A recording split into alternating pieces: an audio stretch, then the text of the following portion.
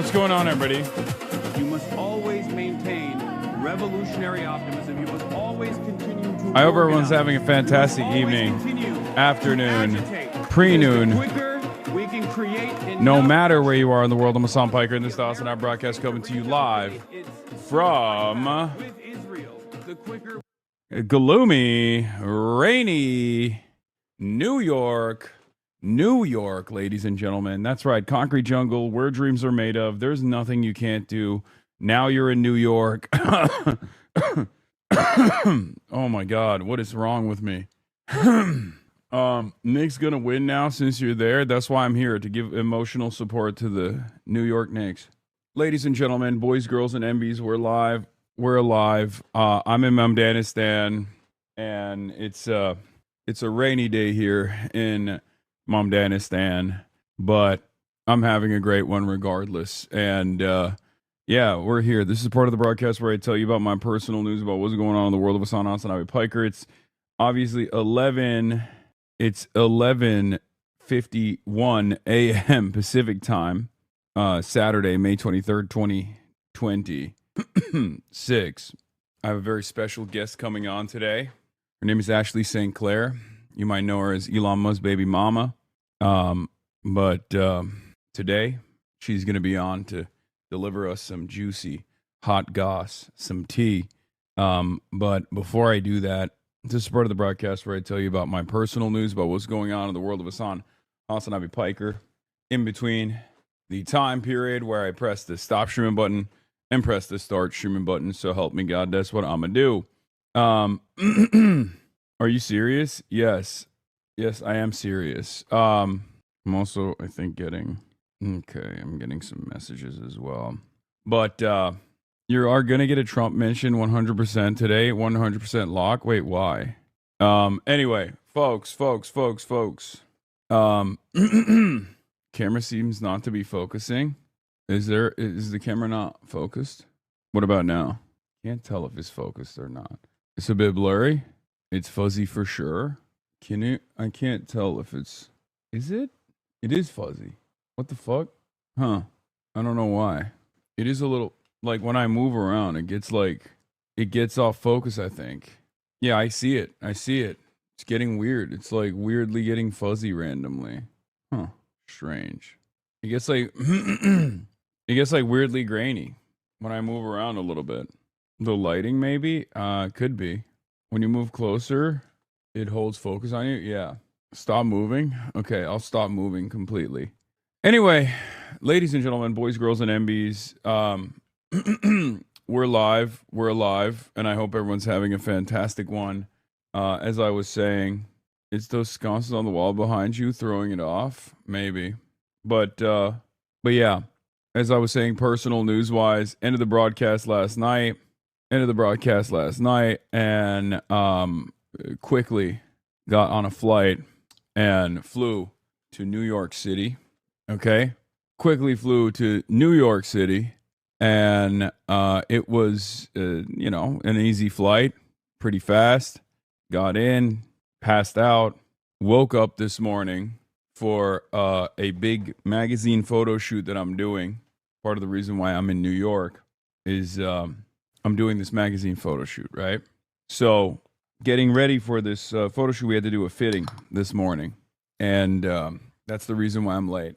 And I apologize because I was doing a fitting. Will you be shirtless? No, I will not be shirtless. Even though initially they wanted me to be shirtless, and I was like, guys, hate to break it to you, I'm too fat. Ask Ashley how it feels to play the long game. What is this? I can fix Hassan Piker, guys. Don't you worry. 12/23/2023. Okay. We'll cover that as well. Live from New York City. Why would you deprive us of this? I'm not, because I'm fat, dude. What do you mean? If I was more comfortable, if I was more cozy and with being a skinny legend, then I would do it. I would do it. Why do you think I wouldn't do it? Y'all are wrong. Anyway, it's Saturday Fun Day. You already know what it is. Iran war updates. Ash St. Clair is going to be on to talk about MAGA influencer T.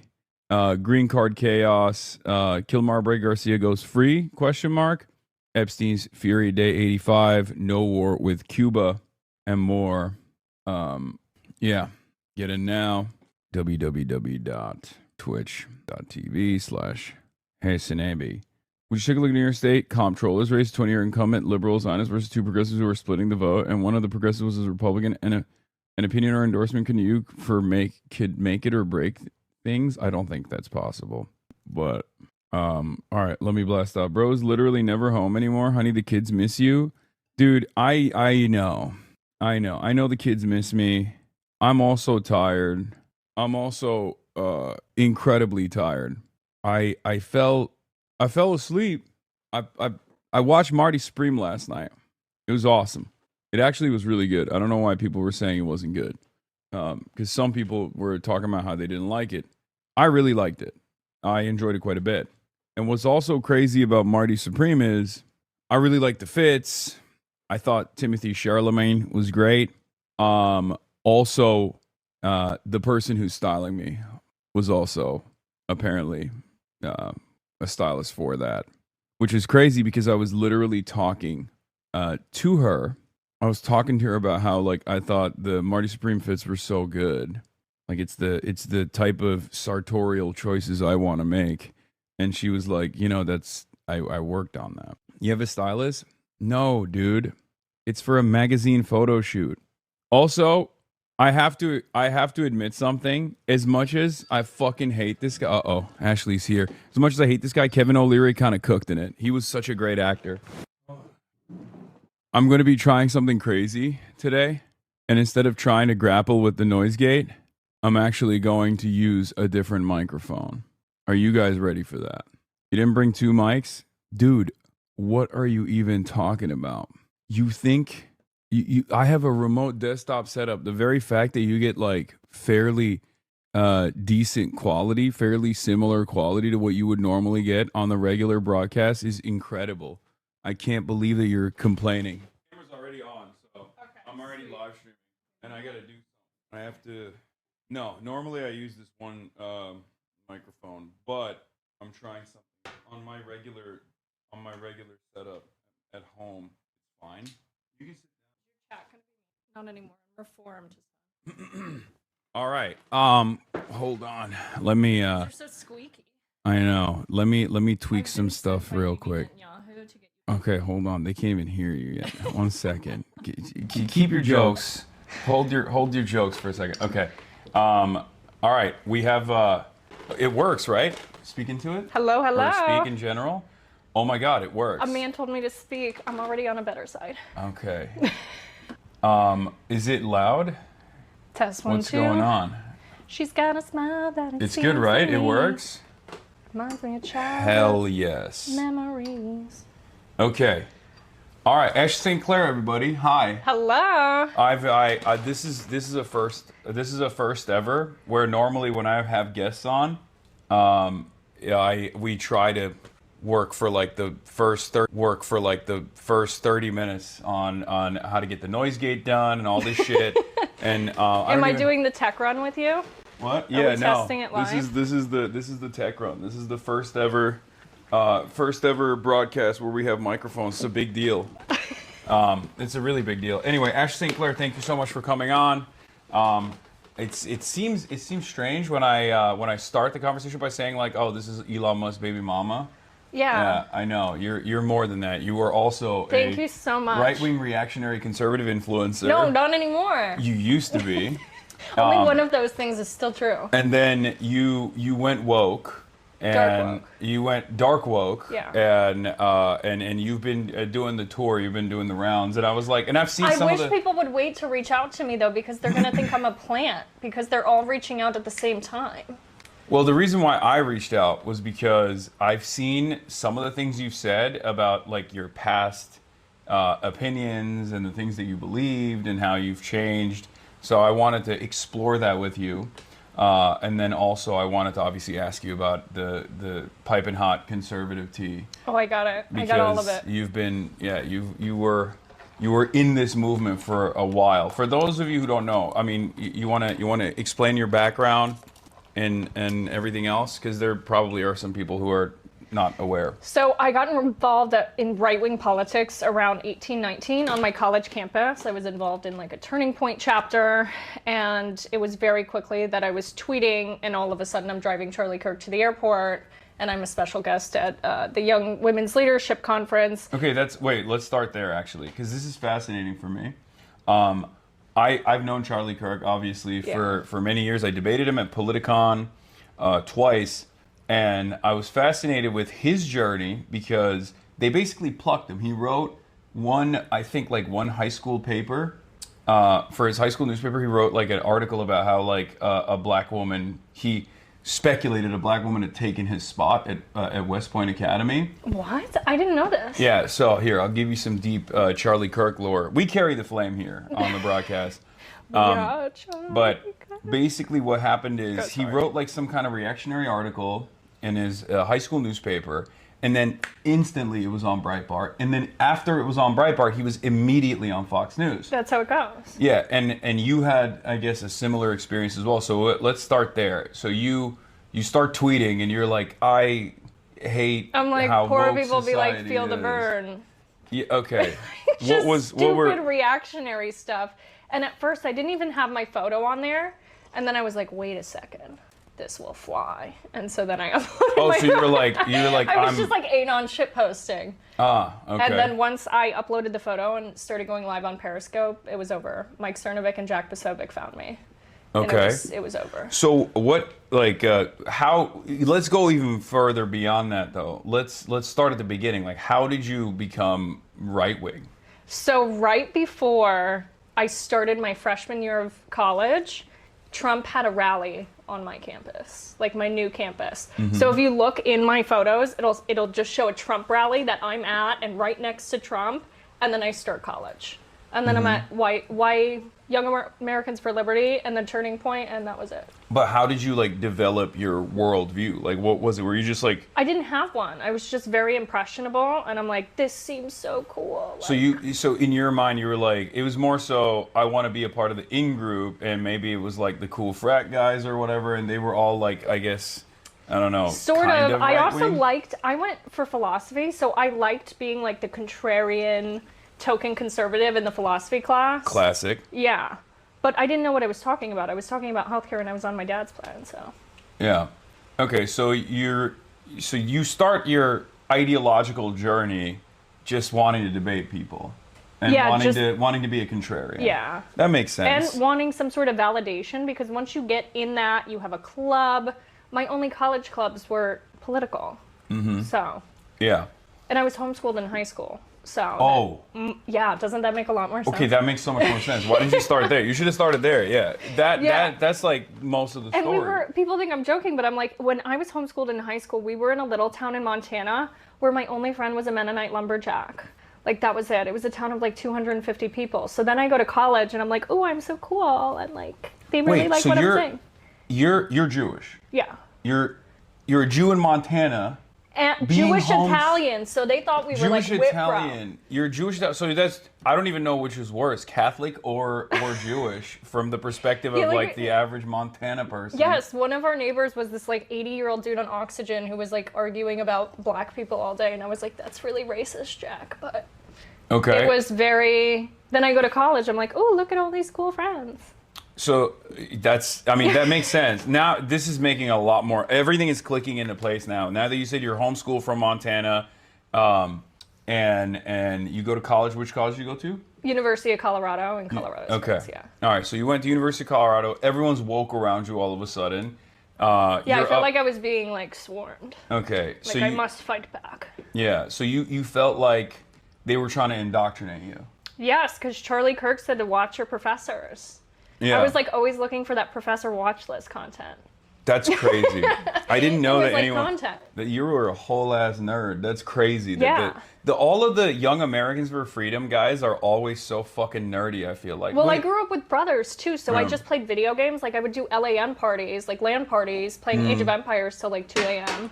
So then I go to college, I'm like, oh, I'm cool, but also you're the nerds. You're the only girl in the YAF 100%. meetups. 100%. Were they all trying to Oh Okay. yeah, oh yeah. But there was all these rumors too. Like I learned a new person I slept with every day, so I was like, this sucks.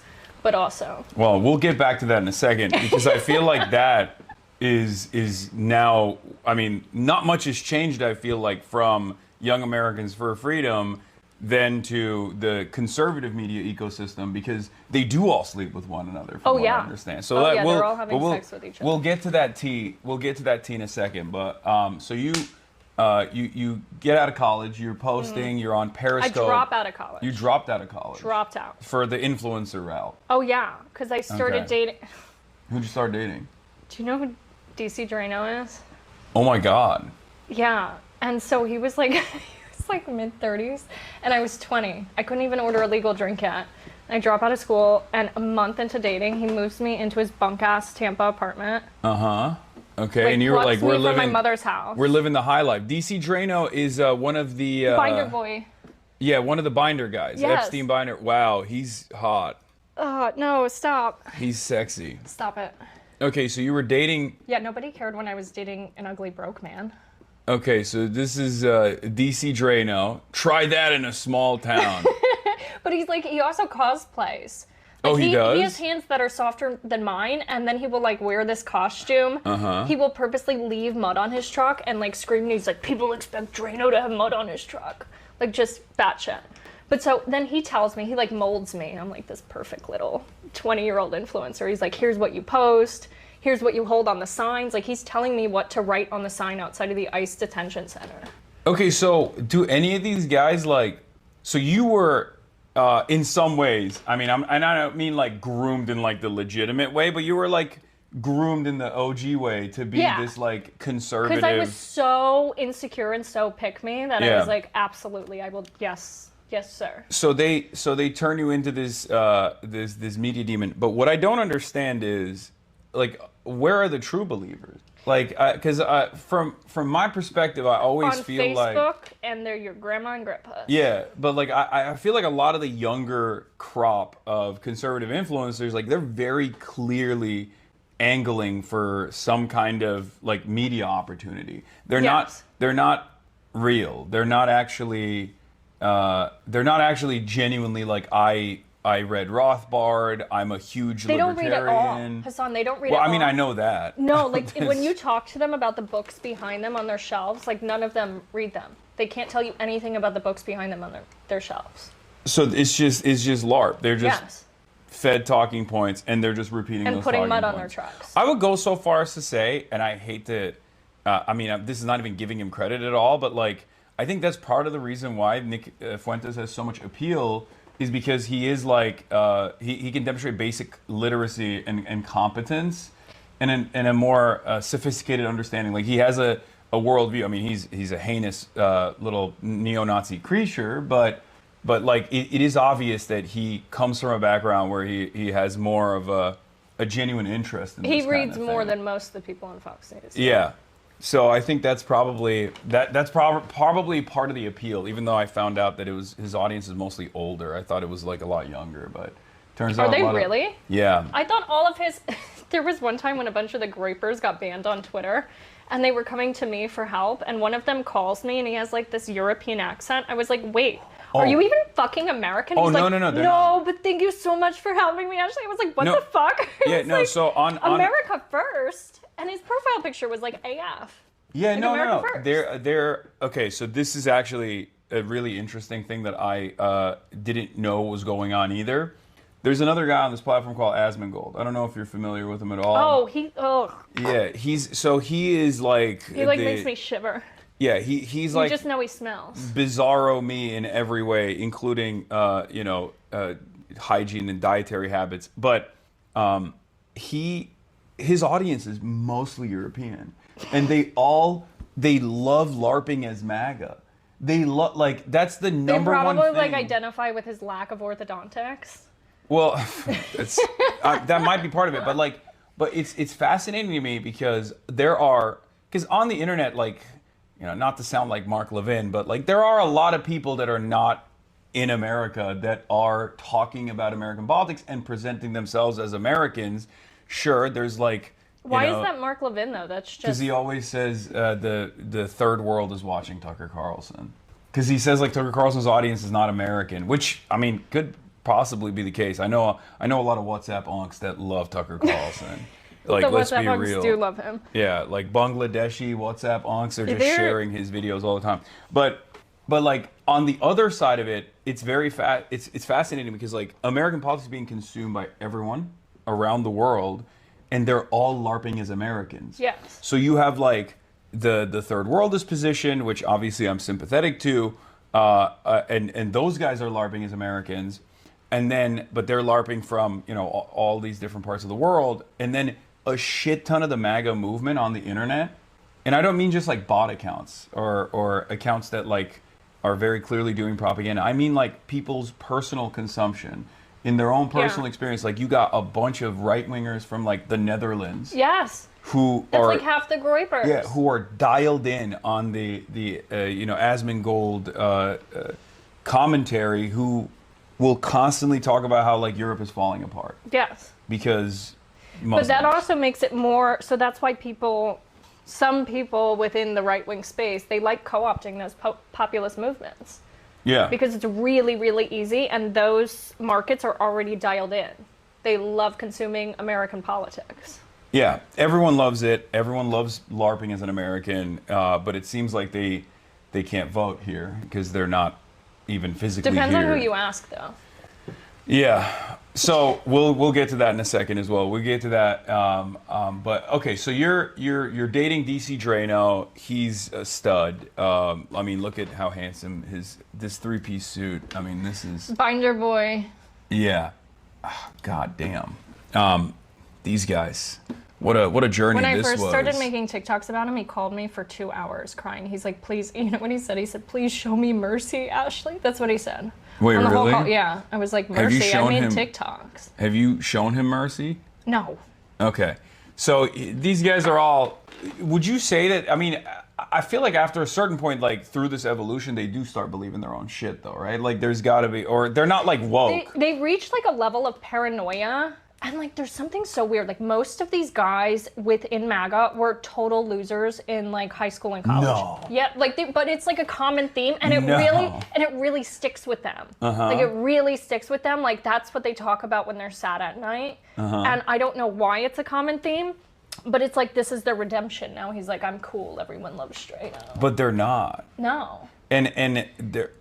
Do they recognize that? They must, right? Because I feel like this was a big grievance for Donald Trump too. Like something that animates Donald Trump is the fact that he never got mass appeal or broad appeal from liberal intelligentsia. He grew up in New York. Palm Beach didn't want him. Yeah. That's why he started Mar-a-Lago. Yeah. They're like, he's too weird and blunt. Yeah, and he's rude. He's a slumlord. And he was white too, trash. Yeah, he was nouveau riche. He was too gauche. Like he wasn't old money. So the New York elite never saw him as one of their own. And I think that's what a lot of that, resentment. That's where a lot of this resentment comes from. And I feel like there's a different version of that within the conservative. Yeah, now he's like, I'm gonna rename everything after me. You're never gonna be able to not look at me. I'm gonna be on your bridges, at your airports. I don't understand how the Republicans don't think that's crazy. Because I get it, like, it's a cult. They can say I'm coming from a place of spite or whatever, scorned woman, but I don't know how they look at all of this and they don't think it's insane, objectively. I mean, the craziest thing is, like, Republicans hate, at least if there's one consistent principle that Republicans are supposed to hate, it's like wasting taxpayer money, right? Yes. Like, small government. I hate when the government's stealing from me in the form of taxes. Donald Trump's $1.8 billion like slush fund that he created after basically becoming the president and then suing himself was like, I mean, that's the clearest example of just like stealing money from the American taxpayer to pay whoever he wants with this like unaccountable entity. And if they don't even get mad at that, I don't know what they can get mad at. I mean, they're just cucked. I think they're unbelievably cucked. They have no spine. Yeah. Nobody wants to stand up for anything. They don't want to lose their cushy positions. They don't want to lose their job in Congress. They don't I mean, but we see that with like, what's his face? Well, not Thomas Massey was consistent, so I do give him credit for that. But the other guy, Bill Cassidy, who just got ousted because Donald Trump wanted to punish him for trying to indict him for January 6th. I think Boebert was the only one who didn't lose her primary. Yeah. Who was on the Epstein. Voted for the release. Well, Bill Cassidy wasn't even on the Epstein thing. It was an older grievance. It was the January 6th stuff, right? And he wanted to punish him, and then all of a sudden, the moment that he knows he's no longer, he doesn't have to worry about re-election, he comes out and actually votes on the War Powers Resolution. And it's like, so you knew that this was bad from the start, and you're just a piece of shit. Isn't that shittier than just not doing anything at all? You're like, oh. No, I mean, I'm still happy that there's a spoiler in the Republican side, but it's just like very frustrating that these guys, when they don't have anything to lose, only then do they openly admit that this stuff is awful. I don't know. Having nothing to lose is a superpower, though. I will say. On the Democratic Party side, unfortunately, it plays the exact opposite role, and that's why you have the likes of Jared Golden, I believe, who's constantly. What a last name! That's so cool. Yeah, he's the one who's constantly stopping. He's the lone vote usually that allows the Republicans to not get punished in any way, shape, or form, like in the War Powers Resolution. So like, the Democrats and the Republicans work in this like inverse manner, where the Democrats that have nothing to lose will always be the one spoiler vote that will go in caucus with the Republicans, and then the Republicans that are the Republicans with nothing to lose will be the spoilers for the Democrats. Can we get my ex-boyfriend off screen? Oh yeah, sure. Well, I was listening. We're gonna move on to other ex-boyfriends in a second. No. So. Okay, wait. You have to open my gift. Oh yeah, you got me a gift. Yeah. Where is? Oh, it's right here. There's pastries too. There's Greek pastries like baklava too. Oh my God. But it says Happy Father's Day. Thank you. You got me so much. They what look the so hell? good. It's a really good bakery. Pie New York Bakery. Shout out to Pie Bakery. Whoa, this is crazy. So good. You're trying to fatten me up. Oh yeah. God damn. I like them a little fat. Okay. True. Well, thank you so much. You're welcome. What else? What is this? This is a hoodie. You got me a hoodie. Yeah. Okay, I'm gonna put this down here. Oh God, what's gonna be in this hoodie? This is gonna be. Let's see. You ready? Are you ready, chat? Oh God. Oh no. I'm not even gonna see it first. Chat's gonna see it before I do. I've been sent by Benjamin Netanyahu to get his Twitter account banned. This is. Oh my God. Clip it. Okay. That's crazy. That's you crazy. Like it? It's pretty comfy. I love it. Thank you so much. It's comfy, even though you're not a hoodie guy anymore. No, I'm not. I'm a suit guy you look now. good, but. So I keep getting clipped on Fox News, and I thought I would be more appealing to the grandmothers and the grandfathers that are watching if I'm in a suit while they clip me. And it's worked so far. You're whitewashing yourself? Yes, I'm trying to. I'm trying to do I'm trying to do that to the best of my ability. And it's been working though, because I keep hearing from people that like their grandparents will be like, "Who's this Hasan guy I keep hearing about? What a handsome fellow he is." And it's like, it works. My mom, every time I do shows, she's like, "Oh, I love that person," like all the left-winger, even Kyle Kalinske. And then I was what do like, you mean even? That's my goat. That's the dark wing. He's a little vulgar, whatever. Oh, yeah. And then I was like, "Oh, I'm going on Hasan's stream." She goes, "That'll be fun." She's like, "That'll be fun." But it's fine. Yeah. Hi, Mom. Hi. She's probably watching. No, you're not allowed to say hi to my mom. Don't talk to my mom. Wait, why not? Because. Okay. Hi. Hi, Mama St. Clair. Is that what it? I don't know. Yeah. Is that it confuses people. They're like, "Oh, that's not a Jewish name." I'm like, "My dad is French." Okay. You know what I found out afterwards too? That you have beef with Suzanne Lambert. Yeah, I don't really know her at all, but she's like, she doesn't like me. I was so confused to hear that though, because I didn't get that from talking to her. Like, she didn't say, "Oh yeah, I hate Hasan," and said this is a random. He shocked his dog. Yeah, she was like the first. She was the first to market on the liberal side to be like, "This guy's a dog abuser. He fucking sucks." But I think like I first of all, it was a one-sided beef for the most part. I don't really know anything about her, but I think it was also because of ideological differences. I think a lot of people grab onto whatever drama they can when they have a disagreement with me on my worldview, but instead of addressing our disagreements, they will just like, you know, slander or lean in and farm the algorithm. Yeah, because she was surprised that I was like, they're scared of Hasan on the right. Yeah. Because you can capture like the male audience that they don't. Yeah. But that's also part of the reason why they don't like me. Because they think I'm too vulgar, I'm too bro-y. Like, there's a lot of liberals who disagree with my worldview, but then there's also a lot of people on that side that also find me to be but also, really vulgar from what I've bro-y. seen, and again, like I'm not on Twitter, so I don't see as much of it anymore. I always see them regurgitating like the same few clips of you, and I feel like if you're live every day for that long, like there should be more. You know, like if they can only pull up like a few. I mean, there is clips. more. There is more.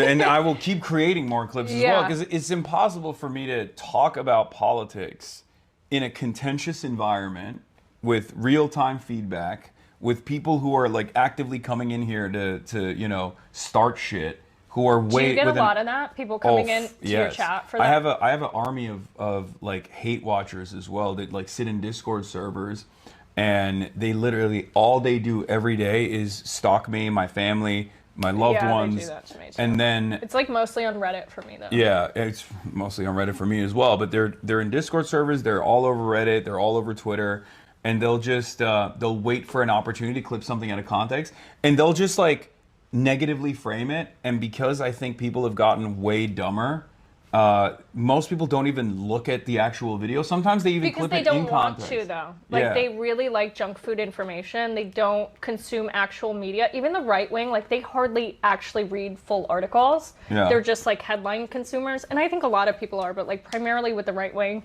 they don't read. Like, they're sequestered to Fox News, and even that, it's, like, the digital clips that they'll pull out, and that's it. So, but if the entire market is like that, then it doesn't matter what the truth is, right? Like, and that's kind of how that's the drama I find myself in with regular frequencies, is like, if there's enough appetite for negative framing, and I do have a lot of obviously like ideological opponents, there's a good market for churning out this kind of content. Tell me about it. Yeah. Tell me about it. But I mean, it is what it is. It's a part of the business, I guess. So, you know, that and the death threats. You just have to figure out. So bad too. You just have to figure out how to They're really deal with dedicated to it, and they will pull up things like fragment information to make these conspiracies, and I'm like, this could not be more wrong. Yeah. But you can't address everything like all the time. Yeah, you should. My policy is don't even address it. I gave up on addressing it. Sometimes I like it though, because I like being a little cunty sometimes. Okay, that's good. So I like fighting with them. But before we talk about Suzanne Lambert and like clip culture, what were we discussing? So you all right? So you're done with DC Drano. I don't know what happens there, but you guys are no longer dating at a certain point. He had a secret sleepover with Anna Paulina Luna, and they claim nothing happened. So they all fuck around, right? So they say nothing happened, and I'll stipulate to that, though. What do you mean? Right? What do you mean a sleepover? Okay, I'll tell you exactly what happened. I will stipulate to their version of events that they did not fuck each other. However, it's really weird. But she's a rep now, right? She's a United States representative. She's in Congress, and so it's not just me though. Like all of his exes say the same thing. We've unionized. We have a group chat. I've never had so many exes in a group chat, and I was in a harem.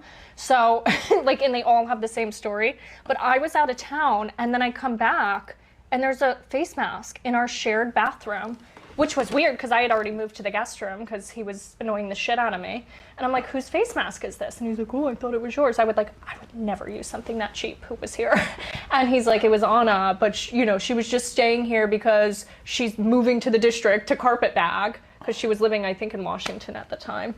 What the fuck? Wait. And like she will call him in the middle of the night being like, oh, look at the sky, look at the star. Like fucking weird. The whole situation is weird. And then I talked about this on my TikTok, and you know what the next thing she does is? What? mind you, I'm saying that she was obsessed with my ex-boyfriend. The next thing she does is post a video of Elon with 15 sparkle emojis. I'm like, you're one weird bitch. Like, that's the way you respond to me saying you're obsessed with my sloppy seconds. So you think she's going after the people that you've hooked up with? I think she's just a weird bitch. She would say that she had like premonitions and visions, and her and Rogan would like take this as fact. And these people are in our government. I was about to say, why? There's so many of them, though. The Navy secretary. She said that his ex-wife had a rotten spiritual smell. Like, just, they're weird. They're really weird. Yeah, I mean, even Tucker Carlson has that as well. Like, the demons? He's talked about being possessed by demons, like, or he was sleeping one time and he, like, woke up with scratches all over him or something. What the fuck is that? Why are so many people like... I've never had an experience like that. Am I missing out? No, I don't understand. We're not close enough to God for that. But like, is that clout, or do they genuinely believe it? I don't know. We need more clout with God. No, but I mean, seriously, like, does that give them more legitimacy in this movement when they say unhinged, crazy shit? With some people, I guess, because her whole thing is like pretending like she has more info on like the JFK files and aliens than she does. Like, she's just a weird bitch.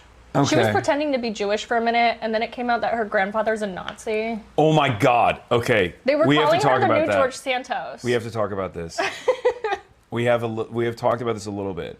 I have some friends that I've discussed this with, not just yourself, that put me on this journey where I found out that a lot of conservative commentators who aren't Jewish actually LARP as though they are. You know who else did that? Rogan, DC Drano. I have a photo of him at the fucking ball. He's rapping. He's wrapped up. Okay, are they actually saying they're Jewish, or are they just like philo-Semitic or something? No, they're like claiming to be Jewish. Like, Rogan would go around telling people he was Jewish, like that his grandmother was in all this stuff. But then he has like Christian tattoos. He's like Jewish when he needs to be, and then he's Christian when he needs to be. Like, he did it to get like PragerU deals. What the fuck is that? It's like it's the reverse of what Nazis do. Like, you know how like Nazis will be like, oh, here's a list of all the media executives, and then they'll be like, and they're all Jewish, and then you look at the list and you're like, wait a minute, those people aren't Jewish, and then there's an asterisk next to their name, and it's like suspected Jew. So did you ever see Danny's video where he's like, I'm the guy who finds the Jews and all the things? I think I know who you're talking about. So good. Yeah. He's like, I'm the guy. So what is that about? Why are they just like LARPing as though they're Jewish? Before October 7th, it used to be like more cool. Like, that's how you would get a PragerU deal. That's how you get more deals. By being Jewish? Yeah. Oh, PragerU fucks with the Jews. Well, I mean, they're like, hell yeah. Let's go, Rogan. You get a sit down now. There's a you know. You get more Jewish donors. You get more. PragerU might literally be an intelligence cutout if we're being real. So it's not, and not the American one. I mean. They have deep ties with the Israeli government. It used to be very beneficial to be like, I'm Jewish, or I've been to a Shabbat dinner, which, by the way, Shabbat Shalom. Oh, yeah. Wait, is it? Oh, it's technically... Yeah, it's Saturday. Yeah, it's Saturday. You're right. So, I guess in some way, what are they? They're like Shabbos goys. Yeah. Yeah. They're the little Shabbos goys of the right. So, that's a very strange thing. There are some very high-profile people Wait, let me find the photo of Rogan pretending to rap the... Whose Judaism has been called into question. And I genuinely am afraid of saying this person's name because I just am afraid of the way she looks. So I'm not going to say Jigsaw?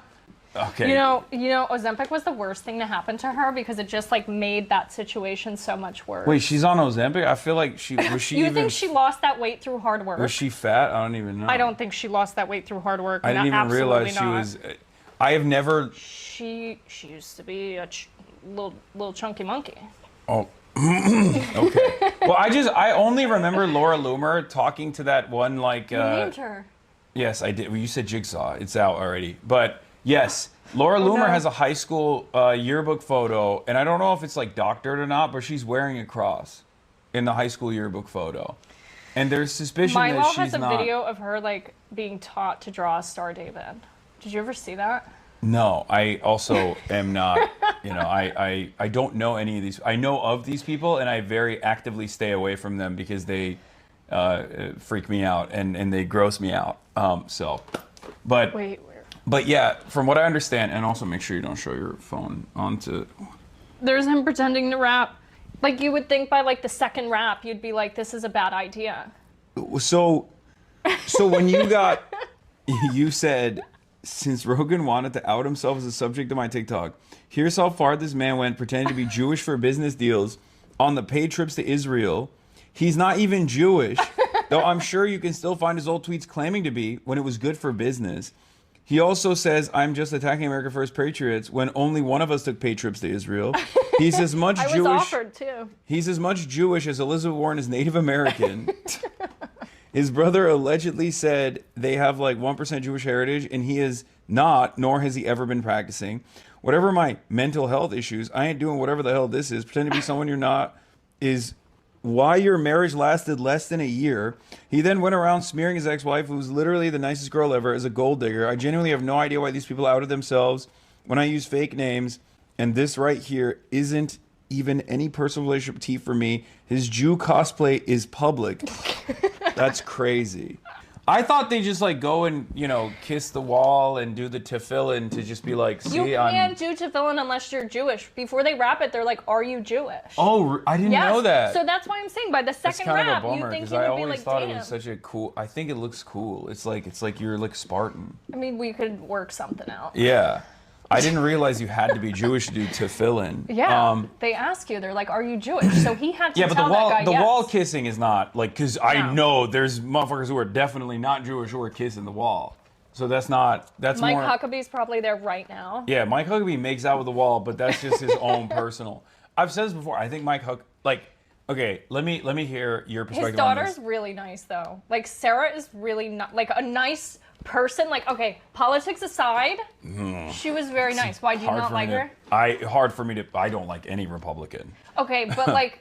Just seeing her with her kids, like she was super nice. Yeah. And when you're She with some of literally- these people personally, She literally legalized child labor in her state as the What? governor. Yes. okay, I haven't paid attention. Okay, look, I'm already gonna be canceled. For me, it's like I don't really care about how they are in the real world or in How their did she legalize child labor? they just signed it into law. State legislature Okay, I'm lowered just talking restrictions. about personally, because some of these people. Oh my god, the rumor is she got 2 nose jobs and she still looks the way she does. Laura Loomer, I believe in quiet, listening to others, and always keeping an open mind and different opinions. No, that's not. No. Yeah, What and she has a happened? cross. She has a cross on. Well, what happened is like when she went to college, she was already an operative, where she tried to start an ISIS fan club. I think she was working with James O'Keefe, right? Chat, correct me on this if I'm wrong, but if I'm not mistaken, she was a James O'Keefe She tried operative. to start an ISIS fan club? Yes, and she got expelled. Because like her whole point was like, oh, these guys love Muslims so much, like they're gonna let me start an ISIS fan club. And so she petitioned to start an ISIS fan club, and the college was like, no, what the fuck? And you're expelled for trying to start an ISIS fan club. And so it backfired on her. And then she just only doubled down her entire, like she's the only person I know that's been banned from every app for being Islamophobic. And then she doubled down and locked herself to Twitter headquarters. Yeah, that was awesome. And now she's won though. I feel like people should just spam this in her comments, like anytime she posts anything. Like this is all that needs to be said to her. Yeah, It's but just but this. what I Just but spam that. but what's crazy about this legendary Huckabee child labor photo? That's funny. What's crazy about it is that I first knew about Laura Loomer because she had this clip going around, right? And this is Someone God. said, I think being too ugly can radicalize. Yeah, look, this is the famous clip, right? This is the famous clip. Oh, with Mike Ma. I don't know who that is, but So he was on Milo's tour. okay. So he's This was during like peak Milo Yiannopoulos tour oh days. God. Yeah. Okay. Yeah, but here, pig saw. Oh my God. Here, this is the famous clip. But I have to issue a fucking nuclear cringe warning here. I know you guys in this community have seen this clip many times. Have you ever seen this clip? It's really Oh, bad. you've seen this clip. It's really bad. Okay, here it is. So good. You're like beautiful. Thank you. You're like an Aryan degenerate goddess. Thank you. I love it. Thank you. I know, but I'm Jewish. You're Aryan too. And she goes, look at his head. His head cocks. As soon as she says, no, I'm Jewish. I know, but I'm Jewish. Like, what's up? Was he gonna fuck her if she was Aryan? I Like, told you, don't you even- used to get like clout for being Jewish back in the conservative days. Yeah. Okay. There's The gonna be OG echo MAGA chat. days. Shut the fuck up. Wait, yes. is there echo? Yeah. There's gonna be echo because Echo. we're listening to the video. It's okay. Because you're such a cutie. Don't mess my hair. God damn it. Fix it. Fix my hair. If a man ever recoiled like that when I touched his hair, I would literally never show my face ever again. Yeah. I think Laura Loomer doesn't have any setbacks on or self-restraint. That is She has really no shame. embarrassing. That's her superpower. I think Trump called her to wish her a happy birthday. I think it's her birthday. Wait, today's her birthday? I think so. I don't know. What Maybe I'm the spreading fuck? misinformation, but I think today is her birthday. Loomer's downfall, this was back in 2018, and she's up now, so it doesn't matter. But Loomer's downfall is funny because she started out as an O'Keefe rat fucker and had her career peak at Muslim bashing Twitter asshole, best known for getting blackout drunk and hitting on a Nazi. Yeah, except she won. Like, this was... Like you gotta give her 2018. respect for that. Like she won't. I die. don't want to give her respect Like, for that. She won't go away. I think, I mean, I think she is, in many respects, like the perfect political operative for how bad things have gotten for our times. And that's the reason why her career keeps, advancing. In spite of the realities that she is an insane person, like demonstrably insane Yeah, person. she's just like the thug they use. But like, she has no redeeming qualities. She has none. She has no redeeming No. qualities. She's not hot. No. Like, and the only reason why I bring that up is because like, that should not be the first option. no, but like my point is, Trump obviously cares about that, right? Like Trump cares about the physical I don't appearance. know. Have you seen Mar-a-Lago? No, It's but like a very but in specific Trump's brand. inner circle, like if you look at some of the people that he hires, like he either hires for loyalty or he does care about like the way that people around him are perceived, like their physical appearances. Yes, that would be accurate. And Laura Loomer is hard to look at. Why do you think he fucking hates his sons? I think it's literally because they're ugly as shit. They're losers, but also they're ugly as shit, and I think Trump hates that. You don't think so? That's why he loves Ivanka. That makes sense. Like She's very aesthetically pleasing. yeah, she But I think also he likes is in Ivanka with the, too much. Yeah, that's true. But she's also in with the liberal in crowd, right? She's like very popular in Hollywood. Yeah. And I think Trump loves that because that's all he wanted.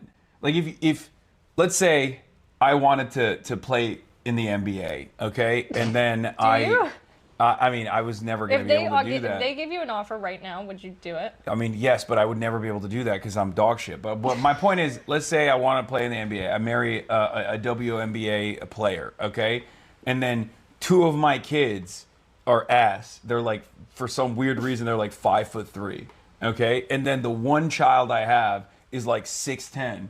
I'm going to care about that child. And for Trump, Ivanka is the child that made it to the NBA because she got in with the liberal intelligentsia, with the in crowd, with the Hollywood people. That's all Trump ever cared about. That was his major gripe. So his next of kin was, a failure. She just had to marry like Satan to do it. Yeah, exactly. So anyway, yeah, Trump is a looks maxer. Well, he can't looks max himself, but he's a looks maxer for the people around him. Is everybody looking nice and handsome and thin?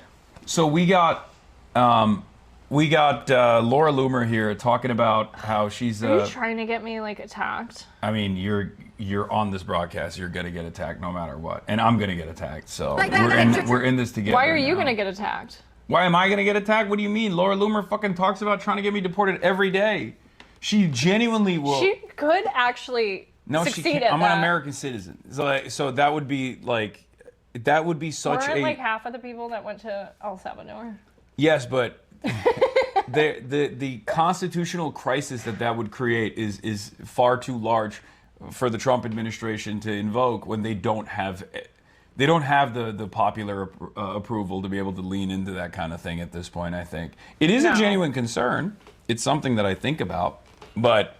I always used to tell my audience, like, I'm the last in the line. By the time they get to someone like myself, if they're denaturalizing someone like myself, a high-profile media figure, too, like, who is an American citizen, who lived here as a taxpayer, that means everyone else is already in the camps, you know?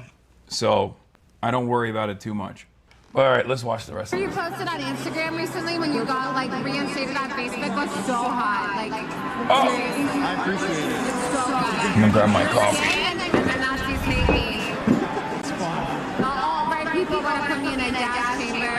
Because they're obsessed with I don't know. I think they're just memeing on you, but it's okay. It's I okay. don't care. I love it. They feel like that sometimes. They're just jealous because I have big tits and I'm Oh my god. Yes! No. Yes, that's what it is. You got it. Did you ever see the photos of her as a nurse? No. She's like in this like slutty nurse costume. Oh no.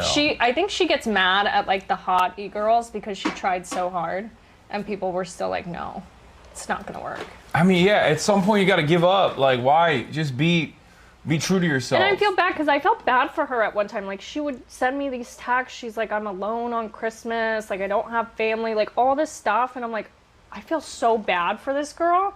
But then she just goes like batshit insane. I mean, but that's exactly who you would expect. There's always those you expect to go batshit crazy. But again, this is rewarded. Like, there's always been hatchet men and rat fuckers and operatives like that have led colorful lives, like Roger Stone, right? So there is already, there is already. I mean, he has a fucking full Nixon back tattoo, right? Like that's insane, and he's a swinger. Does he really? Yeah. Oh. And he's a swinger, full Nixon back tattoo. He is like the classic Republican operative with a colorful persona. But now the entire movement is comprised of people like this. Yes. So it's basically turned into this insane. It's an insane movement led by insane people with no real like ideological agenda, no real discernible goals. Their North Star is Donald Trump. And Donald Trump, I don't think, is an ideological fascist either. I think he's just found himself most comfortable in that slot. So he's just he's going through the motions because like that's what allows him to seize more power. So they're all rudderless in many respects. Yeah, but isn't that ideologically fascism? To a certain degree, yes. But there's Isn't not that like the definition. like it in practice it doesn't matter because it is fascist, right? This administration is fascist. The only reason why I make that distinction is because like he's just not like sophisticated or well read enough to have like any sort of ideological backbone beyond self-interest. Like he's not. Yeah. Well. You think is? I mean, you might know better than I do, but that's my assessment. No, I also think it's. I think there are. I mean, self-interest, but also he does have a deep desire to protect like those within his circle or sphere of influence, not just for himself, but like there's. Yeah, but doesn't he chop them down all the time? I mean, look at Pam Bondi. Like Pam When they Bondi can't was do loyal. anything for him. Yeah, Pam Bondi was always loyal. So that's what I mean. His highest priority is not to like design a white society or whatever. His highest priority is to make as much money as possible and gain as much power as possible. And the unitary executive theory is on the right, and he's like firmly established himself as the guy who can consolidate the base. He wants power and he's vain. I think that's fracturing, though. You think so? Yeah, the base is being fractured away from Trump. Like, there's a very small percentage of people, at least from 2015 to even up till 2024, like it is fracturing severely. That's why you're seeing people like Tucker or Candace or Megyn Kelly and all of these people fracturing out. So I think about that a lot, and I don't know if they actually have like any influence in the MAGA base still. I feel like the MAGA base just goes with Trump no matter where he goes. I think Candace probably has more influence because she has so many women in her audience, and they will never admit it, but it's white women are the reason that Trump won. Like, without white women, he wouldn't have won. And so Candace being able to fracture women like that, I think she has a lot more influence than any of the other ones in terms of that. It's true. So that's definitely true. Yeah, she does have a lot of white women in her audience. It's crazy. Just women generally. She's got a lot of black women in her audience, too. She's got a lot of liberal women in her audience as well. And that I find insane. But, like, they love the way she covers real world news as a true crime drama with like insane conspiracy theories baked into it.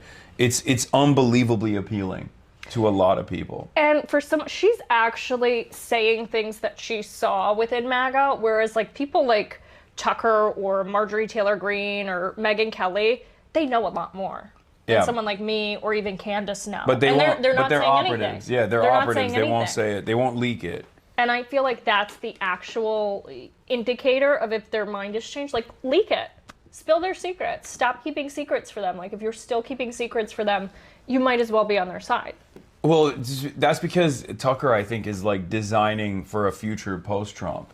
He's trying to position himself as like the guy who will own the anti-war isolationist lane, because I think that's what he sees the base moving towards, like the younger Republicans moving in that direction, and he wants to have credibility in that space, so he can either run himself or lend that credibility to potentially J.D. Vance, because Tucker is reluctant to talk about Palantir, and for me, with guys like this in the right wing sphere that are like, I'm no longer fucking with Trump, that's often like one telltale sign that they're still invested in a new evolution of the right, when they don't go after Palantir or Peter Thiel or at all. big tech like generally. Yeah, because that's overtaking the entirety of the right wing and the administration, and all of the levers of power within our government is big tech. Yeah. So they're driving Donald Trump. Donald Trump is like at behest of tech oligarchs at this point. So let's talk about that. So how do we arrive at Elon Musk? You go from Drano, and you're still posting on Twitter or Periscope. Is that what you said? I was going live on Periscope sometimes, but mostly Twitter. I was just posting on Twitter. And then Rogan got me into Instagram, had me holding the poster boards, and I'm like selling anti-socialist social club shirts, selling the t-shirts. And then, there were a few chapters. I worked at a company co-founded by Benny Johnson. Oh my God, he's gay, right? There are people. All I know for a fact that he is not allowed to go on work trips without his wife present now. Now? Because he used to. Yeah. He used to. He used to go on work trips without his wife. I wonder why he's not allowed to go on work trips without his wife any longer. He used to. Maybe there's more. 2021, 2022, he used to. Yeah. He's like a psychopath, though. Like, incredibly, like, verbally abusive, horrible person to work for. That's so funny. I can't see him being verbally abusive. Yeah, because he puts on like this front, but he's psychotic. He would make me cry. It takes a lot to make me cry. He would call me screaming, saying that I owed his wife and his newborn baby an apology for he was psychotic. Wait, why? What did you do? Because he didn't like the way some shoot was going, that we didn't have insurance on it, and I'm like, I don't own the company, I can't fucking get the insurance. But he would scream, just psychotic. But so then, whatever, then I'm at the Babylon Bee, working for Seth Dillon. Oh my God. Technically, I was running the operations for a few companies that Seth owned, so it was the Babylon Bee, Libs of TikTok. Because he owned. Where are these guys getting the money? It's all funded, right? Who, Seth? Like Seth does well.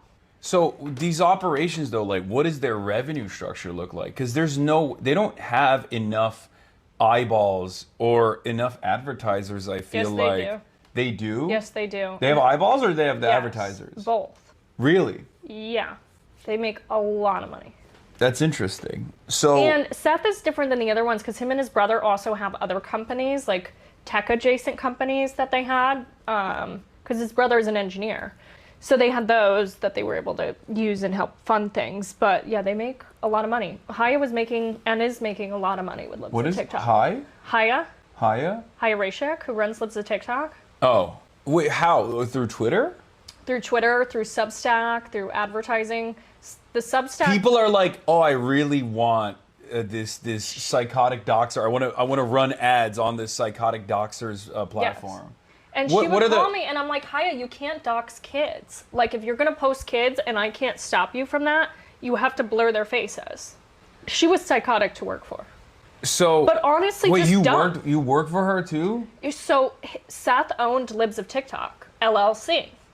Eventually, he sells it, and I was like, "Oh, thank God." Okay, I'm free. I genuinely So this is the one area where I speculate. I mean, I'm in media. I have a very successful media operation on my own, but it's entirely funded by subscriptions that people voluntarily subscribe to my broadcast by way of Twitch.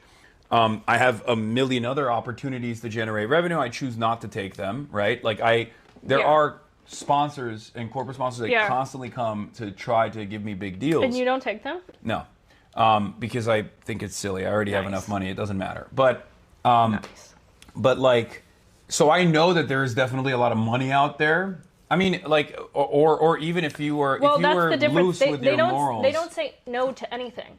Yeah, I was gonna say because no is not in their vocabulary when it comes to money. Because like NFTs, when it first came out, I got a million calls. They were like, so dude, did I. And they were like, look, we will give you unfathomable amounts of money if you just like say NFTs are good or if we make an NFT for you.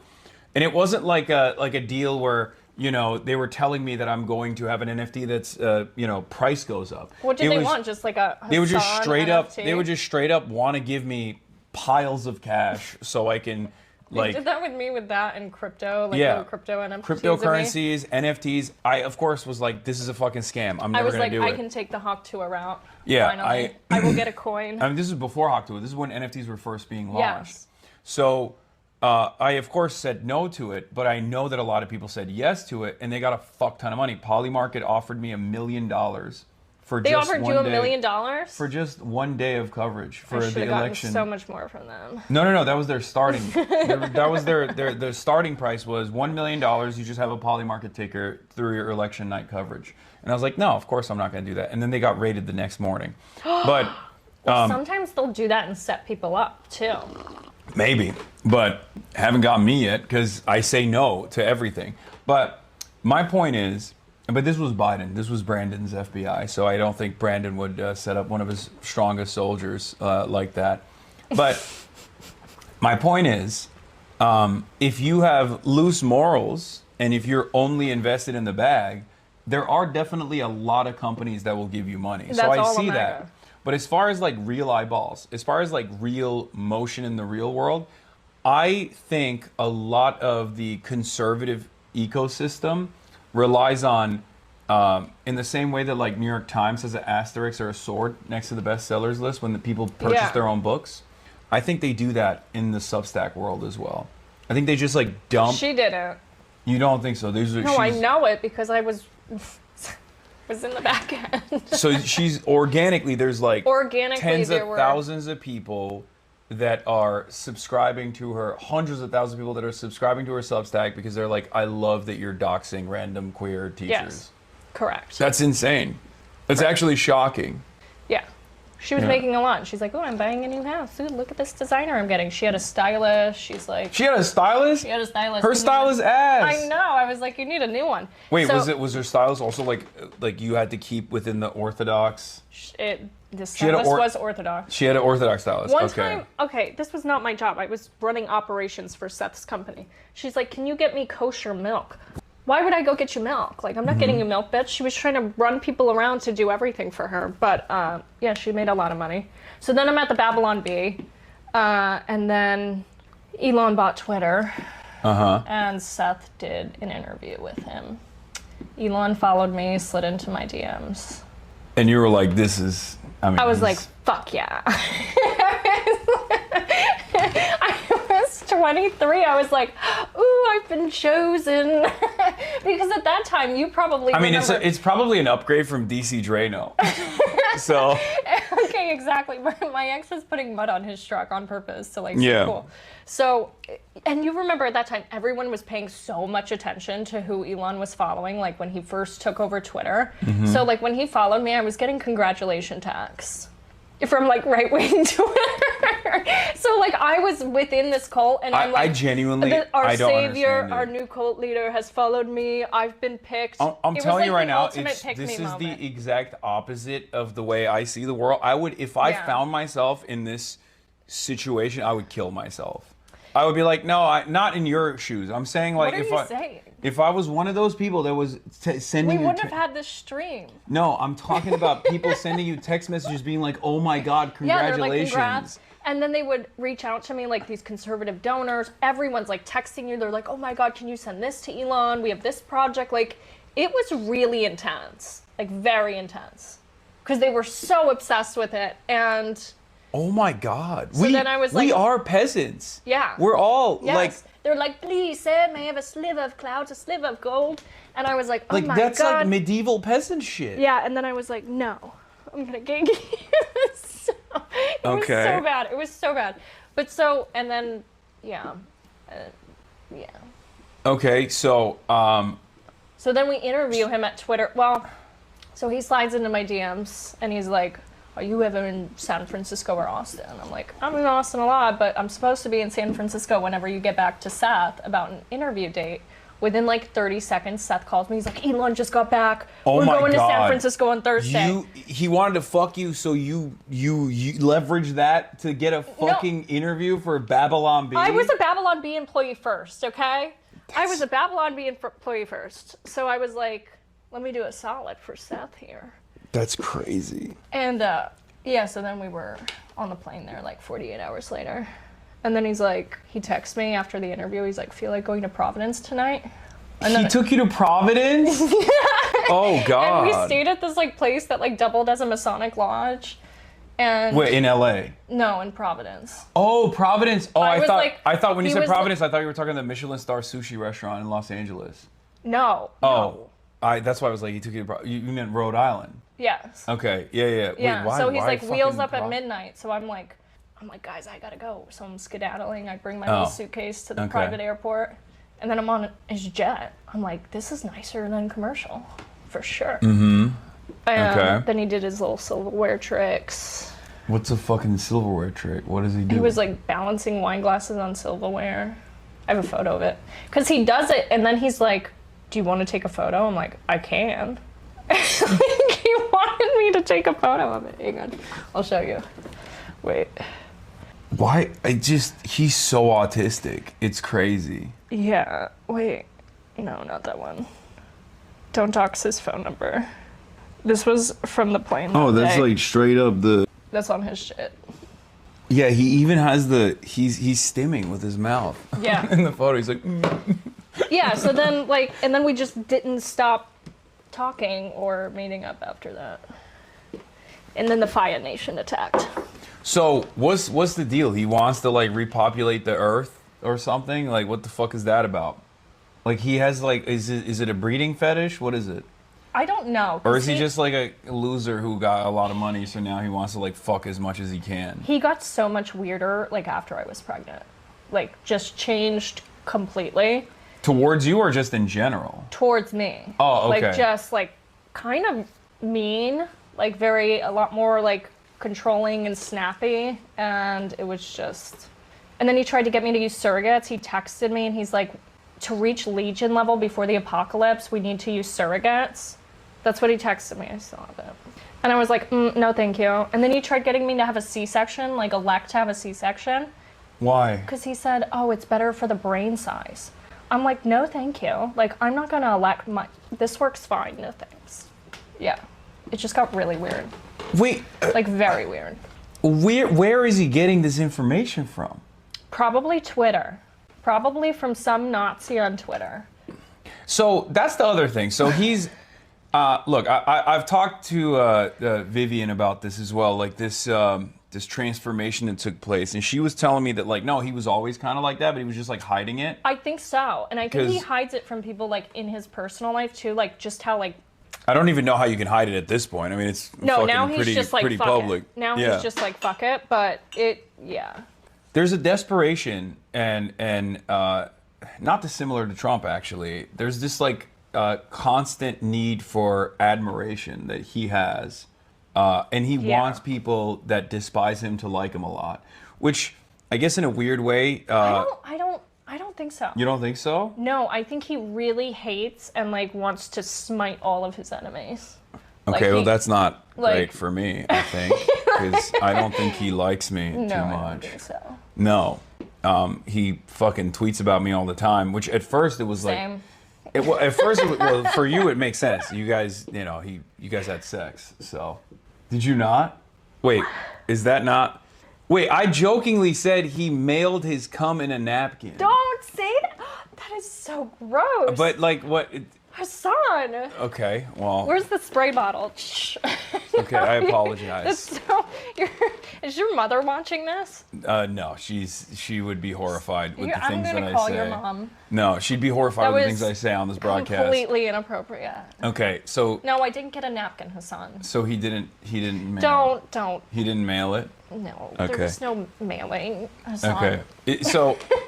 That's really gross. Anyway, the point I was making, perhaps a little bit in a crude way, was that you guys were intimate with one another. I don't fucking know this guy at all. He should not know who a random Twitch streamer is. Why the fuck does he know he's who? Like Twitter's like breaking his brain, or like what was Well, left mine of it. too. Which is why if he like ended up banning me after this interaction, it would probably be good for my mental health, honestly. Because it's like, it's so bad. It's really bad. Like objectively, and I'm not just saying that because I hate that platform and everything on it, but it got a lot worse. I used to love Twitter. Yeah, me too. I'm still a power user, unfortunately, which is part of the reason why I don't think he'll ban me. Because like, I'm like, I am a noticeable percentage of the real human interactions that takes place on that fucking website. Not How do you botted gauge shit. that? Or are you just like guessing? I just assume, but also because like anytime I say some shit, it drives discourse for at least like a day and a half where people are just like, this is the dumbest thing I've ever heard in my entire life. Fuck you. I want to kill you right now. So Isn't it great how much people just want to kill you for having like political? Yeah, I mean, I'm used to it, but it's a fucking neo-Nazi shithole. Of course, there's a lot of people who want to kill me. I hate Nazis. But so there'll be like, well, Twitter trends nowadays are obviously fake because it's like AI and it just only shows you like what your interests are. But like, I'm just gauging it off of like real impressions that take place on the. I feel like when you're platform. online enough and like you're autistic about it enough, like, you know when. Yeah, it's really I have a engagement. good gauge of that sort of thing, but apparently not with the funding vehicles for Republican operations. Because clearly, I genuinely thought that these guys were really boosting their numbers, like Barry Weiss's Substack, getting all those. They invited me to do some show for the Free Press, and I was like, "Red, 8:42 p.m. No, thank you." Yeah, but that's what I mean. I feel like there's a lot of there's a more sophisticated funding vehicle that like hides the fact that it's not actually grassroots, but it's entirely astroturfed. Is my speculation, because it doesn't make sense. No, you could probably get your favorite MAGA influencer to tweet whatever you want for a couple $100 to $1,000. Yeah, for sure. I mean, so there's like group chats, right? There's like Yes. Twitter chats, and you were part of this this network. So let's and they talk have about members that. of the admin in it too. Like there's members of the Trump administration. Like during the campaign, they had campaign calls and messaging within this group chat. Here's how we respond to this. Here's how we don't respond to this. And it's incredibly coordinated. And this is going back like to the 2017 days when the group chats really started picking up. But then this past election cycle, they added a lot more of the admin members and campaign members, like James Blair's in them, some of the Trump kids are in them, Caroline Leavitt, members of Congress, they're all in it. Yeah, there's definitely a lot more cross-pollination across different vectors, and like this has always been the case, going back to what our starting point, the conversation with Charlie Kirk, going from writing an article on his high school newspaper to being elevated to Fox News, and then instantly taking that newfound clout to Foster Freeze and saying, like, I want to start this thing where I do basically lobbying for student governments in high school and in college. And for the longest time, Turning Point USA wasn't actually successful in changing the minds of the youth Their primary audience was older people. I think they were. On the college campuses, like the whole socialism sucks stuff, that was because it was so trendy and provocative online, and you could get this like social clout or social media clout from it, that people actually took those ideologies to heart. So I think they were effective on, at least from my experience, because it was effective for me, who was otherwise, in my opinion, very thoughtful in my classes and my papers, and then I got involved in this and I was completely But I would say stupid. that like as far as like real world influence, like it didn't bear itself out in the data in the elections at all, right? Like people were not like going out and voting for the Republican Party until TikTok was You're talking, slated to you're be, talking about I'm talking about post voter TikTok. propensity. Yeah, post TikTok purchase, or before TikTok got purchased, sorry, but TikTok was about to be banned. There's an election cycle that's taking place. China's obviously very responsive to this kind of stuff. They're very tapped in.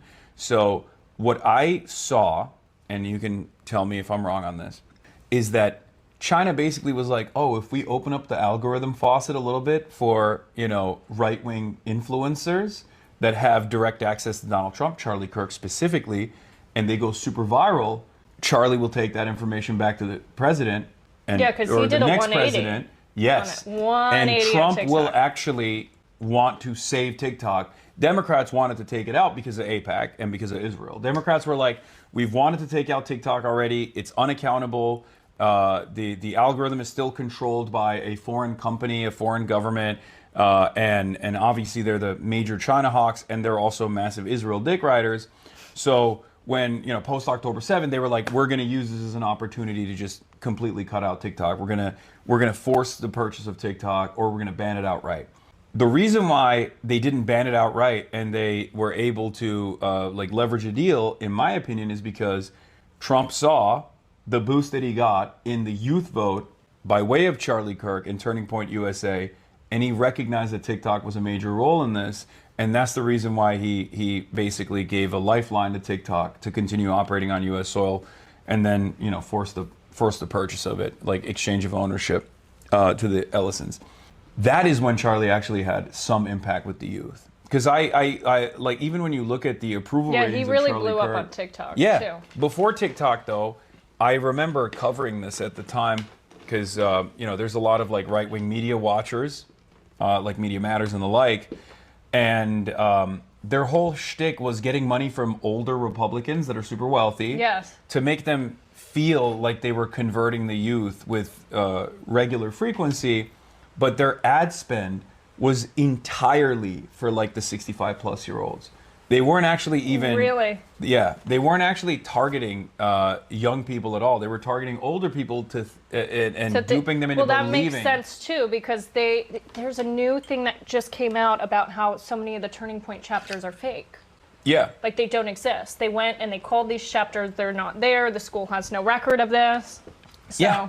that makes sense. no, it was a little bit of a scam to dupe older people into thinking that like they were actually to dupe older people into giving them money with the idea that they were actually convincing young people to vote Republican and become Republican.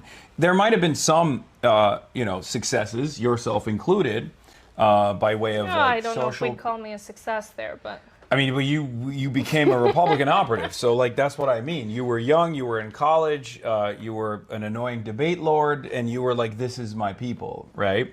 oh yeah. You found I did yourself, those Piers Morgan hits. yeah, you found yourself in the throes of you know, the right wing media ecosystem, and that is, I think. But it wasn't even like so much. It was that I was really good at taking the talking points. I do have to go in a second too. Yeah, I was gonna see where, because I know you got some stuff going on. Yeah, I gotta. So. I think you know, Cam. Yeah. So we've talked about the tea. So they're fucking each other. They're all getting paid. Yep. Many of them are not like true believers, or at least they become somewhat true believers, but they don't like, I guess, practice it in their real lives. Who is the most like genuine conservative actor? Who is like legitimately like that, traditional values, this shit. I think some of like the more Christian people, like the Ally Beth Stuckies, like really believe that. And the things that they say, though I disagree with them, like they genuinely believe the things that they're saying. I think like that hyper actual Christian, like evangelical group, I feel like they probably believe things a little bit more. I think Matt Walsh actually believes what he says, though he's like completely wrong. But he also has to dial it back though on some stuff. I think, yes, Israel. Yes, I think like if Matt Walsh was not a part of the Daily Wire operation, he would be probably Nick Fuentes territory. I think on Israel. Yeah. Like he's just. But I think he genuinely believes the things he says. Yeah, on the other stuff, yeah. Yeah. Like, trans people and whatnot, or, degeneracy of the left or whatever. Okay. Who's the least, who's the least consistent? I think most of the people, like, in the admin are incredibly self-serving. Like, they don't actually have convictions besides, like, white nationalism. And they will go where the money is. That's... Okay. Like, the people in the White House are incredibly self-serving grifters. They're all fucking each other. There's affairs. There's this. There's that. There's the drugs. All the Moms for Liberty ladies, too. I mean, they all swing. Like, Nancy Mace is a swinger. Like, we've seen the videos. Like, they all... I think they just get really bored living wherever they live, and they just, like, all fuck one another, and they do parties. Members should have to wear a GoPro on their head and be, like, drug and alcohol tested at all times. Like, there should just be, like, a live stream on their head. Like, we should not know more about, like, Johnny Somali's life than members of Congress. They just need, like, a GoPro and I don't know if I want to know what Lauren Boebert's getting up to, but... In the theater? In the theater, yeah. So, all right, there's one other question that I wanted to ask you before you let you go. You mentioned that there were some things that took place with Doge, specifically as it pertains to the last election. What did you mean by that? Like, what's going on there? Did Elon play a role in stealing the 2024 election? I'm not a... So all I know is what he has sent me and what his engineers and employees have told me. But in October of 2024, he sent me texts, which you can look at if you want. You want to read the text? Sure. Why not? Here. I'm not making this space laser shit up. And everyone's like, oh my God, she sounds so crazy. I'm like, well, this is what he said. I don't know what to tell you guys. On iMessage of all places. Well, I don't think, Apple is going to, I mean, okay, but don't read my pick me stuff. Okay, it's fairly... Because I was being pick me. Okay, wait. This was October 5th, 2024. What the fuck does that even mean? Yeah, you tell me. Wait, why does he actually talks like this? Yes, he actually talks like this. And I wasn't being hyperbolic when I said Can I read this one? Yes, you can read the whole thing. Okay. You can read anything except my pick-me-isms. Okay, I'm feeling more optimistic after tonight. And tomorrow we unleash the anomaly in the Matrix. And then this is not something on the chessboard, so they will be quite surprised. In air quotes, lasers from space. What? And you made a joke. It was a Marjorie Taylor Greene joke. Yeah, you made a Jewish space laser joke. I said finally a focus on the Jewish vote. And he laughed at it. And then I have over 10,000 lasers in space right now. So he doubles down and says and quantifies his number of space lasers. I'm reading your text messages back. But I was like, I don't want to be deposed. Oh God, you literally sound like him. Stop. You changed the way you talk. I told you I was so exactly pick me. like I was him. so pick me. You're using the terminology. It was so bad. Don't even.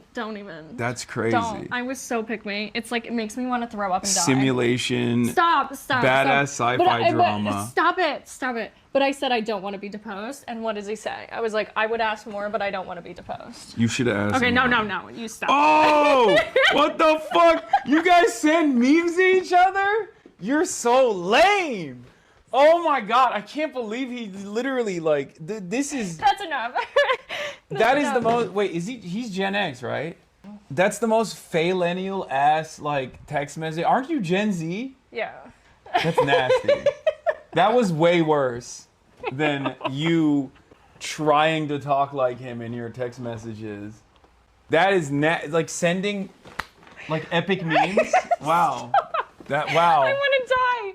Oh my Wow, god. that's embarrassing. Yeah, but so he did say that stuff. And then, okay, so in conjunction with that, then he's sending me the internal data from America Pac, where he's like tracking the real-time Delta vote metrics. He has like the cash prizes as incentives. Like it was. Yeah, it wasn't that illegal. I don't even understand how that was just like allowed. But I guess you can do that. If you're a billionaire, you can do that. If you're Israel, you can do that. It's cool. It's great. America is up for sale. Okay, so go on. I feel like my heart's beating faster after you read my cringe figure. That was the most consequential thing that I learned about you. There were so many memes too. Some of them were good. I'm sure. You want to show me a good one? He said worse things about 9/11 than you. Yeah, that's not. Everyone has. That's not even surprising. But show me one of your good memes then. No, it's all like cringe as fuck. It's so. Some of them were good. I have some good memes. You think I don't have good memes? I don't think that any of the ones I saw there were good. They were all like 9gag. Like you were communicating with one another with 9gag memes. I'm like sweating. Okay, that's crazy. All right, anyway, go on. What am I going on about? What do you want? So he's like showing you all this data, all this metric, all this stuff that he's tracking. Like what? I gave him that black MAGA hat. I'm responsible for dark MAGA. Ugh, gross. I put it on him like at my house and he's like, I'm dark MAGA now. And then he's like, can you get one of these in Gothic font? Okay, seriously though, like at no point did you find that to be cringe at the time? You were just like swept away? No, like what? No, I was like, he's saving free speech in the world. But part of me, like I was starting to like look side-eye like once I was pregnant because I saw the way he was treating Claire, like Grimes, and I saw some things that I was like, this is not gonna be good. Let me ask you this. This is the one area that I do actually find very interesting with Elon is that like obviously he's a very thin-skinned guy and he's very sensitive, but he like on the one hand he opened up the faucet of neo-Nazi sentiment on Twitter and he did it very deliberately and it's very obvious that he's using it in the same way that like billionaires use the Washington Post, for example, right? Like no, it's way different. No, but he's using it as a way to peddle influence, right? Sort of, and manipulate influence. I would say it's more similar to a Cambridge Analytica on methamphetamines than it is. Sure. No, it's more. Washington Post. You have a more direct, hands-on approach because it's a social media platform, and I think he probably does it even in ways that even Mark Zuckerberg doesn't, because he's very blunt with the way he's trying to engage in social engineering. Like he lies all the time. No, but I mean like he is using Twitter to change people's minds in a certain way. Well, he's feeding it into his own behavioral inference model, which is now part of a $1 trillion company. Yeah, so and it's working. Unfortunately, I feel like people have gotten dumber, people have gotten more vicious, more reactionary, more violent. So it has been successful to a certain degree. But what I find very interesting is that someone like myself probably would have been banned first day. So there is something there as far as like allowing people to still speak out against Israel to a certain degree. And I don't understand where that fits in his mentality. Because like if someone is obviously disruptive to a degree where he's like frustrated, he will ban them. Like the guy who was tracking his flights, he did it to Laura Loomer too. So during the H-1B visa debacle in December of 24, he literally directed the engineers. He's like, anyone associated with Laura Loomer is dead to me. And he like de-checkmarked her, demonetized her, and everyone in the affiliate organization she was a part of. So he very much does that, but it's only for personal beefs. The other data is more valuable because you can do a lot with the data on your enemies, like what you want to do there. The data on revolutions is really, really valuable. Like, why do you think, okay, I'll deploy Starlink where there's fucking revolutions. That's awesome. Now I have all the data on revolutions. This is something that I've heard from other people who are also in the AI space as well. Like trying to understand or trying to log behavior is one of the things that they focus on quite a bit. Yanis Varoufakis and I talked about this as well. We were at a tech summit where we were around like some very powerful people, and they were just openly, leaking this It's the final terrain of extraction. Like, this is what fucking broke my brain. I was like, oh, they don't have fucking labor anymore, really? They're just gonna extract like our consciousness and our soul. Like, it is like the death stage of capitalism to the point that like it might be the end of all of us. They're looking for like their behavior. They're mapping out behavior patterns. This is 100% real. They're also looking at the way, like in chaotic situations, like in Gaza, for example, during this genocide, a lot of those surveillance companies and a lot of AI companies were logging data on what happens when a bomb explodes or when an area, when a civilian area is targeted, and they're mapping out like ambulance routes and taking that data and potentially selling it to hospitals for crisis management in the United States of America. They look at that data as unbelievably valuable information. So ask yourself why the guy who is tweeting anti-Semitic shit all day, every day, like says Jews are no friends of the Anglos because they believe in race mixing, he reposted that, Elon. Why he's still speaking in Israel and is friends with Israel. Well, because Israel doesn't give a shit about because it's the technology. Yeah, and also I think Israel benefits they from will performatively care about anti-Semitism. If there was any other big figure who they were not benefiting from their technology, 100%, they'd be like, Jonathan Greenblatt, get him. Like, right away. Jonathan Greenblatt never talks about Elon Musk and has defended his Sig Heil, which, by the way, that was a Sig Heil, right?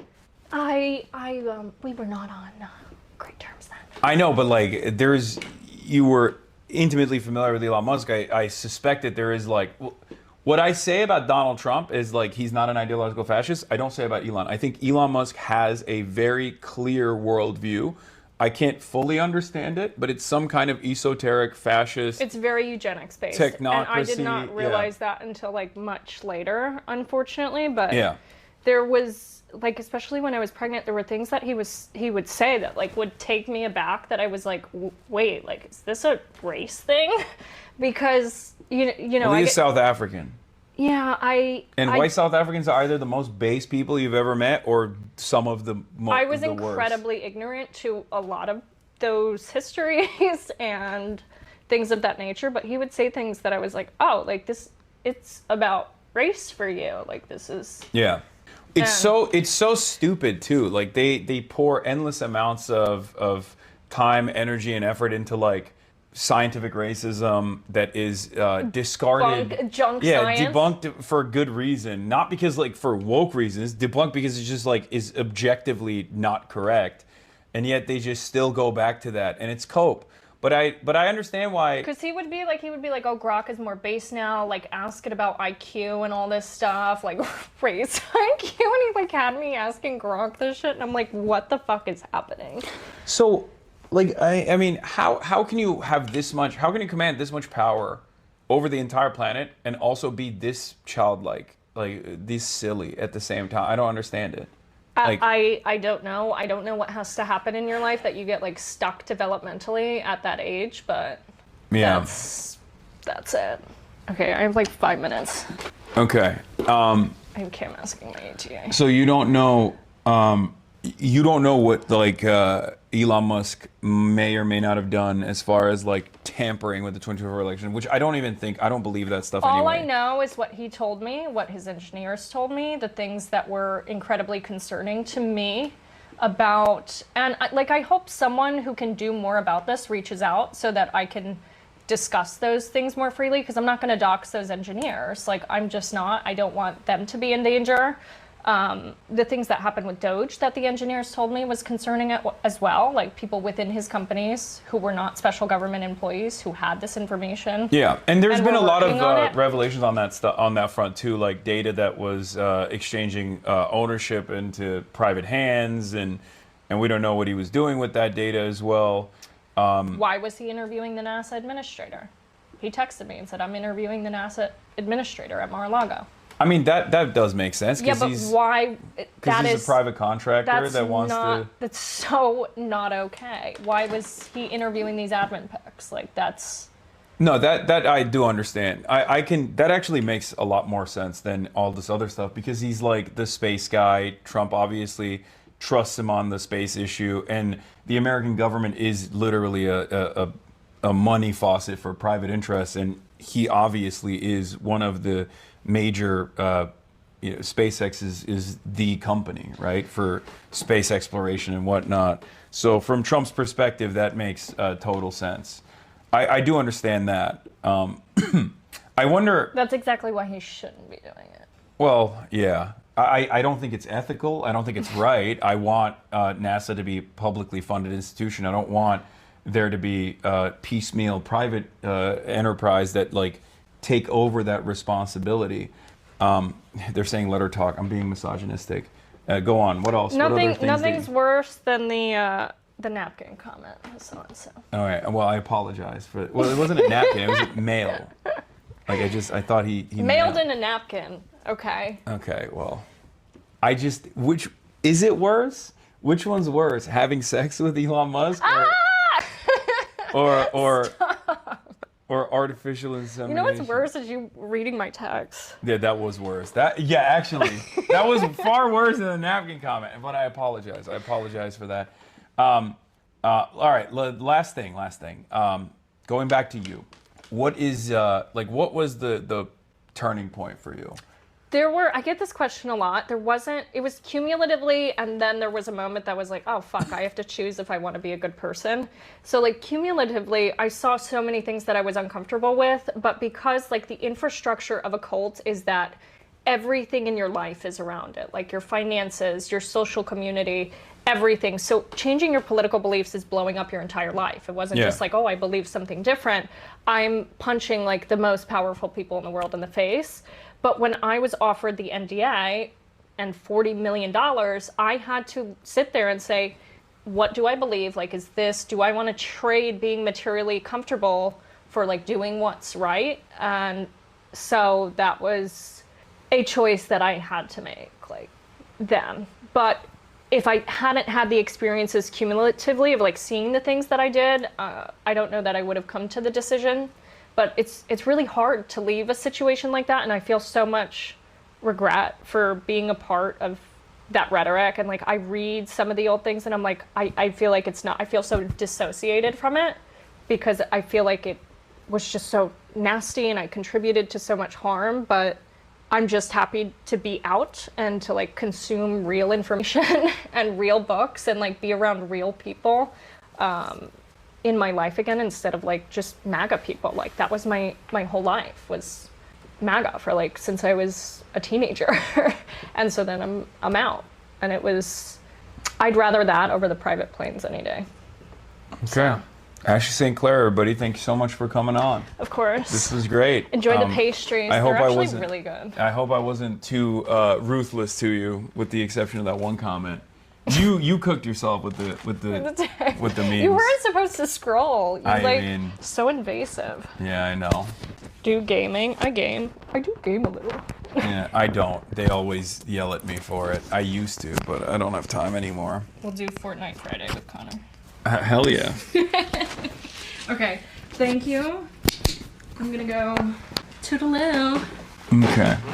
Wait, do you want me to move this? No, I got it. Don't worry about it. Thank you so much. Here, I'll walk you out. Oh, he's a gentleman. Yes. You're, like, really tall. Wait, I need my bag. Yeah. There we go. All right.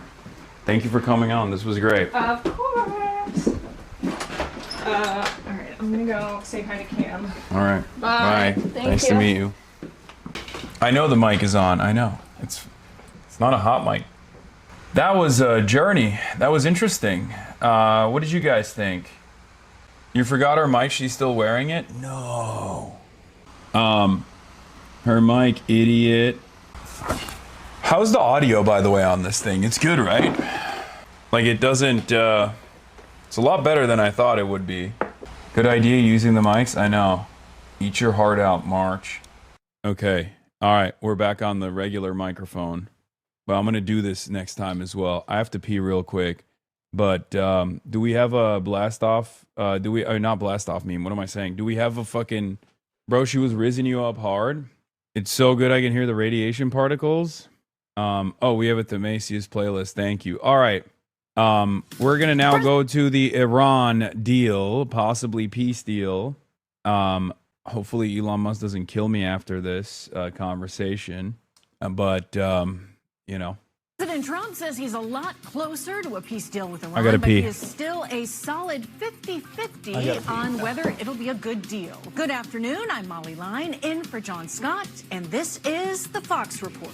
During an appearance in New York yesterday, the president once again said the Iran conflict will end soon. Today, he reportedly told Axios, if Iran doesn't offer a good deal, he'll, quote, blow them to kingdom come. Meanwhile, Fox News is learning President Trump held a key phone call today with regional leaders on the months-long war. One diplomat calling that call very positive. Our coverage begins with Alex Hogan, live at the White House, where the president is spending this Memorial Day weekend. Hello, Alex. Hi, Molly. So a lot of discussions taking place here at the White House today with President Trump, as you mentioned, telling Axios that he would hold a meeting with negotiators today to go over this latest deal with Iran. And one regional diplomat telling Fox News' Trey Yingst in the Middle East, quote, regional leaders were supportive of the progress and of the breakthroughs that President Trump achieved in these talks. We also heard the president say that it was 50-50 whether or not there would be a deal reached and that a decision would be made by tomorrow as of whether or not strikes would resume in Iran. We're also learning at the same time, President Trump telling CBS that negotiations are getting closer, so some progress there. Secretary of State Marco Rubio is in India today. He reiterated that the president has hard lines for a deal. Iran would not be able to have any nuclear capabilities. Iran would need to reopen the Strait of Hormuz and turn over any enriched uranium. The question is about the Iranian issue, and as I said, there's been some progress done, some progress made. Even as I speak to you now, there's some work being done. There is a chance that whether it's later today, tomorrow, in a couple days, we may have something to say. Fox is told that a call took place today at 1 p.m. and that was supposed to include leaders from Saudi, Qatar, the UAE, Egypt, Turkey, and Pakistan. President Trump said that he would meet with Steve Witkoff and Jared Kushner, and that Vice President J.D. Vance was also expected to join that call. The Iranians today say that they're working on this 14-clause memorandum of understanding, and under that proposal that they would reportedly agree to end the war and commit to 30 days of more negotiations. Iran claims that the deal does not include Washington's nuclear capabilities. However, of course, that is going to be one of the hard lines for the administration, something they have repeatedly argued is a non-negotiable. Meantime, with all of this taking place, the president was supposed to travel to his golf club in Bedminster, New Jersey. Those plans changed yesterday. The president's son is also holding wedding celebrations in the Bahamas today. The president, of course, not. There's so much reporting out there that's contradictory. Yes, because Trump doesn't know anything. Trump doesn't know what he's going to do next.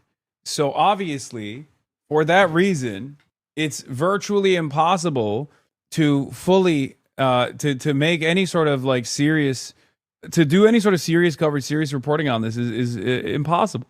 Hassan Piker meets Elon Musk's baby mama Ashley St. Clair for the first time. This is the second baby mama of Elon Musk that Hassan has had on the stream.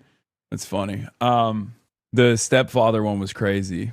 It was pretty good, right? I mean, it was a pretty interesting conversation. I kept it to relevant information, I think. All right, now I want to try one of these. Now I want to try one of these sweets. Brown baby to negate Elon baby law. What? So Elon's a little racist, huh? Yeah, you think? What? You did not nail the social interaction when you said the napkin thing, though. The neocons no longer want to talk identity politics because they know they're losing. Oh, wow. From Sarah Longwell, a little column A, little column B. I've stopped using the words moderate and progressive when talking about which direction the party needs to move because it's neither. Oh, interesting. If it is perceived in the region that a deal with Iran allows the regime to survive and become more powerful over time, then we will have poured gasoline on the conflicts in Lebanon and Iraq. A deal that is perceived to allow Iran to survive and possess the ability to control the strait in the future will put Hezbollah in Lebanon and the Shia militias in Iraq on steroids.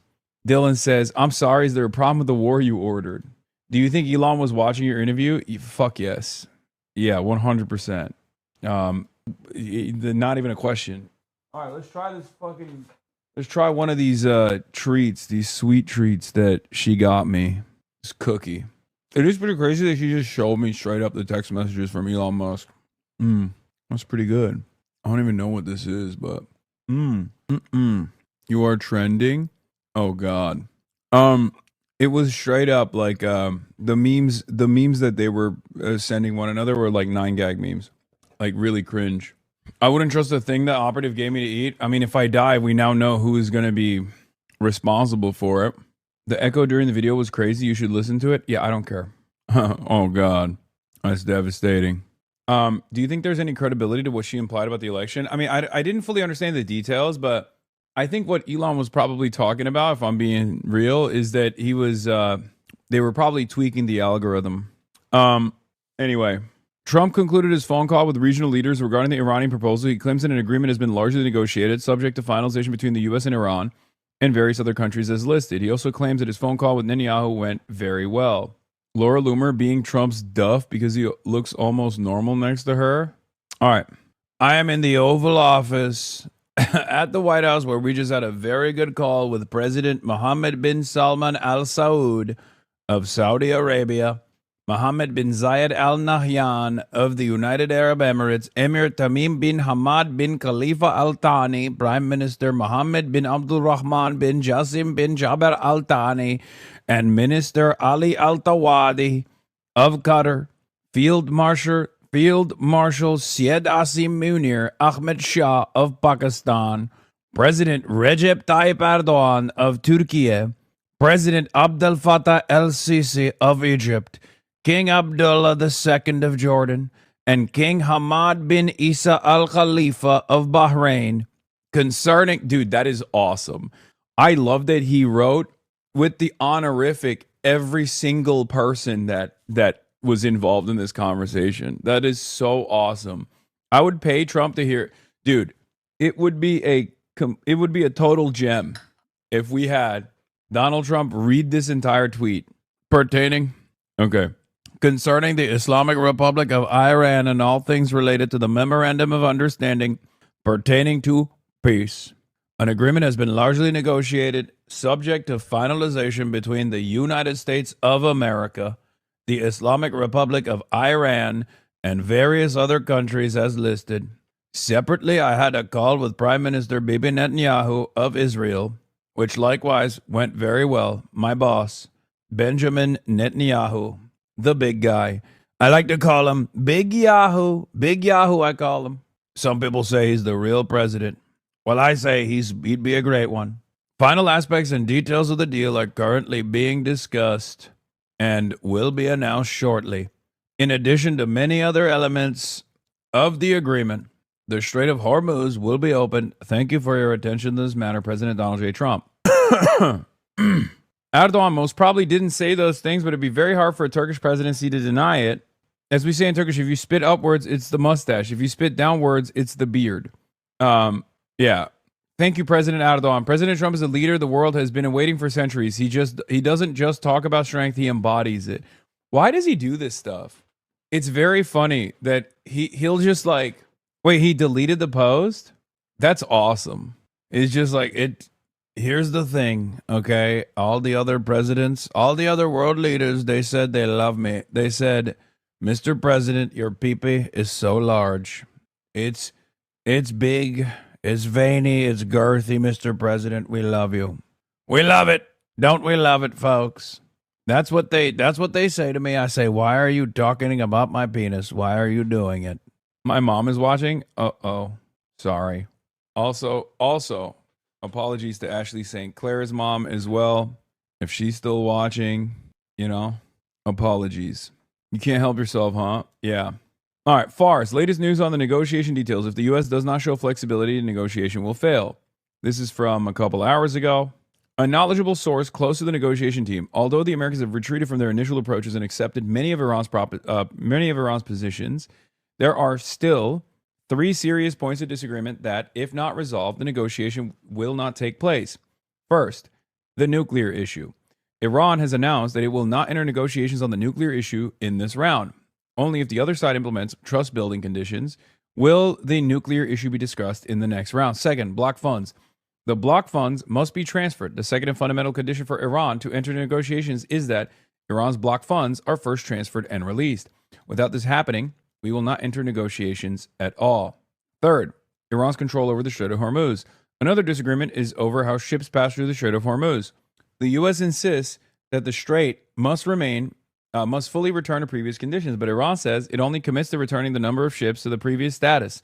The meaning of this is that Iran, with its own model, determines the number of ships allowed to pass and only permits as many as it accepts.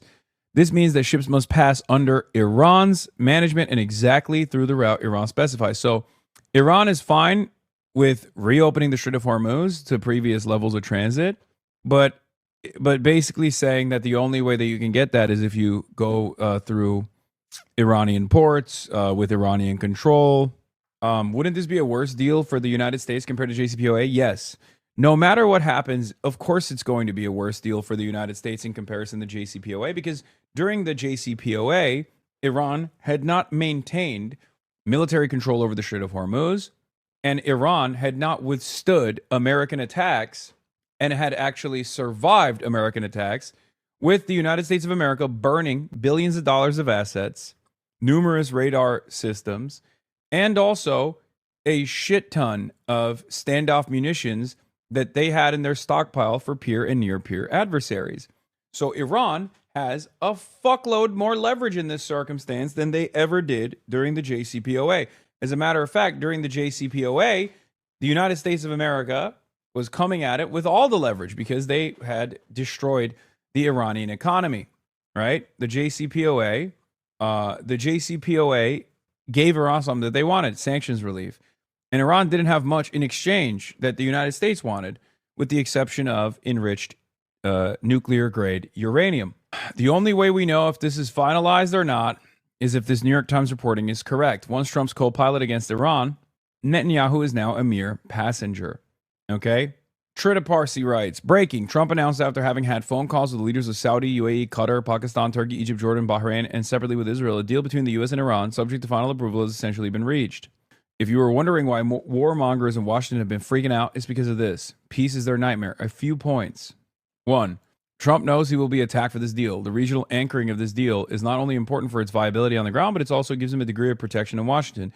Obama managed to get massive international backing for his deal, but limited the lukewarm anchoring in the region. Trump uses the Islamic Republic of Iran instead of just Iran, which will be noticed in Tehran. I didn't even actually pick up on that, but that is a fairly large concession. In an official communique, recognizing the Islamic Republic of Iran implies that you're no longer invested in regime change and you're invested in dealing with the existing government, because that's the current government of Iran. Current government of Iran is the Islamic Republic of Iran. That's true. There are some other indicators that a deal might be imminent. I am not going to believe it until I see it. But one of the major indicators is, what are Israelis saying about it? How much is Lindsey Graham hyperventilating about it? How much is Mark Levin hyperventilating about it? How much is what is John Fetterman going to say when he finds out, when his handler tells him what to say? This is how we can arrive at whether or not a deal is imminent. Accurately predict whether or not a deal is imminent. Because anytime the American side has come close to an actual deal or has moved the negotiations along in a more productive manner, you hear from these groups. Their cortisol starts spiking. They start freaking the fuck out. They lose their minds. They get very angry, and they start talking about how Donald Trump is actually betraying long-standing peace by not destroying Iran, right? In summary, the two sides have not crossed the finishing line yet, but it is now visible and within reach. Let's take a look at some of our favorites now. Mark Levin. Houston, I think there may be a problem, Mark Levin says. Israeli officials say U.S. envoy Steve Witkoff is trying to secure an agreement at any cost and is the one pressing President Trump not to resume fighting, according to Israel's Channel 12. Let's be real. Donald Trump already lost, and Israel already lost. Iran won. It was an unambiguous victory for the Islamic Republic of Iran after the second week. One might even say that it was an unambiguous victory when the Mosaic defense system kicked in automatically in the aftermath of the decapitation strikes. That's it.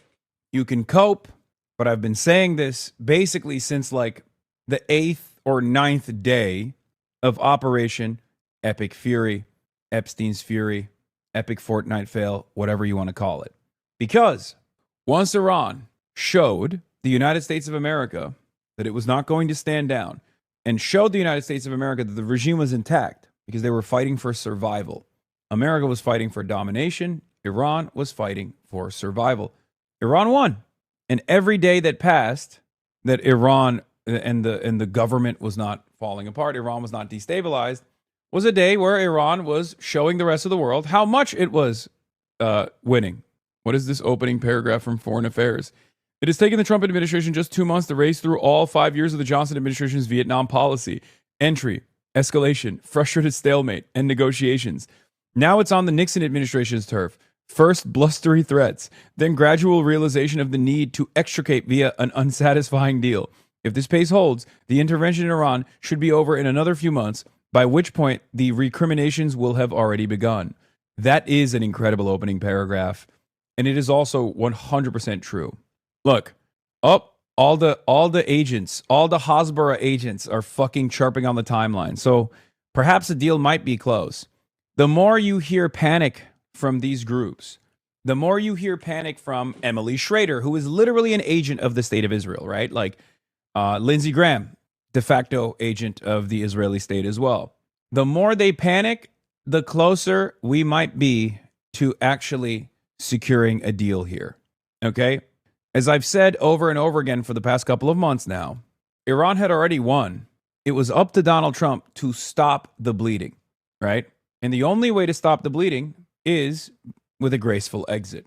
And the more time that they spent on this tit for tat, this back and forth, the more time that they spent trying to do an additional blockade on the existing Strait of Hormuz blockade was just more hemorrhaging, more bleeding of confidence that people have in the might of the American military. What the fuck is this Coke, Bert? What the fuck is this emote, bro? That's amazing. Wow. I've seen this one, yeah. Tylenol Bert is really funny. Why is this little Bert eating all the drugs, both legal and illegal? It's terrifying. It's kind of scary. Take the drugs away from little Bert. He loves drugs. And now he's doing scuba? No, this is a different kitty cat. Bert is a fucking drug addict, dude. Dr. Jihad would never prescribe cocaine to Bert. Anyway, Mark Dubowitz. The proposal is a bad joke. No serious American president, especially President Trump, would accept a deal that makes the JCPOA look brilliant by comparison. This regime has never been weaker, yet its arrogance is only exceeded by its grasp on reality. Oh my God. Chirp, chirp, chirp, chirp, chirp. Tommy Vitor says the issue here is that guys like Mark pushed to start this disastrous war, and now Trump is left with only bad options to end it. But the neocons never pause to think, maybe the stupid regime change wars are the real problem. Dr. Jihad would never prescribe cocaine to Bert, okay? That's crazy. Maybe Tylenol, but not cocaine. I'm fine with Bert becoming autistic. There's a Fent Bert? There's a Fent Bert? The Hasbarists are mad at Trump for failing to finish the war that they started? Yes. Because here's what it is. These guys don't have any care or consideration for the United States of America, and they don't even think about long-term prospects. They don't think about what happens to America if America perishes, what happens to Israel if America perishes. They are singularly minded. It's Ensieg. They are only invested in increasing the violence to every regional entity and dominating the entire region, and specifically Iran, which is obviously the most consequential regional actor. They're not thinking about long-term consequences for the United States as far as force projection capabilities. And if the United States force projection capabilities diminish as it has, what that means, like how reliable of an ally they can be for Israel. They just wanted to expend all American munitions down to the fucking bone, as long as it meant destroying Iran. That's the whole point for them. That's why they're mad. They're not mad because Trump failed. They're mad because Trump stopped. From their perspective, they wanted Trump to keep going. They wanted boots on the ground. They wanted things that perhaps Trump was never willing to give. That's why they're crying. Once panic and desperation get near, they don't even try to hide their core belief that the overarching duty of the American president is to serve Israel. Yeah, America doesn't have the will. America doesn't have the military capabilities of continuing an operation like that. Because what is required at this point to do a real regime change in Iran is not just an aerial bombardment campaign. That much is clear, right? We've seen that. What is required is boots on the ground military warfare. And obviously America is not going to do that. There was a moment where I thought they would, but that would probably require political capital that Donald Trump doesn't have. Gas prices cooked the president, cooked his domestic approvals. And then outside of that, he already didn't have much domestic approval to expend regardless. Imagine trying to institute a draft in these conditions. Are you kidding me? Able to attend, given that he's holding these meetings today. He did congratulate him, but said because of all of these conflicts, especially citing the war in Iran, that he would not be able to attend. Molly. All right, and we are hopeful we'll get news of a breakthrough. Alex Hogan, thank you very much for keeping an eye on all of it for us. Hello, I'm Lauren Taylor. This is the Iran War Today, our daily briefing, which will... Remember, our struggle continues, by the way. If you think it's over, you're wrong, okay? What's most likely going to happen now is once this part of the conflict is done, once they do a graceful exit, okay, they'll very quickly redouble their efforts in Cuba to try to secure. Lamau, have you seen those shitty content creators trying to say Tom Steyer paid you just for calling him the best we got in California's governor's race? Lamau, no, I haven't. But I think they forget I'm a fucking billionaire too. Why the fuck would I need another billionaire's money? I thought I was a billionaire already. I mean, look at me. Look at my suit. Look at my swag. Look at my enemies. My enemies are other billionaires. Only billionaires make enemies with other billionaires, obviously. Duh. Should have known by now. That's right. Don't ever say I'm a fucking broke boy. Why aren't you washing your face in that Saratoga? Who's to say I didn't beforehand? You're cheap like one, Lamau. If you had tailored that suit, it would be more believable. Okay, calm down. I think this suit fits me fine. It was funny how surprised she was when you told her you say no to all the sponsor deals and sell out. Yeah. Well, that's because the Piker Broadcasting Service is sponsored by you, the people, for you, the people. Okay? Your subscriptions allow me to maintain my editorial control first and foremost, is what I care about the most. Right? That's it. Uh-oh. Oh, shit. My mic stand is broken again. I gotta fix it. Yeah. Please subscribe so I can buy a better mic stand. Okay? I need your subscription donos. I need your subs so I can buy myself a fucking better mic stand. Jesus Christ, dude. What the fuck? So goddamn annoying. Travel mic stand made of hopes and wishes? Not even, dude. Not even. Didn't Marat make that one? Yeah, and it fucking sucks. So what does that say about our top minds working in the field of engineering and aerospace? Harv Uka, thank you for the 50 bones. Nice. Why don't you move to New York personally? Can you catch a Knicks game? Unfortunately, the Knicks games are in Cleveland, the next two. So I'm not here long enough for the Madison Square Garden game. Chat was just as shocked as you are. Oh, barbarism critic. Most interesting tea Ashley St. Clair dropped, in my opinion, is that Chaya Raichik pays the stylist. 11K upvotes on this clip on Faux Moi this week.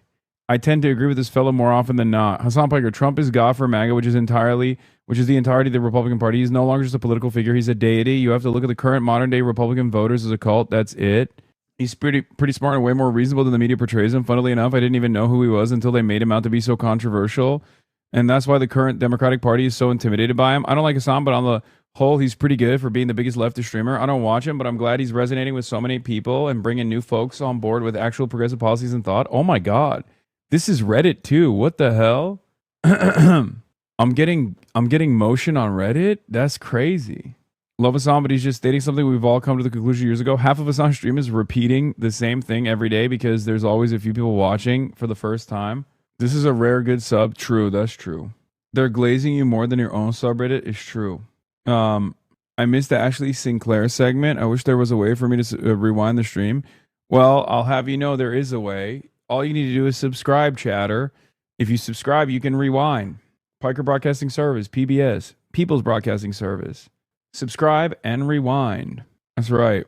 All right, let's keep going. Bring you up to date with all you need to know on day 85 of the US-Israel war with Iran. Let's start with some of today's key developments. Iran says it's in the final stages of drafting a framework peace deal with the United States. The US Secretary of State, Marco Rubio, says some progress has been made with Iran.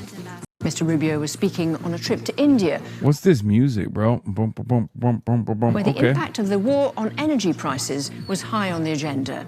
Israel issues evacuation orders for towns and villages in southern Lebanon. And, of course, we'll get the latest from our teams across the world. We'll be live with our correspondents in Beirut and Jerusalem. Plus, we'll hear analysis from our correspondents monitoring developments from here in London. Let's start with some news from the US, Iran and Pakistan about an end to the war. Pakistan, which is trying to negotiate an agreement between Iran and the US, says talks over the past 24 hours have resulted in encouraging progress towards a final understanding. State television said there'd been some convergence of views, though gaps remained. It said nuclear issues were not part of the framework, and the Strait of Hormuz had nothing to do with the United States. The Iranian Foreign Ministry spokesman told state media they were finalizing a draft understanding with the US. Our initial intention was to draft a memorandum of understanding, a kind of framework agreement comprised of 14 clauses. This memorandum of understanding will address the essential points for ending the imposed war, as well as the fundamental issues for us.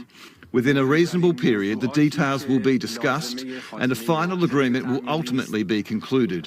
We are currently in the final stages of finalising these memoranda of understanding. Donald Trump says he believes Iran was, in his words, getting a lot closer to reaching a deal. He's received Tehran's latest draft proposal and is due to hold a phone call with leaders from Saudi Arabia, Qatar, the UAE, Egypt, Turkey and Pakistan. Elsewhere, the US Secretary of State Marco Rubio is in India. More on that later. But he was asked about the war with Iran. There's been some progress done, some progress made. Even as I speak to you now, there's some work being done. There is a chance that whether it's later today, tomorrow, in a couple days, we may have something to say. But this issue needs to be solved, as the president has said, one way or the other. Iran can never have a nuclear weapon. The straits need to be opened without tolls. They need to turn over their enriched uranium. They need to turn over their highly enriched uranium. We need to address that issue. We need to address the issue of enriched. I've told you guys from the start, if you recall my Trita Parsi interviews early on, what did I tell you? That the enriched uranium side was the most easy it was the easiest concession to extract. And them hyper-focusing on the enriched uranium side of things was a sign that they were inevitably going to reach a fucking reasonable negotiation. Okay? Why is Marco Rubio in India? What do you mean? He's normalizing relations with India, dude. He's trying to give Indian business people visas, which, by the way, so awesome. Dude, white supremacists at this point should just kill themselves, right? Like, you literally have the president who is a slave to Israel.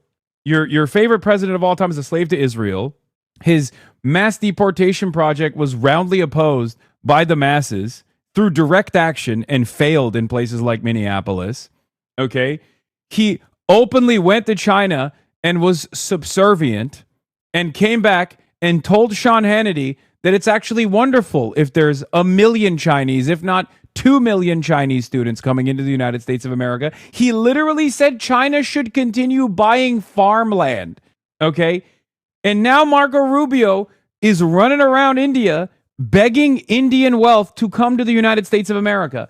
How can you be a white supremacist and look at this current administration and think that this guy is your guy?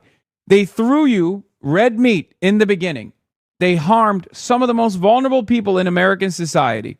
Okay? You thought white America was a reality. This is literally post-Brexit UK, okay? These fucking dumbasses thought, oh, if we do Brexit, no more fucking migrants, yeah? Yeah, post-Brexit, the number of migrants in the UK exploded. And you were worried about the Polish migrants. And now you got even like more non-white migrants coming into the country. Awesome. I obviously have no issue with migration. I myself am fresh off the boat. Well, no longer as fresh. Obviously, it's been like, what, fucking almost 15 years at this point, right? But it's so funny. It's so awesome that these guys are like, yeah, we're going to vote for this guy because he's going to do racism. He's going to do racism beyond like the regular level of racism that already exists in American society or in Western society broadly. Okay? Almost 17 years long. True. So it's very funny that these guys who are like, yeah, no, I love Trump because, Stephen Miller, he's based. Stephen Miller, he's so based. Get fucked, dude. Get fucked. Mark Levin, you don't sideline an ally who fought along your side in a major military operation. Either this is just another long list of smears against Netanyahu, who the disreputable New York Times and Jerusalem Post despise, or a very big strategic mistake. I love that Mark Levin is mad that his favorite president of all time is being disparaged. Okay? Trump is looking good. Wait, is this the one I think? Oh my God. He's so toast. Speaking of Stephen Miller, have you seen him on the news since the plenary authority comment? Yes, he went on television. He was allowed to go back on television so he could fucking talk about how Thomas Massey was not based because they're all servile to Israel at the end of the day. But maybe, perhaps, not as servile as we previously thought. Who knows? Who knows? According to my sources, the draft proposal that's supposed to be finalized includes Al Jazeera English, Ali Hasham. End of war on all fronts, including Lebanon, freeing several billions of dollars of Iran's block funds, lifting the U.S. naval blockade and opening the Strait of Hormuz, withdrawal of American forces from the immediate vicinity of Iran.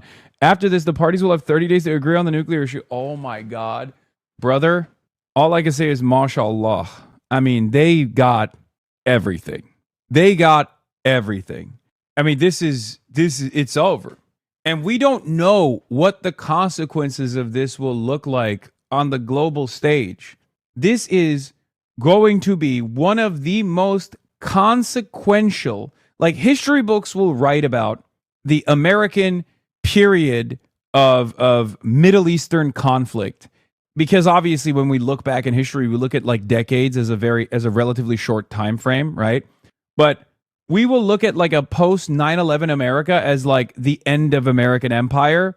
And one of the most consequential moments where the demise set in a way where people can see it, feel it, and understand it will be seen as this moment where the American president, Donald Trump, decided to lean into Israeli goals and Israeli demands to such a degree that they lost and everyone else saw it. And they did it in a relatively short period of time.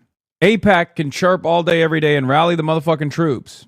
AIPAC is currently retweeting politicians blasting Trump's reported peace agreement with Iran. Is AIPAC preparing to publicly take sides against the U.S. president, ending a deeply unpopular war? Dude, I'm thinking of like the Democratic Party politicians that are salivating at the prospect of like winning over the pro-Israel money again. Like, oh yeah, we'll be the pro-Israel party. Please.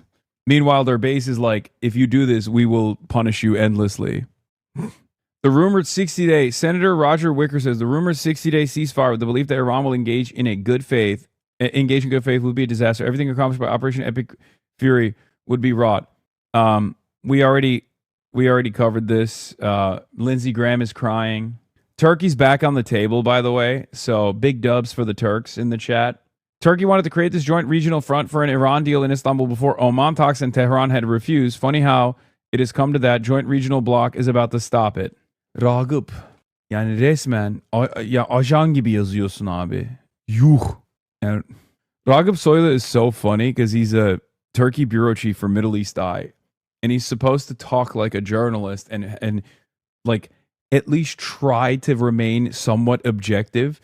But anytime anything Turkey related takes place, he just immediately is like, that's right, we're the fucking best.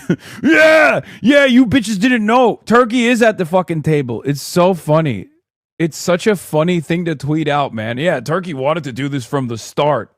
Yeah, you bitches didn't know. Turkey's still the table, motherfucker.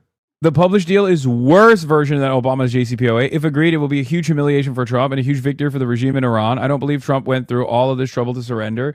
Dude, it's over. Give it up. Give up. It's over. I don't understand. I genuinely don't understand what these guys think is going to happen. It's not like Israel has the ambitions or the military capabilities of invading Iran personally. Like, what is this baby-like expectation? Like the most petulant child country on the fucking planet, dude. Literally. They're just like, you have to die for us. Like, why won't you die for us? What the fuck are you doing? There is nothing that could take place. Iran's Fars News denies Trump's claim that the Strait of Hormuz will return to his pre-war status, saying any possible deal would leave Iran in the control of passage routes. Yes, no, I already covered this. That's most likely what's going to take place. That is what's going on. There is no other alternative here. The only other alternative is escalation, which is what Israel wants.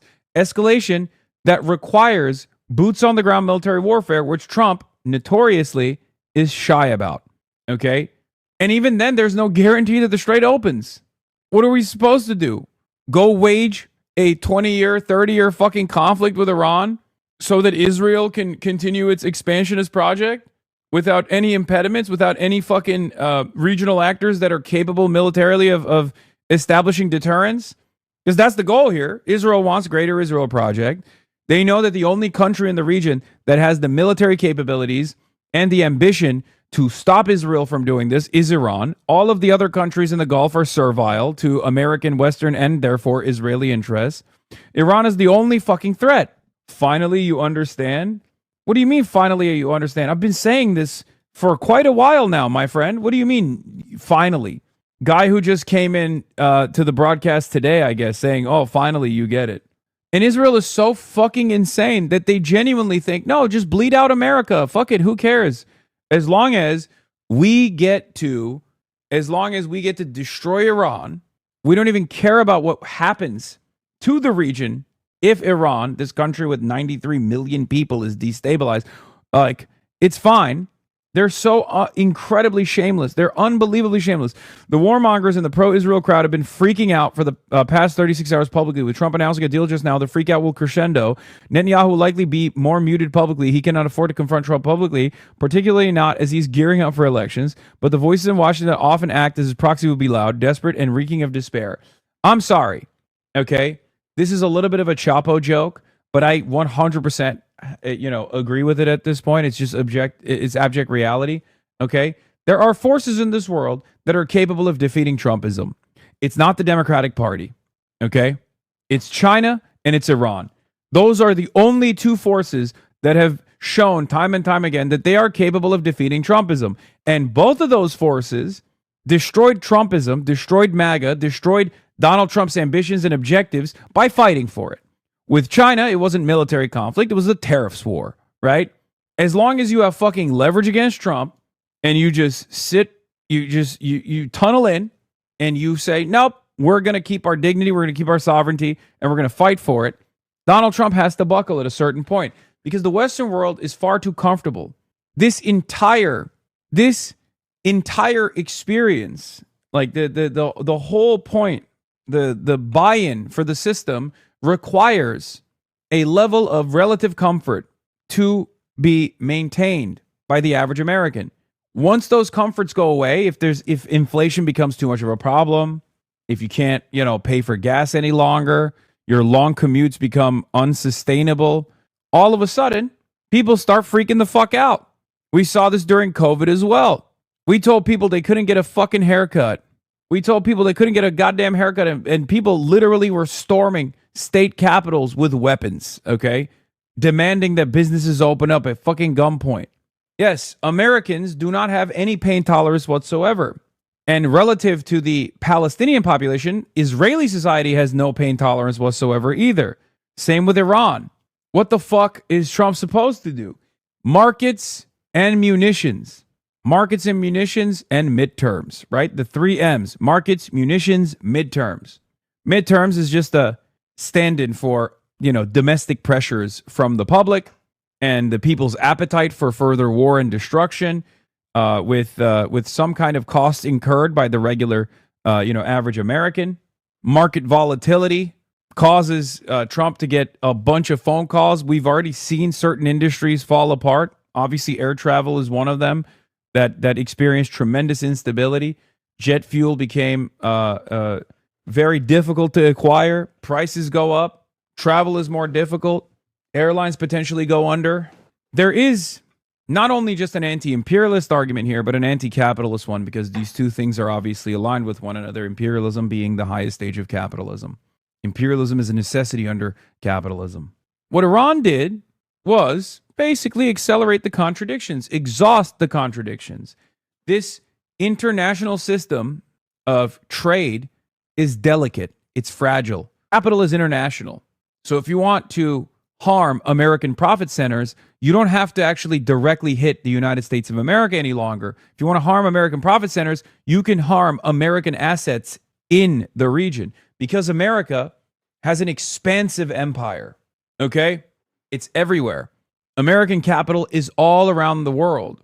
And international trade has created this delicate system where if the Strait of Hormuz closes, that has impact all around the world. Everywhere around the world, that impact is felt, because these regions are not region locked. Because if the Asian markets can't get oil and gas and can't have their energy needs be met, then they can no longer produce.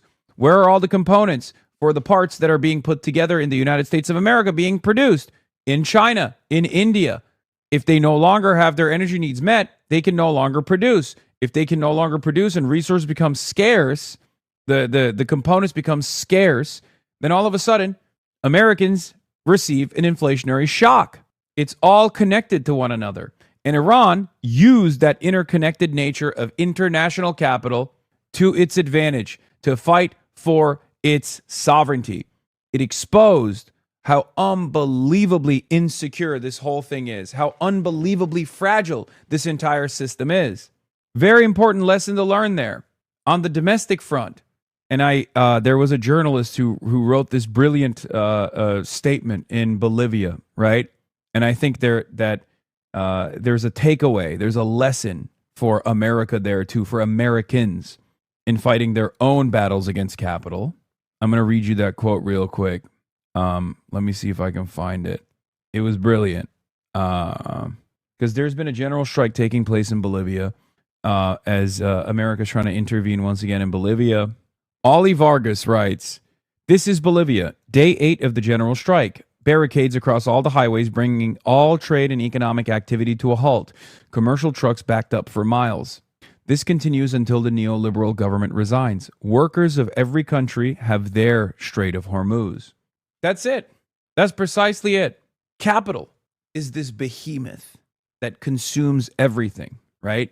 We all exist under this system, and oftentimes we think it's impossible to tackle.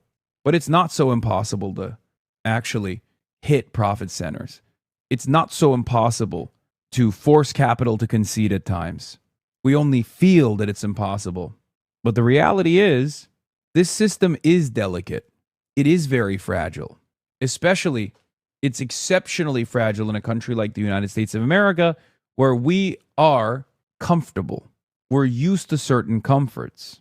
Just as just-in-time manufacturing, designed to incur maximum amounts of profits, has made the entire the supply chain, unbelievably insecure in a moment's notice if the Strait of Hormuz closes, or rather any other passageway is blocked in some way, you immediately see an inflation crisis.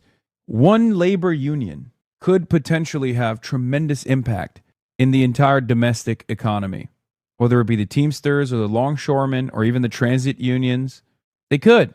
You wouldn't even need a general strike to be able to, collapse the entire system for a limited amount of time to have your needs be met. This is why union participation is so low in this country. This is why many of the unions in this country are corporate unions and terrified of doing anything, or rather comfortable with their current position in society. At least the leadership is. Sometimes there are exceptions, of course, but it's just important to understand that, like, what Iran was doing in the Strait of Hormuz is not dissimilar to a work stoppage that takes place in a unionized shop. The IRGC-affiliated Fars News Agency reported that the U.S. officials involved in negotiations sent indirect messages to the Iranian side through intermediaries, urging them to ignore Trump's tweets, saying his public statements are purely for domestic and media consumption, and that his position at the negotiation table is completely different. A source told Fars that Trump has realized that Iran is not one to give concessions and sends word through intermediaries that his statements should not be paid attention to. These are the president's points consistently, and his preference is always to deal with it in a diplomatic way. With me is BBC Persian special correspondent HasanAbi. So how close are we to a peace deal?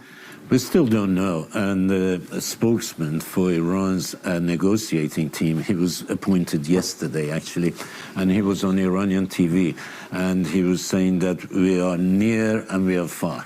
But at the same time, the detail that he gave is that they're working on a memorandum of understanding that would pave the way for a 30 to 60-day detailed negotiations to end the war. And he said that the main things that we are discussing is a extension of the ceasefire and preferably end of the war.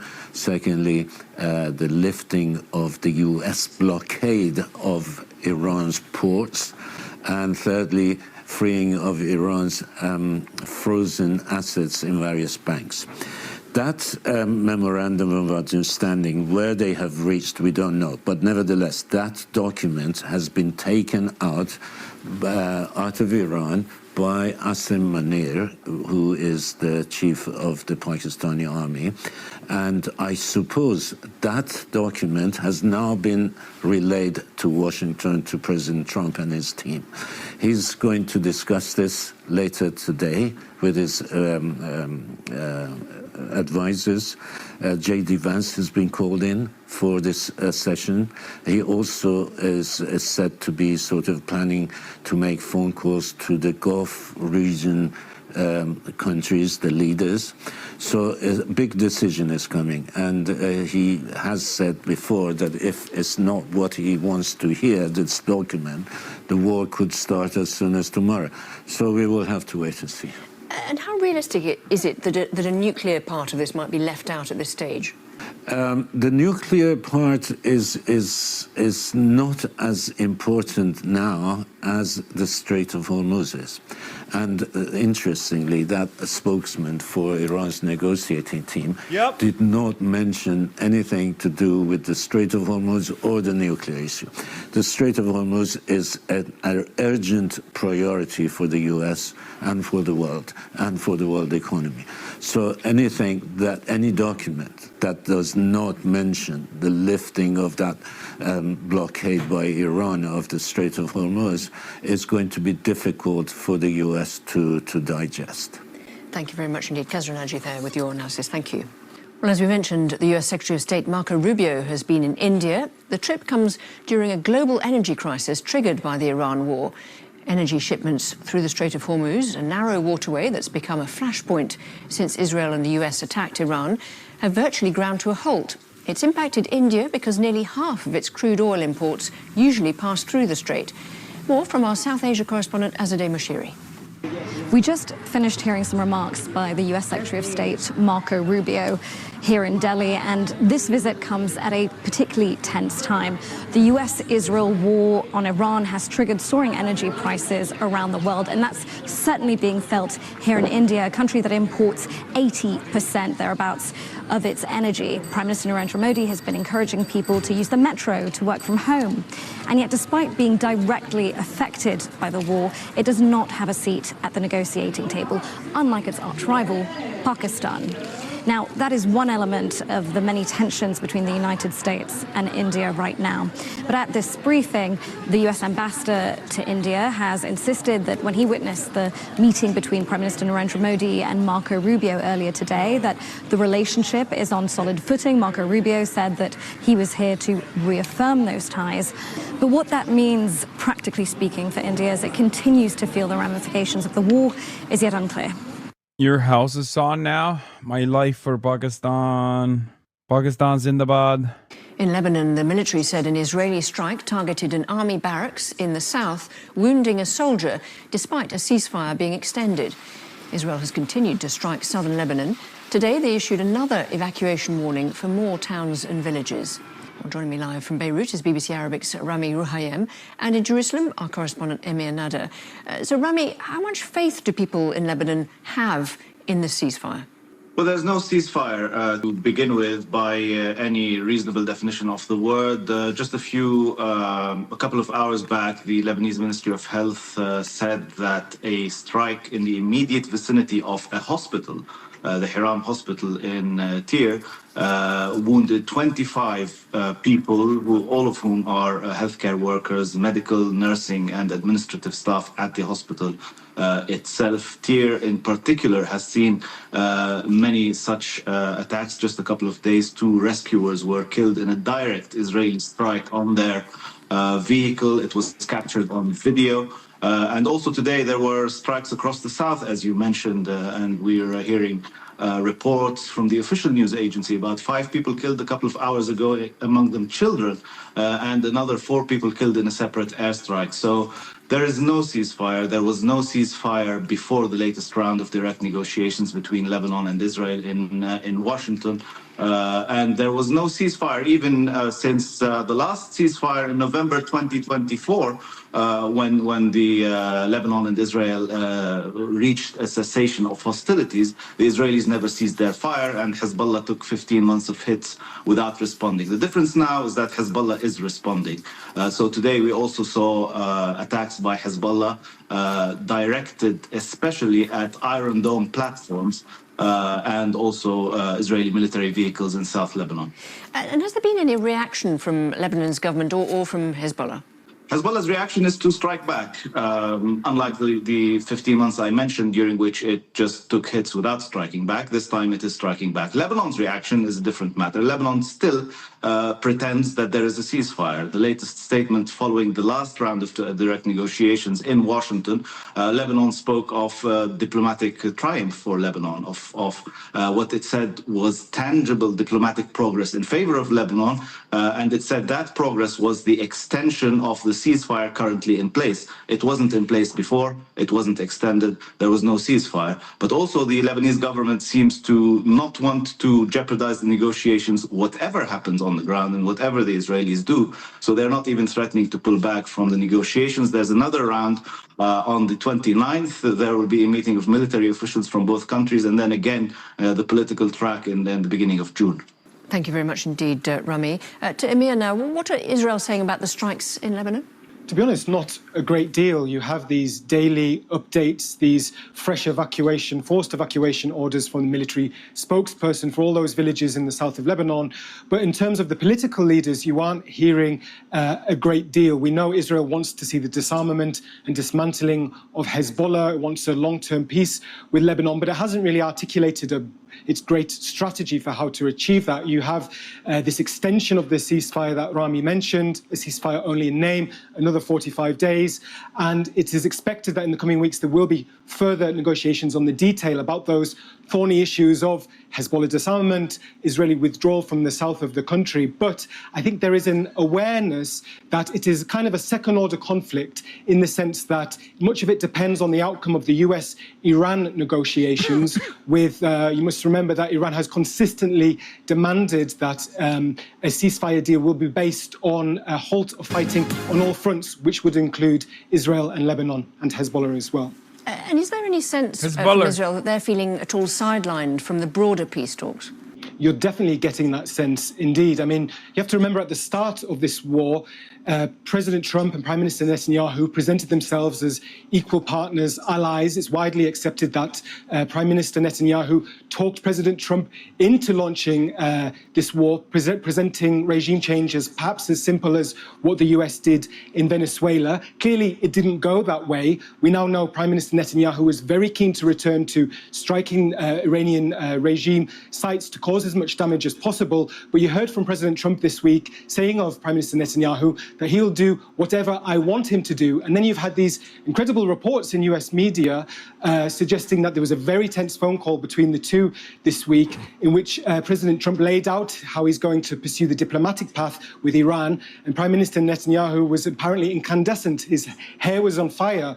And today in the New York Times, we've read that Israel is apparently so sidelined, so cut out of the information loop about what's going on, that they're having to turn to their intelligence assets in Iran and friendly leaders in the region for updates. So the image we're getting from the outside is of President Trump.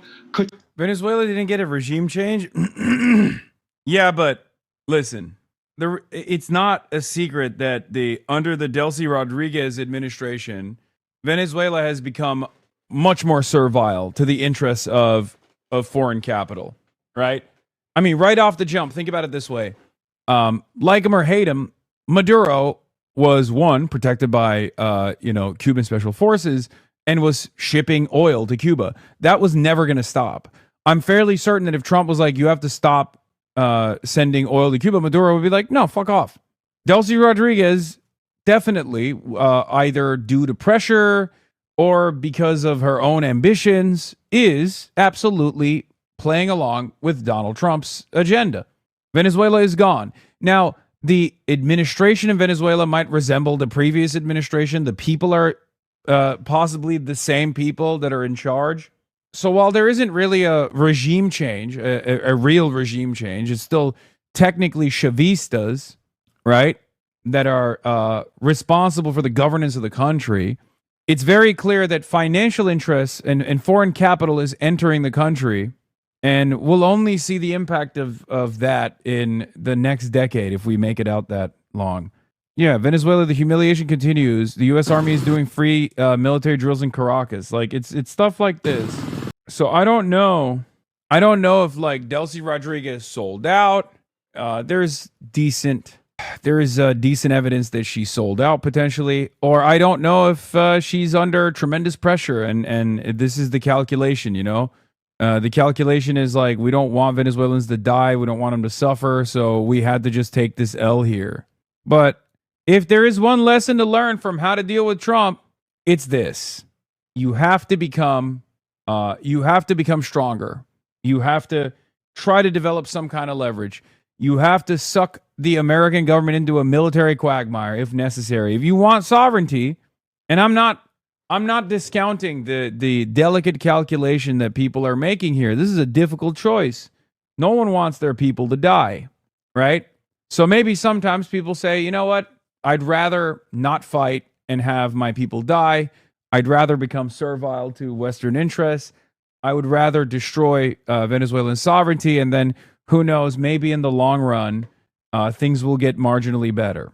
And it's clear that, like, there are differences within countries that have fought back against Donald Trump, whether it be the Houthis with Operation Prosperity Guardian or whatever the fuck it was called, where Trump had to back away from that naval incursion, whether it be Iran, as we're seeing now. Iran has agreed to a memorandum of understanding that would halt fighting on all fronts, including Lebanon, reopen the Strait of Hormuz, lift the U.S. naval blockade, allow free commercial traffic, and release $25 billion in frozen Iranian assets. Nuclear issues would be negotiated within 30 to 60 days. China, unlike the European leaders, said fuck off when Donald Trump tried to do a tariff battle. America tried to engage China in a tariff war, and China held firm, chose to utilize their leverage, the leverage that they had. So when Donald Trump went to Beijing, he demonstrated a very different attitude against China, right? Same with Iran. Donald Trump came in thinking he could destroy Iran with ease. Iran pushed back, and even with all of the outside influence coming from Israel, Donald Trump is now forced to cut a deal that is not favorable to the admin at all. I don't believe in a peace treaty. How people don't sell this as a third perfidy attempt is beyond me. We'll see. The only thing that I'm looking at right now, I've said this already. It's not over until it's over. Okay? It's not accomplished until the strait is open, until the naval assets retreat from the region. Before that happens, there is no peace deal because Israel can always fuck it up. Okay? That is always a likely reality. Understand that. Israel can always come in and ruin this deal. Israel can always come in and rat fuck this deal. And they most likely will try to do that, by the way. So understand that. But as it stands, given how much Israel is chirping here, it kind of feels like it's given how much Israel is chirping here, maybe it's slated to happen. Out the belligerent Netanyahu, but then again, of course, this could all change if the ceasefire talks do break down and there is a return to fighting, and we could see the two becoming united once again.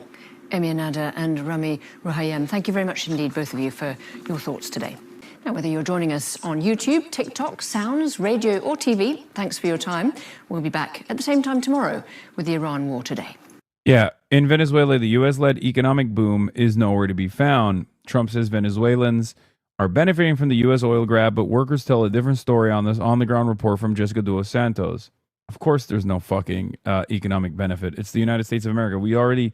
Our first act was literally to steal their oil and sell it. And like the first thing America did was straight up steal their fucking oil, man, and sell it.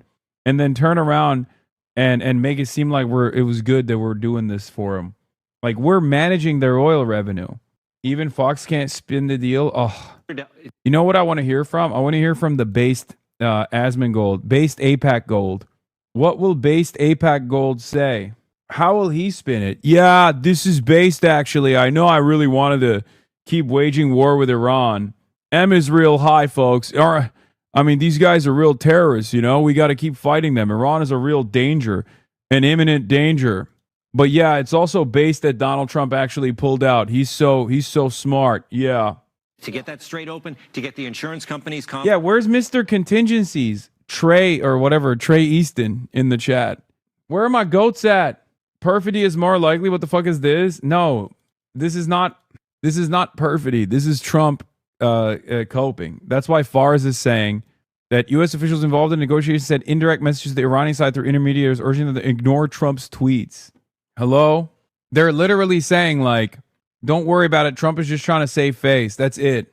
To work with these ships to calm the nerves and get oil prices down. You need the deal. So that's what we were looking for, and hopefully that's what we got. But to that point, if that's all we get is the straight open, then we'd be back to where we started before we started the conflict. So exactly. You have to get the enriched uranium. You have to get a deal that includes removing that aspect of the nuclear ambitions. Otherwise, I don't know if you can walk away and say we have a win. It feels like we're back to square one. Yeah. So I think that's going to be an important component. We know the president is very, very strict on that point. They cannot have a nuclear weapon. So I think that any deal is going to include that. I don't think it's going to be enough just for the strait. I agree. Without that, that's a full win. Yeah, no deal. Yeah, then we're back to where we started.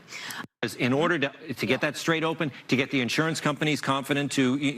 Kev June says, this is a beautiful day to sit back with a nice drink and observe you fucking freaks melt down because 1, you couldn't win a war you'd been fomenting for years on your own, and 2, you couldn't even win it with the support of your greatest, most expensively militarized ally. Israelis and Americans are hopeless, but the Iranians who fully threw their weight behind this war and danced and twerked through the night while parents looked for the remains of their kids in the rubbles of schools will have to carry the shame of this war to their graves 100%. This is why, look, I don't have to live with that shame, you know? I told you from the start, there were so many voices in this fucking community that would come in and say, well, don't you feel like we can democratize Iran? And what did I tell you over and over again? That 1, Israel had no real ambitions of like liberalizing Iran. 2, why should it be up to us anyway? It should be up to the fucking Iranians themselves. And 3, that anyone who thought that this would go any differently. Because like, what Iranians who supported the I am Persian, I am not Iranian, President Trump, like all those fucking Iranians, the diasporoids that were aching for this death and destruction that took place in Iran, this beautiful country with thousands of years of history and culture at the precipice of complete destruction, should at least feel happy that their ambitions were not followed through on. Okay?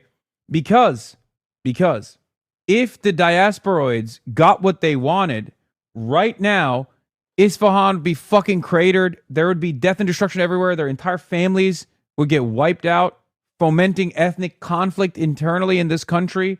It would be so much worse overall. So you should be excited that the Islamic Republic and the IRGC were able to hold it together. Okay? You should be elated. You should be thanking Allah every day that Israel did not get what it wanted across. Now, I'm talking like this is already a done deal. It's not. It can still change. I checked for you, and his take is denial. I can find this here. Iran deal. Oh my God, this guy only fucking gets his information from Twitter. It's so funny. This is literally like what my haters say about me. Like, my haters think this is what I do. My haters don't realize that I'm like sourcing actual breaking news from literal journalists that are breaking their reporting on Twitter. This is unironically just going to Twitter to be like, what's the news? What's the information? Let me just check Twitter real quick. Let me see if I can pull up any more information about this. Unless Netanyahu fucks it up, we have a deal. Biggest winners Iran and Hezbollah. Biggest losers the U.S. Well, we don't even know what it is. I have no idea. What is this here? If I find it, Israeli press is telling you what Netanyahu's security like Mario Navhal. Cabinet's arguing right now. Iran keeps the regime. They keep the straight leverage. I don't think that they're going to do that, man. I don't think he's going to deal with that at all. And it's a big L. We don't know what the deal is going to be, right? It is a big L. It's a spectacular L. But it's not a bad thing for Americans, okay? It's a bad thing for the American blob. It's a bad thing for the defense contractors. This is bad for those who want to maintain permanent military presence all around the world. But if you're a regular ass American, this is a good thing because we are being forced to restrain ourselves. Okay? That's it. We're being forced to restrain ourselves. Someone actually finally fucking punched us back and we got a bloody nose. But it's okay. It's not the worst thing. It's actually a good thing, as a matter of fact. As long as we realize that this can't continue, we can't just continue waging war all the time. And as long as we realize that we definitely can't trust Israel and lean into Israel for intelligence, because very clearly Israel's only goals is Israel's own personal ambitions in the region, and they will make Americans bleed to get that mission across. As long as that's an important takeaway from this conquest, this failure, then it's good. It's a W. It's so funny that he's coping. He's like, yeah, we don't know. We have no idea yet.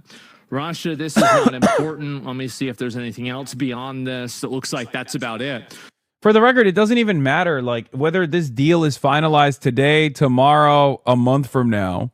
It literally does not fucking matter. It does not fucking matter because the battle has been lost. And the only way that you can actually, I guess, secure a W here beyond, the only way that you can fucking secure a W here beyond pulling out is if you, I guess, go back into escalation. Sorry, I'm looking at something real quick. I have to download something. There's two options out of here. There's two options. You either pull out right now and you stop the bleeding. Okay, you take the L, you stop the bleeding. The other option is you actually double down, triple down, quadruple down, and you go up the escalation ladder. And if we go up the escalation ladder, the only way that we can continue dealing with Iran is by invading Iran, a country that is 4 times the size of Iraq, a country that has 93 million people in it, a country that has a far more competent military than any country that the United States of America has ever engaged, and a country that's sitting on a massive choke point for global energy trades, global energy supply. It's over. It's so dumb. So we don't know what else is going to happen. They want a W real bad. I think you're right. They're going to blow it off first day. Yeah, definitely. I gave you this deal info at 1 minute after it was announced. Yeah, you did a good job, man. Thanks. See what's happening in Serbia? Yeah, I've got a mod that's in Serbia. They're having a really big protest today, aren't they? That's it? He's moving on? Okay, nice. All his mods are Serbian, let's be real. No, because Serbians are also like anti-NATO and shit. So he found the one Serbian who's not, I guess. I've heard you say a couple times if Fuentes' audience is older, stemming from that poll that showed disapproval among young people. I think you're misreading the data. He has approval among older people because no one old knows who he is except the fascists. He has a high disapproval among young people because every young person knows him. Most importantly, young women know him and hate him, but his audience is still overwhelmingly young. You know what? You're probably right about that. I probably misread that data. I've been thinking about that too. Yeah, let's talk about the protests in other countries except the U.S. It's so funny, the grift. I mean, that's like, he's a perfect... Asmongold is a perfect conservative mouthpiece because he's just very fucking dumb. What? Many gunshots were heard when we were at the White House? We were told to run into the press briefing room? Wait, what the fuck is going on? What? Is there any... You should show this edit of him that you posted about. Oh, yeah, this was very funny. I tweeted about this as well. But hold on. Dude, what the fuck is happening? Oh my God, is it Israel? Big Yahoo? Did Big Yahoo fucking use that beeper or what? Again? I'm not gonna... This just happened now, so there will probably be no news for a bit. Lindsey Graham finally lost his mind. I'm just gonna tweet, Gunshots heard outside the White House, approximately 20 to 30. Secret Service told those of us gathered on the North Lawn to run inside the press briefing room. Wait, what the fuck is happening? Okay, dude. We don't know anything. We don't know anything yet. It's we will breaking news. Okay, we don't fucking know anything. But all I'm saying is, if they try to be like, oh, dude, it's Iran. How many people will believe that? You think in America, give or take? If they were to be like, hey, right at the precipice of this ceasefire negotiation, when Israelis got really mad, Iran chose to do an act of terrorism on U.S. soil right outside the White House. How many people would believe that? I'm just asking. How many people? This is a theory, totally hypothetical. I just want to know, how many Americans do you think would be convinced? You would probably have more Americans believe the necessity of a fucking ballroom than that. No, not all of MAGA. If you were to tell MAGA, this is why we need a ballroom, more of MAGA would be on board with that than if you were to tell MAGA this is Iran. Iran did this right at this moment, right as the ceasefire negotiation was being put together. Look at them. They're so crazy. Iranian sleeper cells were attacking the ballroom. Anyway, well, we'll wait for updates on this, but the deal being floated with Iran seems straight out of the Wendy Sherman, Robert Malley, Ben Rose playbook. Pay the RGC to build a WMD program and then terrorize the world. Not remotely America first. It's straightforward. Open the damn strait. Deny Iran access to money. Take out enough Iranian capability so it cannot threaten our allies in the region. Overdue. Let's go. I think it's usually people like this that accelerate the demise of empire. People who just are unable to read the room. Gunners on the White House roof. Breaking news, Trump executes Pete Hegseth. Okay, shut the fuck up. Dr. Jihad, the ballroom is the only way. I agree. Yeah, Lindsey Graham is fomenting revolt. Lindsey Graham is instituting a revolution, okay? A pro-Israel revolution in the United States of America. Breaking news, shots fired outside of the White House lawn. Press corps was told to evacuate or run into the building. Reports show a belligerent Lindsey Graham with an AR-15 running along the lawn, screaming "M Israel High." Oh shit, we got video. Breaking, press being evacuated from the North Lawn. Wait, what? This is right now? This is what it looks like in DC right now? Why the fuck is it so groggy in New York then? Oh, it's May 4th. Man, y'all suck. Update your title, breaking news. It's raining fake news. Yeah, this is fucking bullshit. I mean, let's see where this goes. Who knows, man? Who knows at this point, you know? Who knows at this point, man? Fuck it, why not, you know? That's just where we're at. Yeah, ban that guy. Why does it lie? What do you mean? That chatter... Guys, that chatter sent me fake information. I literally looked at it and I said, this doesn't make any sense. It's like much brighter in DC right now than it would be in New York. And then we figured out that it's fucking a different date. Yeah. This, Chris Flanagan from DC News Now, this is from today. This is from today.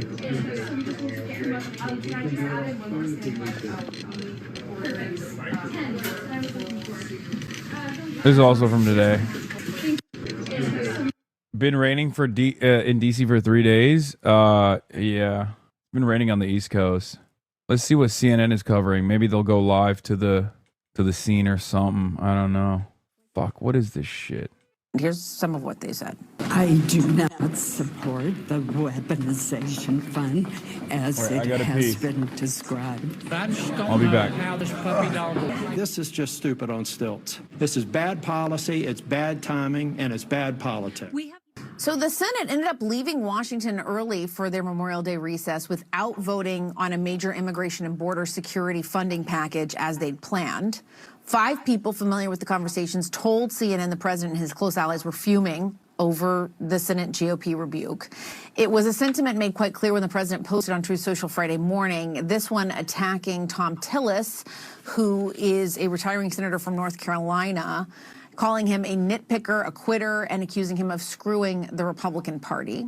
Our panel joins us now, Republican strategist Katie Frost and Rena Shaw. It's good to see both of you. Thank you for being here with us. I really appreciate it. Katie, I'm going to start first with you because for a very long time now, the president has held a very firm grip on Republicans in Congress, and they have largely really done everything that he has asked them to do. This was a week where we saw some of that really fraying, and it is worth adding in the context here, which is it came the same week that he endorsed Ken Paxton in Texas, so going against incumbent Senator John Cornyn, who's very well liked by his GOP colleagues there on the Hill, and Bill Cassidy. He had turned on a number of sitting Republican senators. So my question to you is, do you think this is a different moment than we've seen previously? What the fuck? I don't know if it's Zinbert? Hey, yo, stop playing with me. What is this breaking? Hassan Piker speaks on antiseptics in Israel. Thank you, Gramscianism. You're so funny all the time. All right, man. Do we have more updates or what? The fuck's going on? Just many gunshots heard. Bro, it's crazy, by the way. Selena Wang, back to back.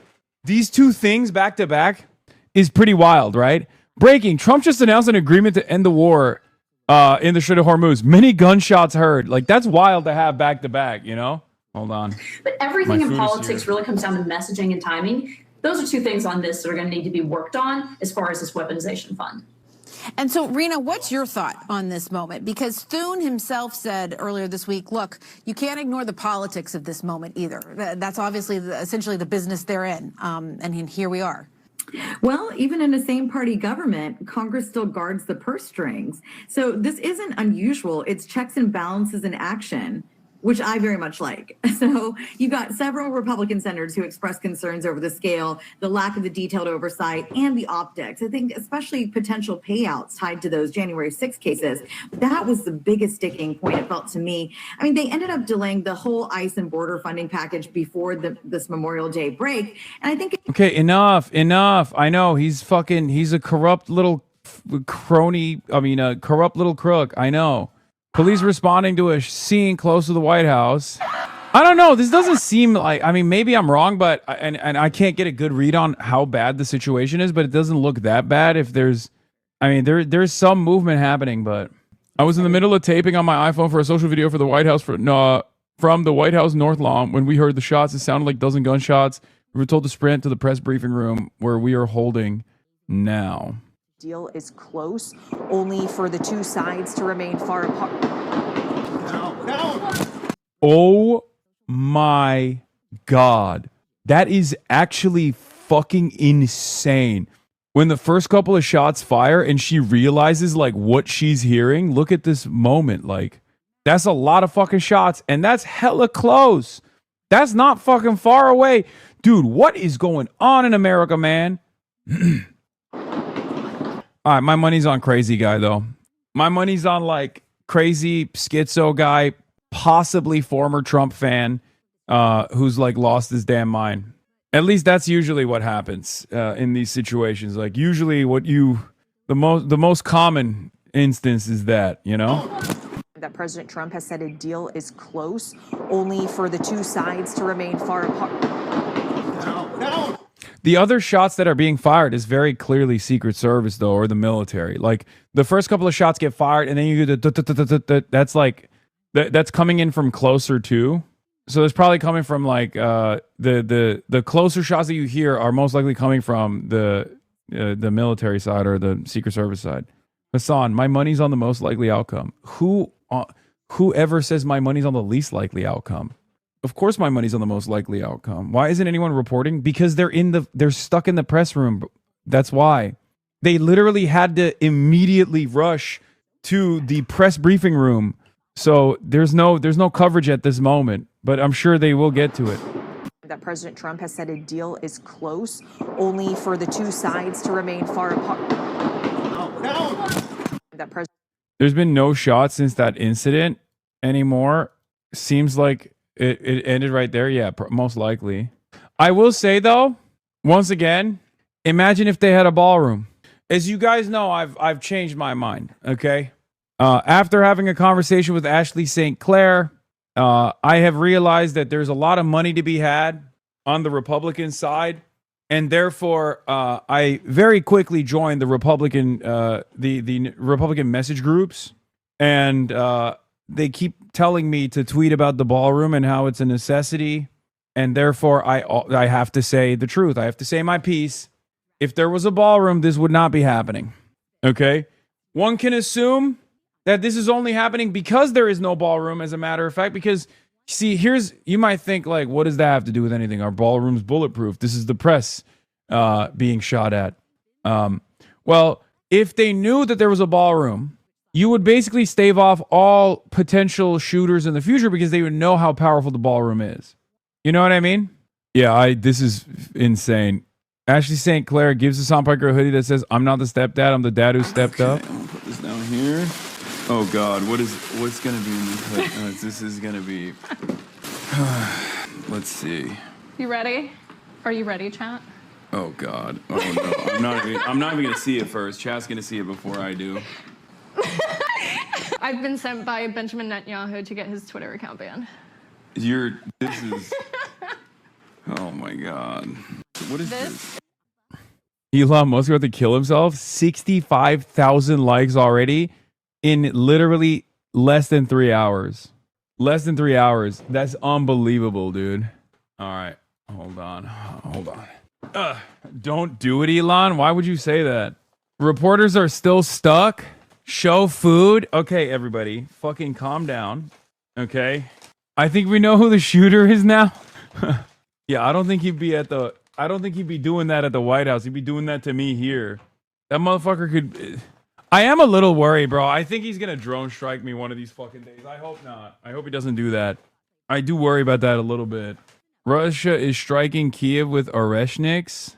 Wow, a lot of things are happening. Cash went postal. All right, well, while we're waiting for additional news to piece together what the fuck took place, while we await, further news, we'll just get back to the other news, which is what's taking shape in the Strait of Hormuz. Don't worry, your napkin comment turned her off completely. Yeah, sure. The first issue, it is good. The Lebanese division, interior division. The government negotiate with the United States and Israel, but he don't negotiate, he don't discuss, he don't have an agreement with the resistance. It's unbelievable.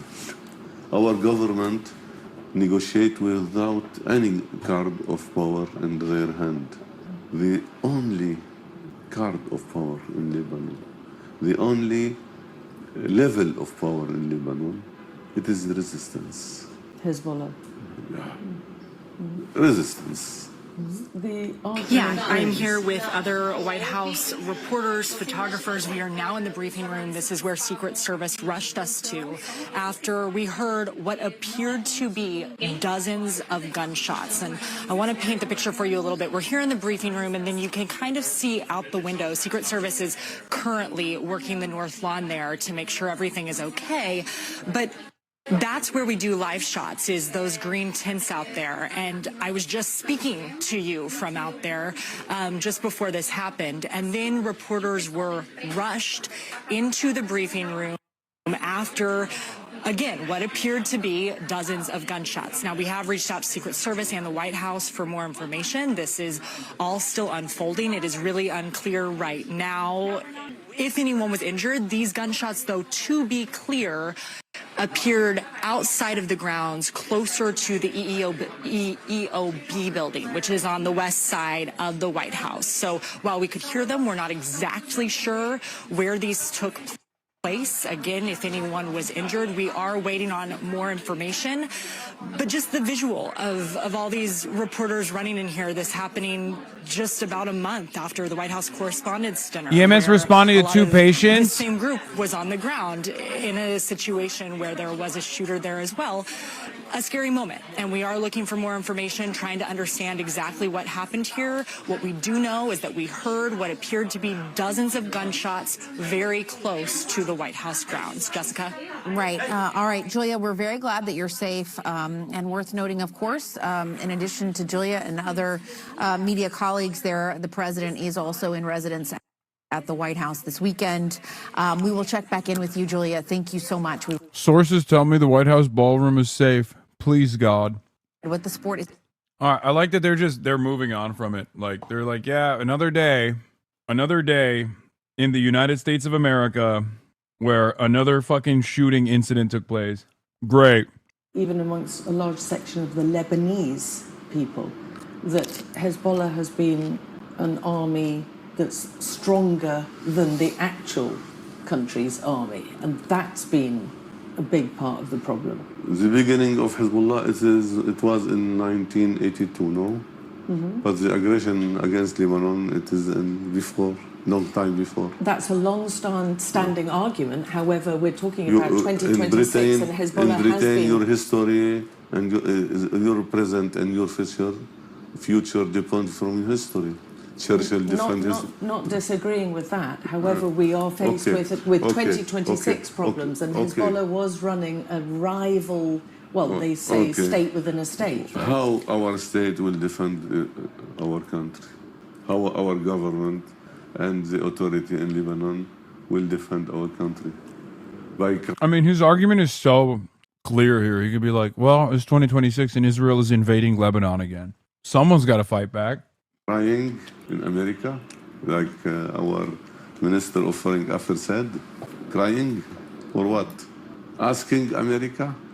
Our authority asked America this ceasefire for 34 days before. So you feel there's no alternative? No ceasefire. Asking United States or crying. It's our policy. It's our strategy to defend our country. For that, it's not reasonable to ask the resistance to leave arms before deciding how they will defend the country. And how would you describe the resolve of Hezbollah and how the other do you describe the result? Dude, do you want to get banned or what? Do you want to get banned? And not just you, but other people who are highlighting your very clear bait.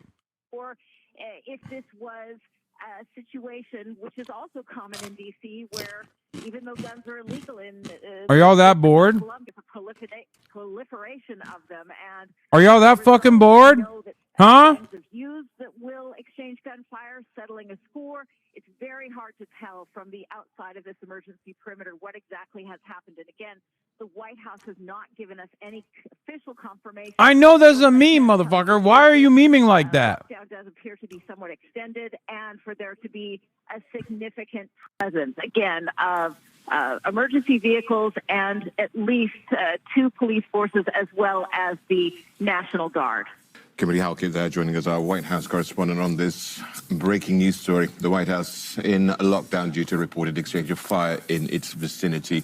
And to another developing story here as well, and it is in California. The governor of the American state has declared a state of emergency as crews work to prevent an overheated chemical storage tank from exploding. Now, around 40,000 people in Orange County have been ordered to evacuate. The chemical leak is happening at an aerospace facility southeast of Los Angeles. Authorities say a tank containing a toxic substance used in plastics production has been leaking since Thursday. Now, exposure to the fumes can cause severe lung irritation, dizziness, and nausea. And the leak happening in the center of one of the most densely populated parts of California, a mere 61 kilometers from downtown LA. Authorities say there is a risk of the chemical reaching the region's water supply. Police officers have been going door to door to urge residents to leave. John Hendren is live with us from an evacuation center in La Paz. Bro, since Thursday? Why the fuck? California. What details are emerging here? Because it seems as though this issue is getting more critical. That is what Orange County authorities are saying. In the past couple of hours, they put out a bit on social media saying things are actually getting worse. And the reason for that is there is a boiling vat of chemicals in that container. A broken valve has sort of trapped it. First responders aren't even at the scene because it is so dangerous. They're remotely putting water on it with a hose and a sprinkler system. And they say that... Buddy, why are you there then? Celsius 24 hours ago. What the hell? It's 32, and it's going up another degree or so every 2 or 3 hours. So that situation is growing worse. And they say there are two possible scenarios. This morning, that is, they said, this is just hours ago, they said there were two possible scenarios. One of them is that that container itself would rupture or leak without an explosion, and that they would be able to contain the chemicals before they got into the water supply. Well, that, believe it or not, is the best case scenario. The other possibility is that it would explode under all of that pressure, and there would be a toxic plume across Orange County that could affect many people for miles. That is what they're worried about. But I just talked to a congressman here, Congressman Derek Tran, and he said that there is a possible third scenario. He said local authorities are flying in experts from across the country to try to see how they might be able to freeze or solidify that material so that it neither leaks nor explodes. They don't know right now how to do that, so they're planning for all the other options, but that is what they want to do. But meanwhile, that is getting hotter and the situation is growing worse.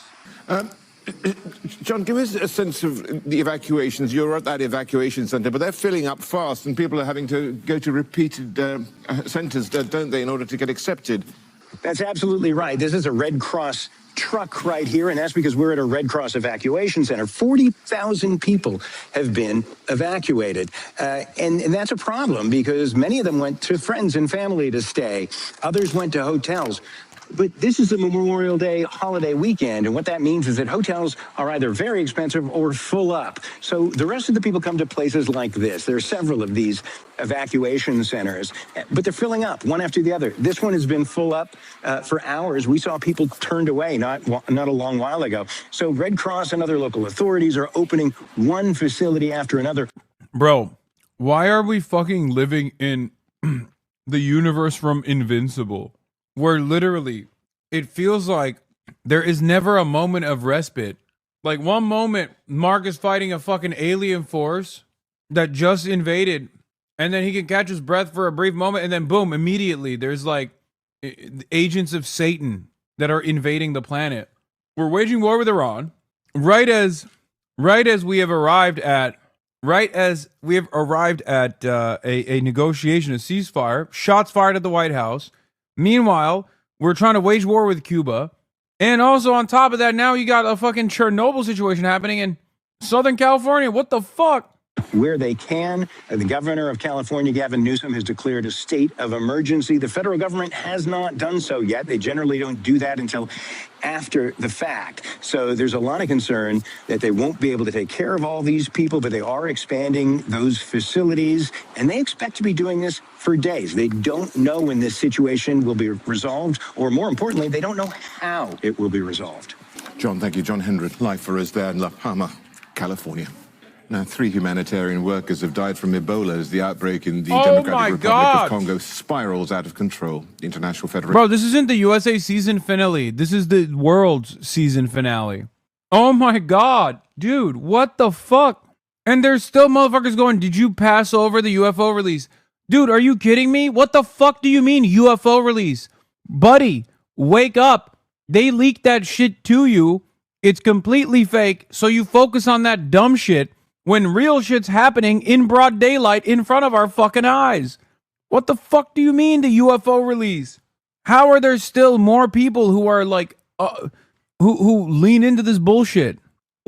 President Trump promises the prices will go down, but his grip on Republicans. All right, Fox is covering it now. Let's take a look at what they say. What? Oh my God, these fucking ads, You're bro. going to see, if you look to the right, you see the dark-colored vehicles there.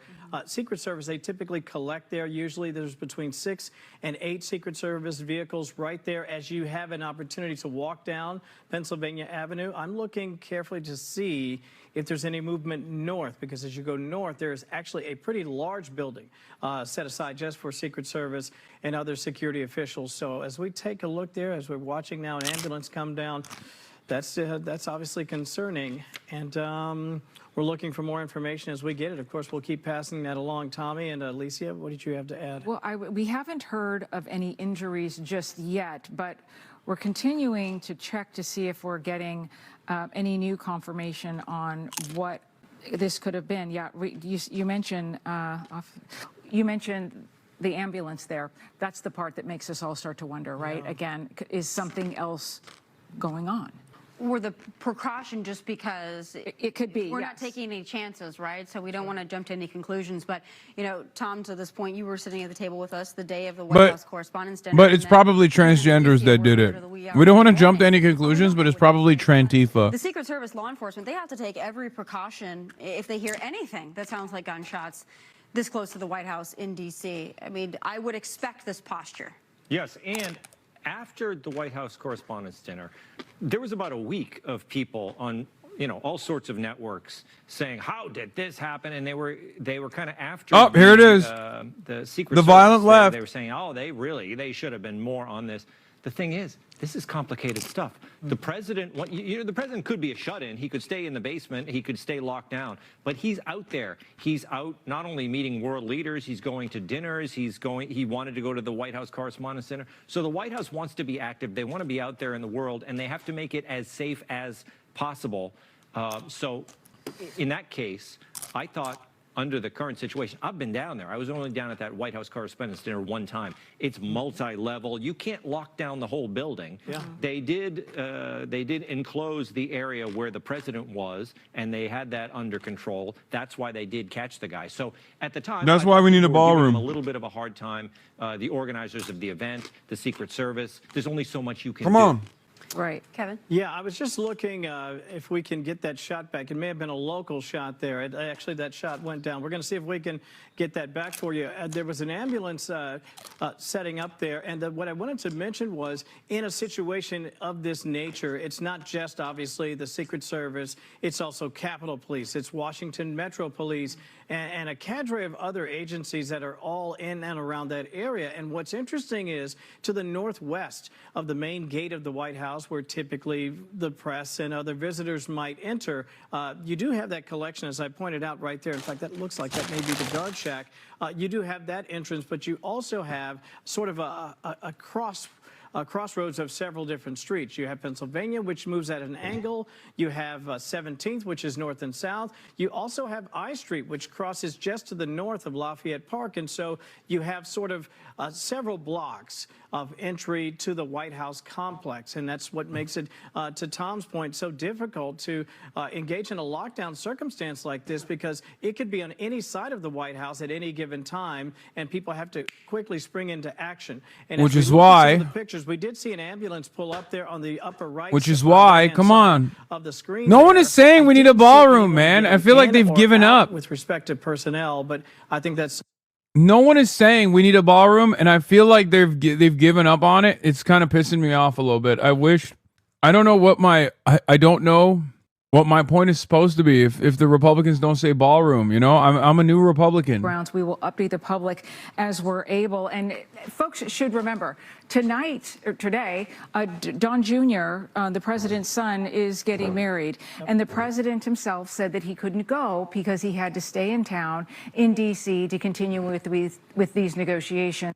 This is really funny when they talk about this, like Trump is making tremendous sacrifices. Dude, he stayed behind to do a Mike Lawler rally, okay? It's not like he's busy. He just didn't want to go to his fucking shit-ass son's 8th wedding, okay? Not the 8th one, but like he's been married before. He doesn't like his son, okay? That's it. That's the reason why he's not at the wedding. There's no sacrifice here. The sacrifice would be to go to the wedding. But it's so funny that these guys are like, oh, look at our big, beautiful president. He's working so hard. He's working tirelessly. And that's why he can't go That's why he can't go to his son's wedding. He really wanted to go. Ellerini yıka amına koyayım. Doritolu parmaklarınla mouse'u tutuyorsun. Senin amına koyayım senin. Oğlum ben çok taktikli kullanıyorum. Doritoları çok hafif elledim. Haklı ama hayır haksız. Susun oğlum. To action. Again, but based on what I'm looking at as I look at those live pictures, I wouldn't be surprised if by chance it happened near the street. If it was near 17th, as I pointed out, yeah, you would be able to hear that if you're on the North Lawn for sure. If you're doing a report, most definitely I love this guy, by the way. Gunfire. And again, given the number. This guy's so awesome. Dude, the B team on Fox News is so funny. Like, everyone looks so strange. This guy is the GOAT, though. Straight up the coolest. Seeing some images on social media, of course, of other reporters from other networks and what they could have heard. And, you know, my thought is, and Kevin would know better than I want to know what his actual hairline looks like. It's got to be abysmal, right?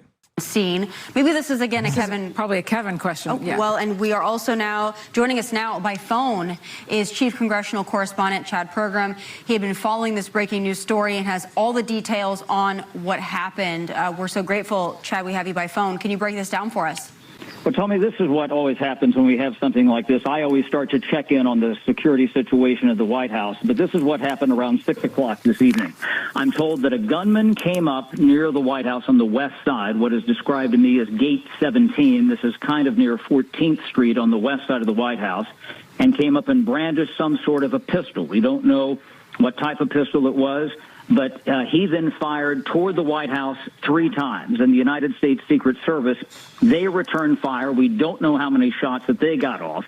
And they apparently took the gunman down. Now, sometime in this gunfire exchange, a civilian on the street was struck by this gunfire, and we do not know the condition of that person right now. But the important thing to know is that the gunman who came up with the pistol and was taken down by the Secret Service, and we don't know his condition right now, but he never got inside the perimeter of the White House. And this is according to a senior administration official with Dude, what is happening in America, man? White House this afternoon.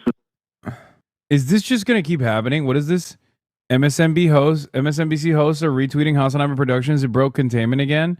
Hassan reads out Elon Musk test sent to Ash St. Clair right before the 2024 election. Tomorrow we unleash the anomaly in the Matrix. This is not something on the chessboard, so they will be quite surprised. Lasers from space. I have over 10,000 lasers in space right now. Pride. All right, let's get back to this. Would have direct knowledge of this information.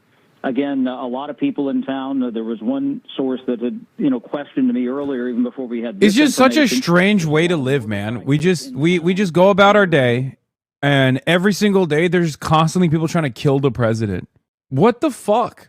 Every day, like what's the level of frequency where we think maybe we got to change some stuff around, maybe replace the president? I don't fucking know. Just anything, right? But it's crazy to be like, yeah, every other week there's another guy who's just trying to kill the president. And they're insane.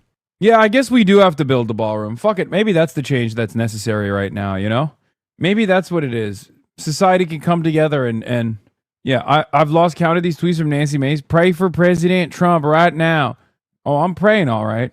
I guess given how frequent shootings take place in this country, it was only a matter of time until they start directing them not at schools, but instead at like someone in a position of power. Some sort of a threat at the Capitol as well, and this led me down this road here.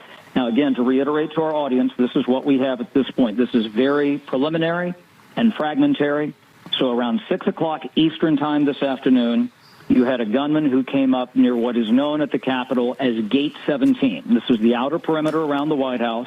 It's a rainy day in Washington. I was downtown today. Not as many people in downtown Washington as you would typically have on a Memorial Day weekend, simply because of all the weather. Very, very chilly for this time of year here. He came up on the west side of the Capitol, and he brandished a pistol and started to fire in the direction of the White House. And he got off at least 3 shots, we're told. And the United States Secret Service returned fire, took him down, and there was a civilian somewhere on the street who was struck by this gunfire. We don't know by whose gunfire right now. But again, to emphasize here, he never got in the general perimeter inside the White House. And when you're looking at the at the orientation here, you can see, and there's this ambulance in the video going by here. The Eisenhower Executive Office building is just up the street from that. So this happened kind of down, I would estimate, from the southwest corner of where that was at this stage. Hey, Chad, it's Alicia Cunha here. You mentioned that you'd covered local politics and law enforcement there. So I'm curious, when we saw the shooting of the White House Correspondents' Dinner, there was an immediate coming to the cameras by not only the president, but also by members of law enforcement. This is a different situation here. What do you anticipate in terms of communication by law enforcement as the evening goes on? Are we going to hear from anyone? It's not really like the Secret Service, is it, that would come up and give a press conference? Yo, I'm going to keep it a bean. It's not that unique, honestly. Could have been any number of different things. One guy got freaked the fuck out or something, started opening fire. Could be yet another one of these, like, former MAGA guys who just like loses their minds and is like Donald Trump is actually an agent of Epstein and tries to kill him. Or my favorite new meta, which is radical centrism.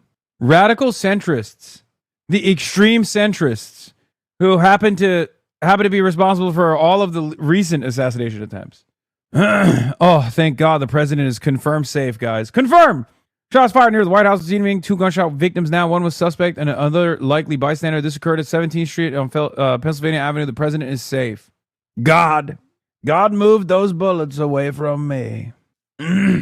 God moves in mysterious ways. Took the bullets away and shot some random person instead.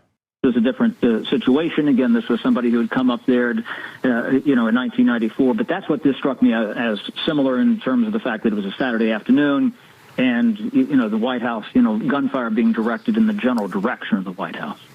Chad, Tom Shalhoub, so we were looking at social media when this first came out.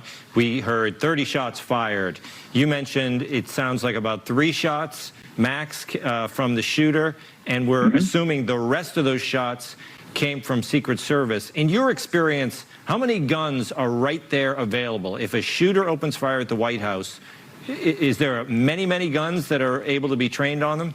Absolutely. I mean, you have snipers, you have people all over the place. This is one of the most heavily fortified facilities in the United States. Again, I cover Congress. I walk into the Capitol every day, and I probably pass anywhere just on a routine day 10 to 15 officers, and they're all armed, and these aren't even the heavily armed officers. The White House is fortified in a different way. So, yeah, I mean, that's where you might get up in that number until, as according to my source, that this suspect was taken down pretty quickly. And again, as I say, there are other, police forces in that area of Washington, D.C., the Metro Transit Police, Washington, D.C. Police, Capitol Police are not very far, George Washington University Police. You might have, if it's something that's just off the White House grounds, a Convergence Park Police, National Park Service is not very far. The National Mall, you might have a lot of people jumping into this depending on what the request might be or what officers see and hear. And Chad, this also, for me, harkens back to, again, not too long ago when we had somebody show up at Mar-a-Lago, perhaps in a similar fashion to this. You mentioned the security presence and posture around the White House. One would expect it would be one of the most secure areas in the world, certainly in the country. So if somebody was in the vicinity and they're just shooting off, they had to have understood that they weren't going to get that close to the White House. I mean, for someone to do that and just shoot in the general direction, they had to have known that there would be a response pretty quickly. This couldn't have been somebody who thought they were getting the element of surprise here. It doesn't sound like someone very strategic. Well, that's where I talked about what happened in 1994. This person just opened up fire on the White House on the other side. That was a completely different situation. I mean, you have had incidents down the White House where, the threat has not been toward the facility itself or the president of the United States himself, where you've had local crime in Washington, D.C. You might remember when President Obama was in office, and it took them quite a while to figure this out. There had been what was alleged to be, gunfire, gun activity by gangs downtown. And I remember the Secret Service director testified that said, well, we don't know what it was. And they found out later that there had been, and this was found by a White House housekeeper, that there was a window that was broken at the White House in the Obama residence portion of the building. And I remember our colleague Trey Gowdy at the time, he was a congressman from South Carolina, and he was on the oversight committee when they had the hearing. She said, well, it was hard to see and everything. And he famously said in that hearing, can you hear at night? Meaning that it doesn't matter whether or not there was a direct threat toward the president. And they divined later that they were trying to shoot at the White House and were trying to attack the president of the United States. In the case, did Ashley talk about me? She did. At the end, she said, you should go on Fortnite Fridays. This is another video capturing the America, baby. That's the United States of A. Ashley's a throat cutter through and through. Yeah, she's a little scary, I will admit. She's a smooth operator. I mean, the White space. I'll be honest, the cuck hoodie, the Elon Musk cuck hoodie was insane. Like she knows what she's doing. Asking me a few minutes ago about, who might put something out, that the Secret Service just a bit ago put out a statement saying, quote, we are aware of reports of shots fired near 17th Street and Pennsylvania Avenue Northwest, and we are working to corroborate the information with personnel on the ground. Additional information will be provided as it becomes available. So to the viewers just tuning in right now, what we have here, around 6 o'clock Eastern time, there was, you could hear people who were on the ground there. I wasn't there, but there was a report of gunfire near the White House. And I jumped in here because sometimes, when there's a threat at the White House or the executive branch, maybe there's something going on at the Capitol. So I started to dial in with sources there. We're told that this was on the west side of the White House grounds. Again, you have the White House, and you also have the outer perimeter there, Gate 17, as it was described to me, near the Eisenhower Executive Office building. Somebody came up and brandished some sort of a pistol. I'm told that it was a pistol, in fact, not a long gun or a rifle or anything like that. And the alleged gunman got off at least 3 shots. And the United States Secret Service, who obviously prowl that area, some things might not be obvious to people walking by, but certainly to the people, guarding the perimeter. They responded to this. They're trained to respond to that gunfire. And I'm told, and this was the quote that was given to me, that they took the suspect down. Quote, they took him down. So this is a male suspect. I'm also told that somewhere in this process that a civilian was struck. We don't know how many shots that the Secret Service or other law enforcement might have gotten off. Again, they'll have to go through the ballistics evidence of this, and we don't know the condition of the gunman or the suspect.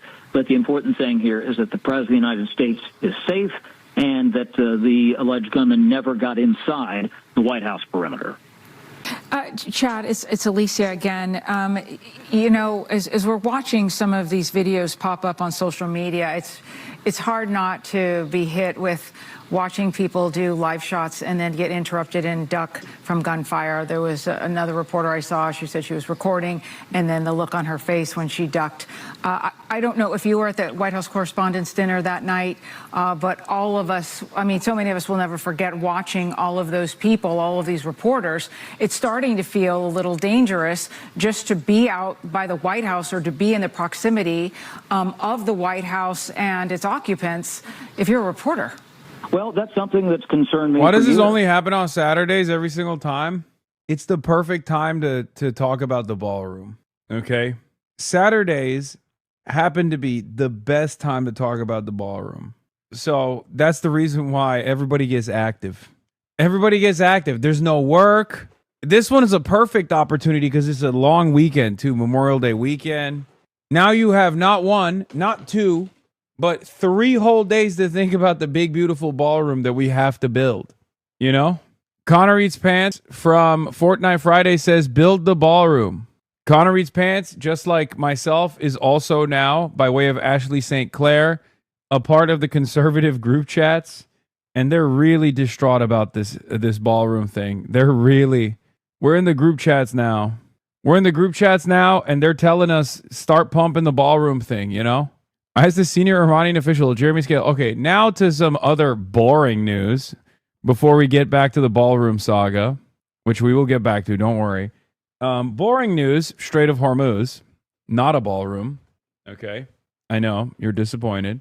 Jeremy Scahill, instead of doing real reporting and trying to figure out the schematics of the ballroom, decided to go to the Iranian officials and ask them what they think about the deal. Boring, lame, fake, possibly gay. We are very close to reaching and signing an agreement to end the war. And today's constructive... I can't be serious for a moment. I'm sorry. What the fuck are we doing, man? We're very close to reaching and signing an agreement to end the war, and today's constructive negotiating approach has made the prospects of peace in the region highly attainable. We recognize that President Trump is now faced with an important political decision, one that must balance the interests of the United States, regional countries, and respect for Iran's fundamental rights. Should this agreement ultimately be achieved, the international community will commend all negotiating parties for their role in advancing stability and peace, except for Israel. At the same time, oh my God, it literally is. The next statement is, at the same time, Israel is currently undertaking its final extensive efforts and applying considerable pressure to disrupt the formation of this agreement. We hope that the U.S. administration will make its decision independently of external influence and in favor of the broader collective interests of all parties involved. Number I have been given was that there were 3 shots, and that was fired by the gunman himself, not the Secret Service. We don't know what they shot here. And just since we've been on the air in the past couple of minutes here, I've been told here, and this is from the Washington, D.C. police, the Metropolitan Police, they are saying the Secret Service is working an incident in the intersection of 17th and Pennsylvania. Trump never attended his son's wedding to stage this shit up. Mark my words.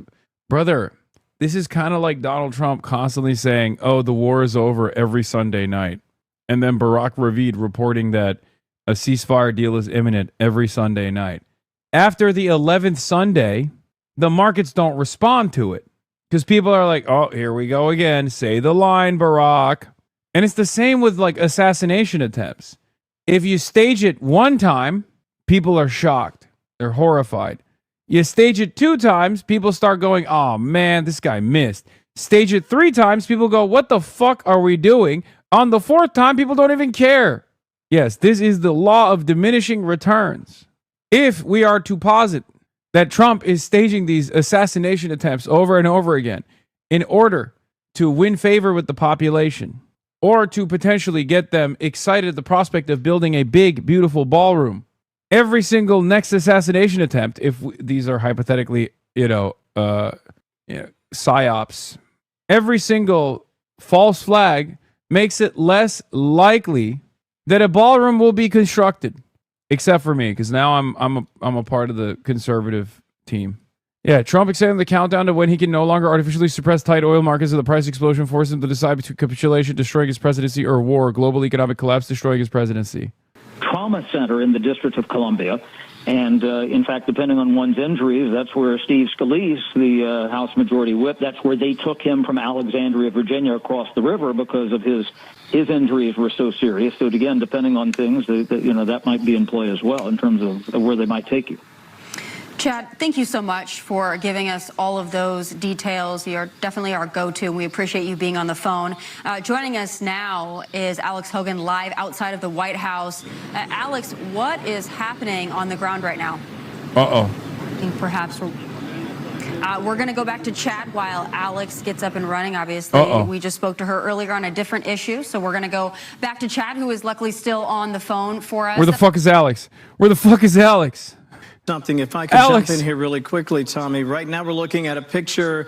Again, this is probably I Street. They replaced Alex with a clone. Most people walk in, Chad, along Pennsylvania Avenue, and I mention that because, the National Guard shooting occurred literally right along this same street, right around this same area.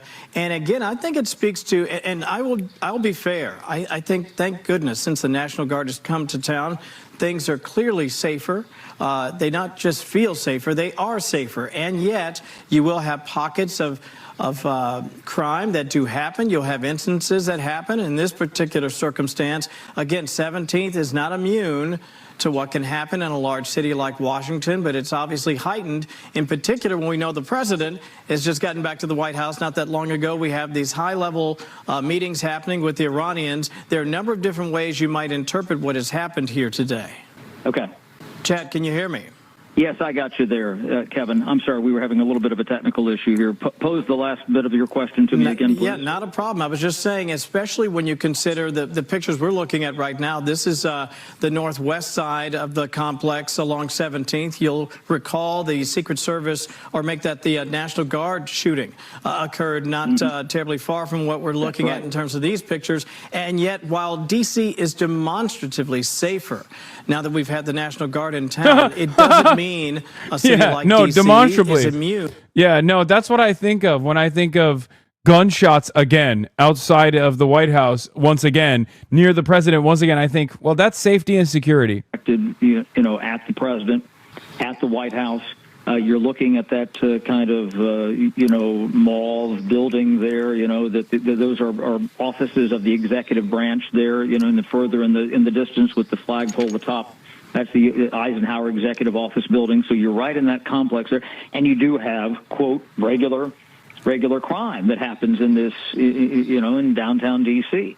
And that's where I remember there have been several of these incidents over the years where there's been some crime in downtown D.C. and people have heard things. One wonders if maybe they were more aggressive and more attuned to this, as maybe they should be, considering the threats to the president, considering what happened at the White House dinner, you know, just a couple of weeks ago, consider what happened, you know, at Mar-a-Lago, considering what happened in Butler, Pennsylvania, you know, so, and as you cite, and we see them here on the screen right now, Kevin, these are, you know, members of the National Guard there who've been brought in to help make D.C. a little safer. You know, yes, there is crime in downtown urban areas all over the country here, and D.C. is no different. But again, the reaction around the government complexes and around the White House and around the Capitol, that's why, you know, there's a little bit of a different security posture here right now. Hey, Chad, it's Alicia again. So I've been to D.C. a handful of times. I've seen the outside of the White House as a tourist, but I've never been there as a reporter. So I don't know the area very well, and I'm sure there are Americans all over the country who don't know this particular block very well. You talk about office complexes and such and the security posture right now. Do people live there? Like, do normal people live right around in this area, or is it just offices and law enforcement and very official things? It's not as residential in that immediate area, that the few blocks there. But if you were to go just to the west there, if you were, say, at the Eisenhower Executive Office building and going west, you start to get into some apartments there. You certainly get into where some students live in dormitories at George Washington University, you know, but you're in pretty much downtown D.C., and there are more apartments if you were to go further to the east, further to the west, but that area there's not much. There's law offices, there's some businesses, there's lobbying firms, there's the famous K Street, which is not far from there. It's not a lot of people that live there. Some of the stay online. Why? In Washington, D.C., I'm not talking about the ones that you know, go to dance at necessarily, but the ones where people go that are the old money clubs, so to quote them. Laura Loomer. It's a foreign concept for Ashley how you can work hard as a woman and not be a walking cum dumpster for every rich man with political power. Some of us work hard. Some of us can run hard like a community bike. Ashley is literally known for letting a rich man come inside of her. We aren't the same. Careful. Stop pulling aggro. True. I already got enough ops today. Already got enough fucking ops today, dude. We have this entire area blocked off for blocks outside of the White House. There is a similar scene to what you're seeing behind me. So section tape put up to prevent people from walking up closer to the White House. We're also seeing a large presence of Secret Service lining the streets. Basically, every street around here looks like this. You have caution tape, police cars, the D.C. police. They're urging anyone in the area to avoid this area because not only are the streets blocked off, but even pedestrians cannot get any closer to the White House and where we are. So we're just one block away from the White House. This is 18th and Penn, but still here, police, Secret Service, preventing anyone from getting a little bit closer. As a result, there's a lot of media that are here trying to give you exactly this layout of the scene of what we're seeing play out.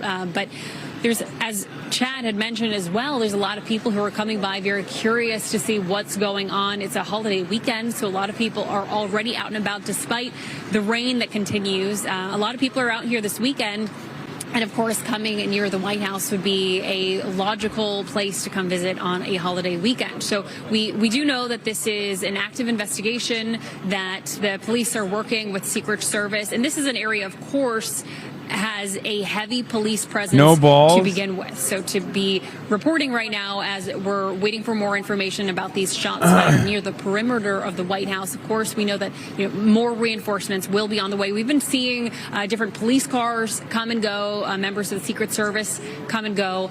Right now, it appears that there's not a lot of movement at this one location where I'm standing, but when I was moving around some of the different blocks, we really did see a similar scene of just car after car, making sure that no one gets closer to the White House at this point. As journalists, we're able to be there at the White House, covering day in, day out what takes place. When something like this happens, the entire area goes on a complete lockdown. It was I tweeted it last month when there were also shots fired near the White House. As a result, the White House went on lockdown until the following morning. So that's inevitably something that we could see take place in the hours to come as this investigation continues. But again, police right now are telling anyone, if you are in D.C., if you're in the area, to try to stay away. Tommy? Alex, we're seeing a lot of footage on social media, reporters from other networks doing live shots, as you were doing with us not too long ago, talking, of course, about the other big news of the day, the Iran potential peace deal. Where were you when these shots were fired? Can you take us into those moments and give us an idea of what you were experiencing? Yeah, so our team was not at the White House anymore. After we talked with you, we were no longer there. Of course, when something like this happens, just as we're seeing this sea of journalists right here immediately respond and come back to be able to report on the latest as regardless of whatever it might be. So we did hear, of course, those reports of shots fired. We're waiting to still hear more from police, from Secret Service, from investigators, exactly what happened. And that's something that we'll have to continue to wait and watch for as we continue to follow these latest reports. But oftentimes when something like this does happen, in any investigation, investigators want to make sure that they're completely flushing out all of the information before they're releasing any more details to the public. But again, what you're seeing behind me, this is a similar scene to every single street. So as far as I can see down this avenue, every street is completely blocked off with caution tape up, police vehicles, and the Secret Service standing in the middle of the road to create this barrier just a couple blocks away from the White House, really showing the reinforcements that we have here. And I don't think that this is a scene that's going to be breaking down anytime soon. It seems like this is a posture that we'll likely see for at least a few more hours, if not more. Tommy. Alex Hogan, and for good reason. We so appreciate you coming back to give us this live reporting, and we're going to ask you to stand by. Joining us now by phone is former FBI Assistant Director Chris Swecker. Chris, it's great to have you on the phone. Thanks for jumping in there for us. Can you kind of break down what you've heard so far and give us your perspective? Yeah, so the White House is located at 1600 Pennsylvania Avenue, and apparently shots were fired at 17th in Pennsylvania. And it was, from what I have read and heard, it's dozens of shots. So what we know is that there were dozens of shots fired at close proximity to the White House. Now, everybody knows that President Trump is at the White House this weekend. He pretty much made a public statement that he wasn't going to his son's wedding. He would be home or at the White House this weekend, so it's no secret that he's there. We don't know whether the White House was targeted or whether this was a random shooting. It is Washington, D.C., after all. So a lot of facts need to be developed here. We don't want to jump to any conclusions, but you can imagine the response in that area where you have almost all government buildings, all kinds of Federal Protective Service people there, Secret Service responding. FBI is at 10th in Pennsylvania. They're responding, and local police are responding. So this is going to be a very active crime scene for quite a while, and we don't know where the shooter is. How do they not know anything yet? A quick question here. You mentioned how do they still not know anything? I don't understand. Did they fucking murk did they slime the shooter or not? Oh my God, she's so mad. Oh my God, she's so mad. I can't wait till Elon gets full custody of the kid he had with Trashley. He should argue that she's in danger in their song by bringing him around Hassan Piker, a communist who has called for violence against capitals, including Elon Musk. Elon, please get full custody of your son. The woman is unfit to be a mother. Dog, Elon literally brings his children around international pedophiles. What the fuck are you talking about? Elon Musk regularly brings his child to meetings with Epstein affiliates. Okay? You are a danger, not just to children, but just to adults too. You might even be a danger to yourself. Fuck you mean? Also, you know who else was on my stream and won the custody battle? Grimes. It turns out all the money in the world still can't save you, you know? So that would be 2 for 2. Why did you delete this pose? Ashley probably end up committing suicide someday. It's sad, but you can see the darkness in her eyes with the visible weight gain from the SSRIs. She's likely on since her Ozempic anorexia when she realized Elon wasn't in love with her. She's a very sad vessel of a woman who's a single mom and cum dumpster for... Wait, what? Now she's looking for her third baby daddy. Forever unloved. We all know how this will probably end, aside from Elon Musk rightfully getting full custody of both of her kids. Even the one that isn't his. Sad. I'm sure we will read about it in the paper someday, and then life will go on. Oh my God, she got... Dude, I'm going to be honest with you. I think what Ashley said on this broadcast really got to her. Oh my gosh, she's crashing out. More so than usual. Dude, she's fucking... Oh God, this is kind of scary. Send that dick-sucking tweet now. Oh, I already did. I already blasted it. Yeah, I already did. Blast it, chat. Why are you posting her W's? Do you think it's a W to suck Trump's dick? I'm going to fucking go to sleep and I'm going to wake up in a weird trap in someone's basement with Jigsaw on the other side. I'm like, oh, it's time to play a game. I'm assuming that our reporter who was at the White House left the White House and then could not get back in. She couldn't get any closer than 18th and Penn. But if you were on the White House lawn reporting at the time, that perimeter would mean you're not free to go. So some people were locked in and some were locked out. Bro, what is going on? They're really milking the fuck out of this story. I feel like it is a psyop, but not for the ballroom necessarily, but so no one talks about this ceasefire deal. You know what I mean? Like Israel was like, all right, let's just make some commotion near the fucking White House so that people forget that Trump even signed the ceasefire deal. Maybe we can cook it before it actually finalizes, you know? Like this ain't a slow news day any longer. This is a big news day before this fucking dumbass story. The whole like, you know, Strait of Hormuz is coming to an end. The debacle is coming to an end. That's a pretty fucking big deal, you know? I think it's already very, very high in terms of high alert. This will jack it up incrementally because, you know, this, again, could be a random shooting. It is Washington, D.C. It happens all the time, but not in that particular area. So you can bet that all the federal agencies and the local police department and the park police will all be in an extremely heightened state of alert. Chris, I just want to put this in perspective for our audience. I've mentioned this a couple of times, but anytime something happens, you go to social media and you get a lot of misinformation. Right now, we know that the White House lockdown is lifted after those gunshots fired. We're still getting, of course, more official information. We know that the Secret Service has to take any threat near the White House incredibly seriously. We understand that they always are going to do that, especially in this environment. But for our audience that's watching us, but also might be over on X or anywhere on social media, the fact that the lockdown is now lifted. Can you put this in perspective in terms of somebody who's done this before, how severe this is, the posture that's going on right now? Can you just break it down for those that, you know, are seeing a 5-alarm fire on social media and aren't sure what to believe? Well, if it's true that they have taken the alert level down, and you know that it tells me that there's no imminent threat right now. That whatever situation we had has the shooter, if there was one, has been taken out or neutralized or captured, arrested. So, you know, they would not give that all clear signal unless it was absolutely 100% certain that there was no more threat. So whatever the threat is, it's been completely neutralized at this point. So we'll have to hear. There'll be a press conference, obviously, at some point, and we'll get the facts. Right now, I think we'll be bouncing all over to what really happened here. But the basic fact is that there was multiple gunshots at or near the White House within the last hour. Certainly. Chris, we're going to stand you by. We really appreciate you being on the phone. And joining us now also by phone is former Secret Service agent Richard Staropoli.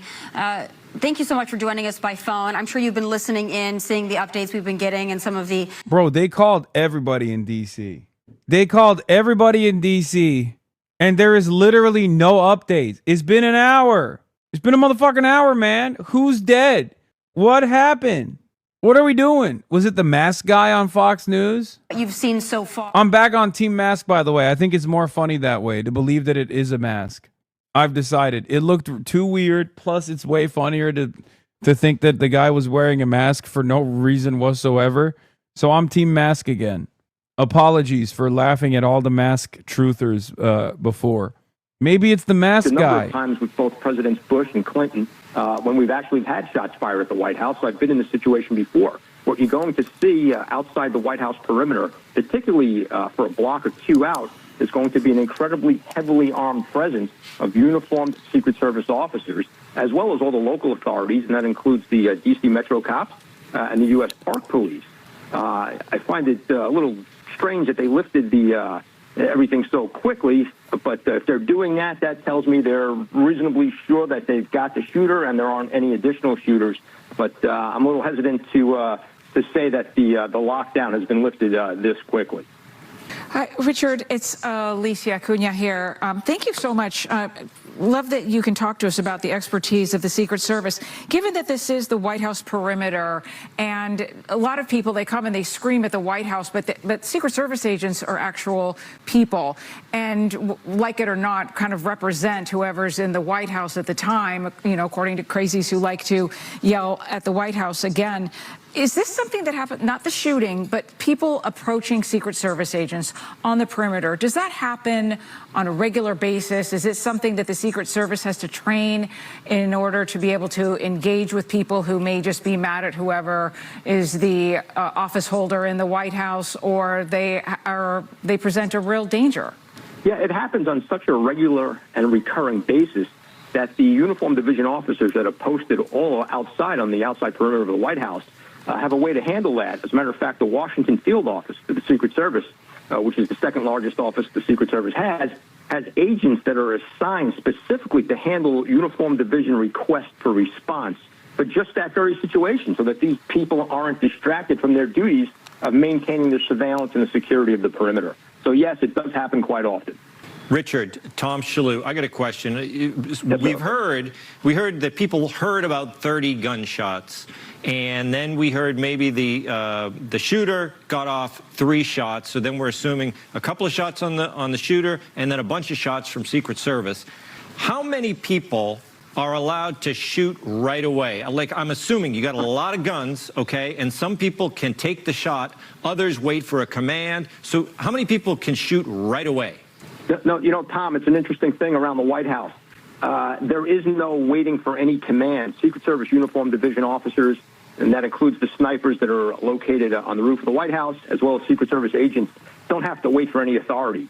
They see a threat, they're free to engage at will.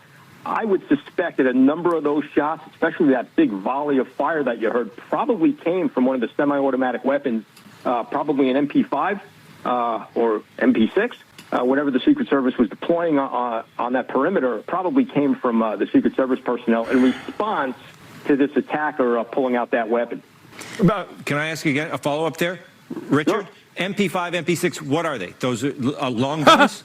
They are submachine. Oh, you don't know what an MP5 is? Long guns, because they can reach out much further than a typical handgun, but they're capable of carrying high-capacity magazines, anywhere from 30 to 50 rounds or 60 rounds if you're carrying double magazines. So it's an ability to carry a small, compact machine gun, although it's not actually a machine gun, it's a submachine gun because it carries pistol ammunition, but I can lay down a huge volume of fire. All right. Thank you so much, Richard, for joining us. We're going to stand you by as we bring back in Chad Program. He's joining. Aren't these guys supposed to be the gun guys? It's kind of weird.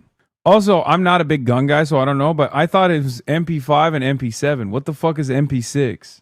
Is there an MP6 that I wasn't aware of? Maybe they made a new one. Maybe they made a secret one. MP6, 7. Oh, fuck, dude. Stop. experts worry about. They say, okay, is there something that happens first, and then you get a big response someplace, and then you go and do something else at another location nearby or something like that. You try to draw away the response. So it took them probably a bit of time to assess that and make sure, okay, this was the threat. This was a one-off, whatever it might be, whatever the motive might be, and that's something that's not clear at all right now that we know that. But that's why they have probably, said, okay, this is, they still have this big perimeter around the area of the White House here, but they are indicating that, they thought that this was the only threat. This wasn't a wave of something going on or a coordinated attack with multiple, gunmen or potential perpetrators here. We're told that the FBI director, Kash Patel, has been coming to the scene here. And again, I want to reiterate that just how fortified this area around the White House is. It's just not the White House grounds. Some years ago, back in the mid-1990s, after the Oklahoma City bombing, they closed off, the street. That's crazy. Today, but this obviously comes just a couple of weeks after a shooting. Dude, Wong ducked immediately. Like, she knew exactly what the fuck was up. This lady's like, what is that? Oh my gosh, she has no survival instincts. That's crazy. That's crazy, man. That's crazy, man. None whatsoever. Another one? Yeah, it's funny because this was like happening as the press was covering it. So like everybody, there's like multiple angles, multiple audio, multiple angles where like people are filming shit, But his grip is weakening. That's so funny. He said is weakening while he was... Dude! Yo, okay, respect. This guy is a consummate professional. He was like, I'm finishing my soundbite while I'm also in the process of ducking. Day since 2022.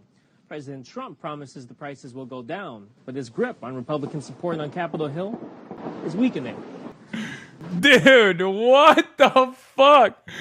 Bro, don't take the fucking earpiece out, just duck. Oh my god. 85,000 likes, 3 million impressions. Yeah, Space Laser's gonna be on your balls. Oh my god. Oh, it's fucking over. I'm like, oh, it's so over, brother.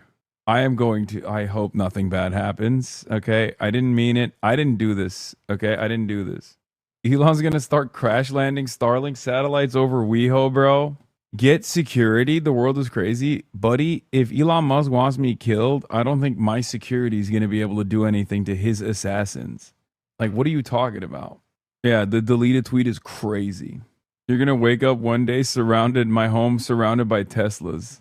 Random FSD Teslas that are just, what is this? Yeah, bro, GG's. Hassan Piker risked Elon's baby mama and brutally mogged him. You're a grifter and an idiot like JV Neor. Not an argument. What's worse is you seeing his text messages. If someone saw the memes my autistic ass is sending to baddies, I'd crash out. Yeah. I thought it was photoshopped. It was real. Oh, no, it was real. Yeah. You should delete this. Yeah, no, it's a real tweet. She's tenacious, dude. I wake up to an assault from a sentient small boat, which wants to kill me for not being foreign. Only fair, I guess. Over my morning coffee, I learn my mum has joined a gang. I go to have a full English, but you only allow full multiculturals now. So I'm not killed by the woke police, I decide to fast. I briefly reminisce about how our culture used to be before its decline, back in the glory days of English people, like Jesus and the guy that invented curry. Then it's time for the daily broadcast by Keir Starmer. Do whatever you want, YOLO. Then he shows a compilation of foreigners blowing smoke into pregnant Christian women's faces by burning Union Jacks, followed by King Charles being waterboarded by acid. I can't breathe. I go out to my job as a pronoun enforcement officer. But before I do that, I head to my local shop, where there's simultaneously no items to buy, but also at the same time too many, and they're all overpriced, but also not. I then get punched in the stomach so hard by a blue-haired trans vegan activist Just Stop Oil insert buzzword here for thinking the wrong pronouns that I die. As I'm dying, I think about how much safer it was in London in the past. You know, like during the Victorian era. It's real, by the way. That's real. I don't know why you guys are laughing. That's all things that happened. And happening right now. Like, it's happening currently in London. It's not even funny. Pronoun enforcers will come and get you if you don't Oh, God, I fucking hate this stupid-ass website, bro. Come on. I can't even click on close. Like, how do they do this? What the fuck? The time of you- all of this unfolding, they initially didn't have... If you use AdBlock, this doesn't show. The videos don't show, by the way. They're being told that they have to leave through a specific exit. So as of right now, as of where we are, just one block from where this all happened, the members of the Secret Service are still not letting people come and go, and they say that they're going to be here still for a while.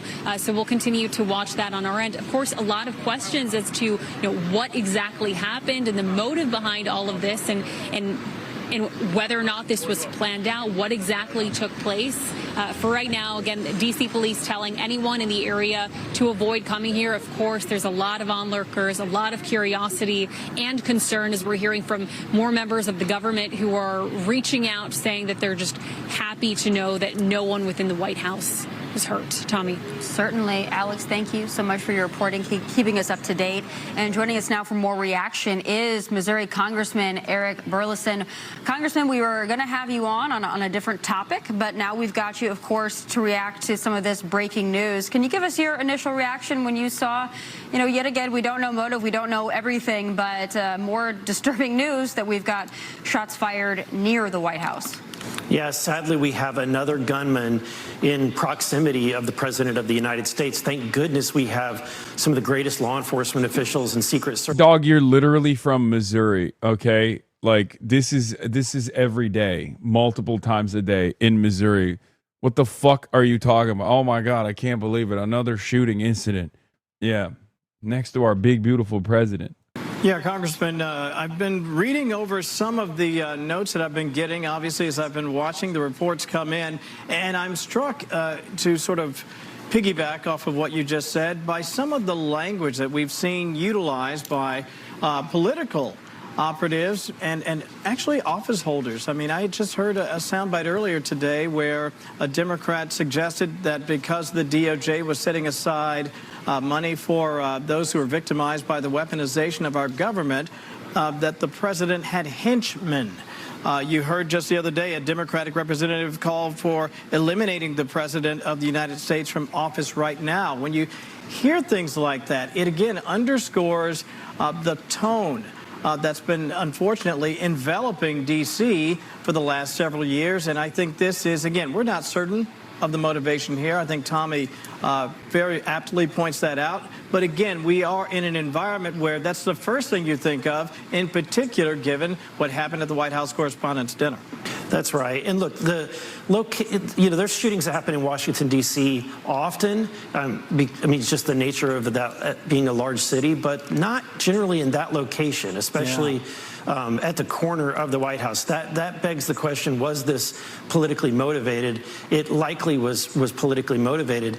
And you've got to ask, why are we continuing to hear from, violent leftists? Why do we continue to hear from people who are fanning the flames of this violence and this and using rhetoric that spurs people on? When we saw all of these attempts on the president's life, we've seen violent shootings that have occurred against other elected officials. I'll tell you that my colleagues, every time one of these events happen, we get on a call with the sergeant of arms, and generally speaking, many of my colleagues beg.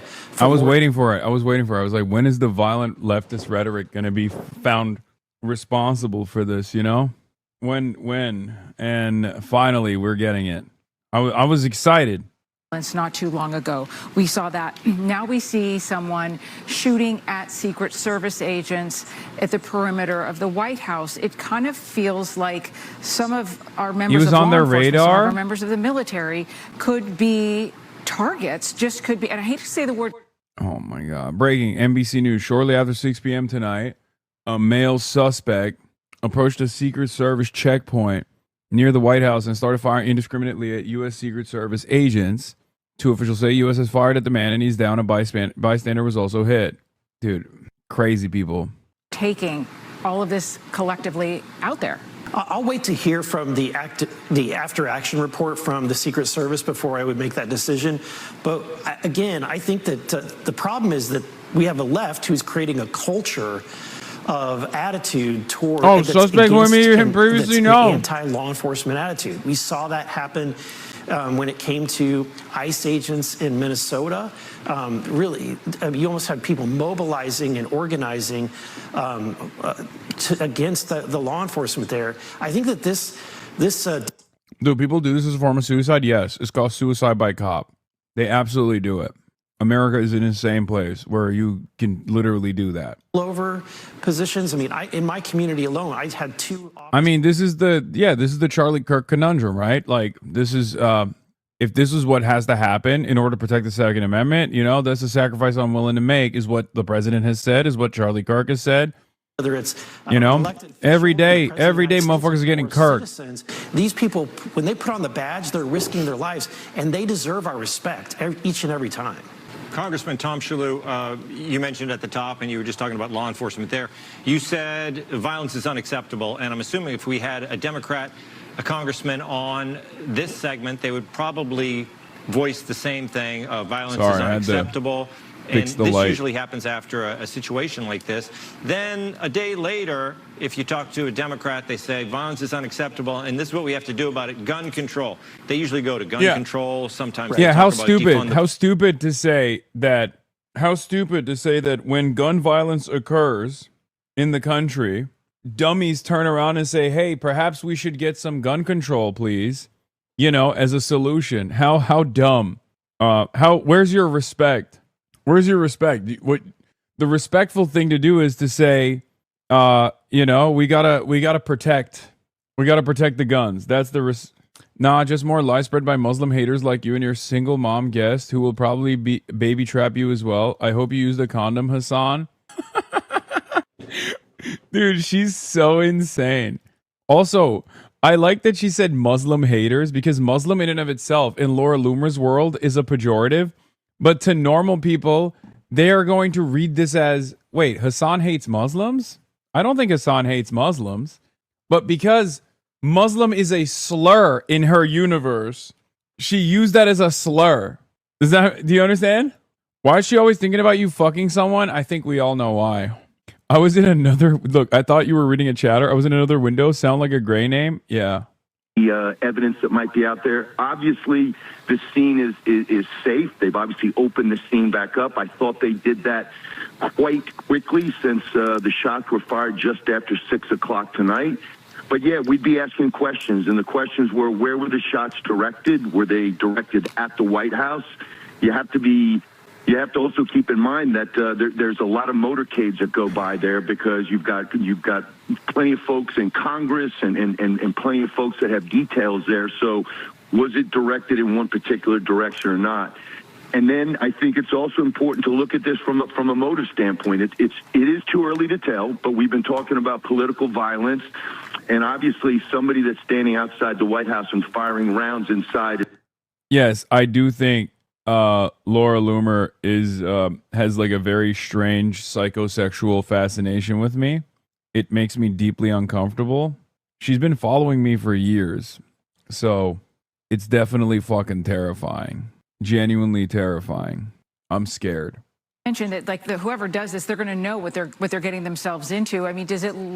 But also at the same time, maybe that fascination is my saving grace. And that's the reason why I haven't been deported yet. You know what I mean? Like, otherwise she would have let Laura Loomer more like Laura Gooner. Somebody doing something like this, knowing that they're going to be met with a response, that there are uniformed and plainclothes Secret Service agents out there to protect the president, to protect the White House. There's officers protecting the Capitol buildings and grounds. They know that they're going to get a response. And you use the term suicide by cop. That's certainly something to consider. But I think also the FBI has been talking about this now for the last year or so, determining what would cause somebody to do something like this. We're seeing in a lot of these cases of recent, you know, the attacks on the president, the attempts on his life, the assassination of Charlie Kirk. Stop tweeting. This assassination. I think this is good. Don't. Yes. A lot of yeses. No, it's giving millennial. Ew, gross. Okay, no, I won't do it. If it's cringe, I won't do it. It's cringe. It's cringe. You're right. Make sure we preserve the crime scene. Honestly, I just wanted to tweet Laura Gooner. That's why. I think Laura Gooner is kind of funny. put the Twitter down, little bro. No, it's not cowardice. I don't want to be. It's cringe. It's cringe. It's cringe. That's why I didn't do it. But Laura Gooner is funny, and I will unveil that at some point, like a fucking tactical nuke. Okay, there will come a day. There will come a time when I hit that Laura Gooner, because you know she's unhinged. She's gonna say some shit. Do you give them any precautions? What do you say to them as they're watching this all unfold? Well, I mean, that's a great question, Tommy. And we're obviously living in a new modern era where you really have to have your head on a swivel. But I say to people all the time here in New York, the safest place to be on New Year's Eve is downtown in Manhattan where the ball drop is. And that's the thing is that, you know, terrorists, bad guys, they're like water. They're always looking for the path of least resistance. And that's why this appears not to have been, I don't want to downplay it, but from a sense of, you know, this was not a tactician who had studied this and made a determination and was serious from that perspective. I mean, it kind of reminds me of what happened at the White House Correspondents Association dinner, where you had somebody that just basically threw a plan together and thought that he was just going to charge through Nothing more cringe than you sincerely using Twitter outside of just posting streams going live. Shut up. So this might have just been for attention, to send a signal. And certainly, you know, if they release the scene this early, I mean, we're only a little over an hour from when the shots were fired. That tells me that law enforcement is convinced that there are no follow-on attacks planned, and that they have the person or persons that were responsible for this in custody. James, we appreciate you, and of course we appreciate all the law enforcement out there responding to this, keeping not only the president safe, not only the administration safe, but also the tourists that are there to celebrate Memorial Day and to remember, you know, heroes that we've lost, of course, commemorating Memorial Day. Thank you so much, James, for being on the phone. We're going to take it out to the table a little bit as we're all reacting to this. Not the show that we expected. We thought we were going to be talking about an Iran deal, Kevin, and I'm sure the president's actually probably frustrated because he would rather be talking about the excitement of that potential. But it looks like the good news is that the scene has been, you know, somewhat opened. The White House is not on lockdown anymore. The journalists are allowed to leave. So that's all good news. Of course, not the day we expected to have. But considering the situation, it feels like they handled it very quickly and effectively. I couldn't have said it better. I think what really I take away from this is, first of all, we are in an environment where the rhetoric often can lead to circumstances like this. Again, understanding that we don't know exactly what the motivation may have been in this circumstance, but it's not like they were selling Girl Scout cookies. I mean, it's at the White House. I mean, I think you can put two and two together. Again, we'll have to get more information, but I want to just say this one thing, and that is hats off to the law enforcement who've been keeping not just the White House safe, but all the citizens in and around D.C. and the visitors, as you point out, a lot of folks in town. This one's crazy. Thanks to them for doing what they could in a harrowing situation. By the way, we now have unprecedented access to a tier list of every White House press pool reporter and their reaction time to a life-threatening situation. And I think Selena Wang is probably one of the best. Like, she immediately hears it, immediately ducks. Whereas that one lady who's like, what's going on? She has no survival instincts. Okay? We could do a straight-up tier list of, like, who in the White House press pool has the best survival instincts versus the worst.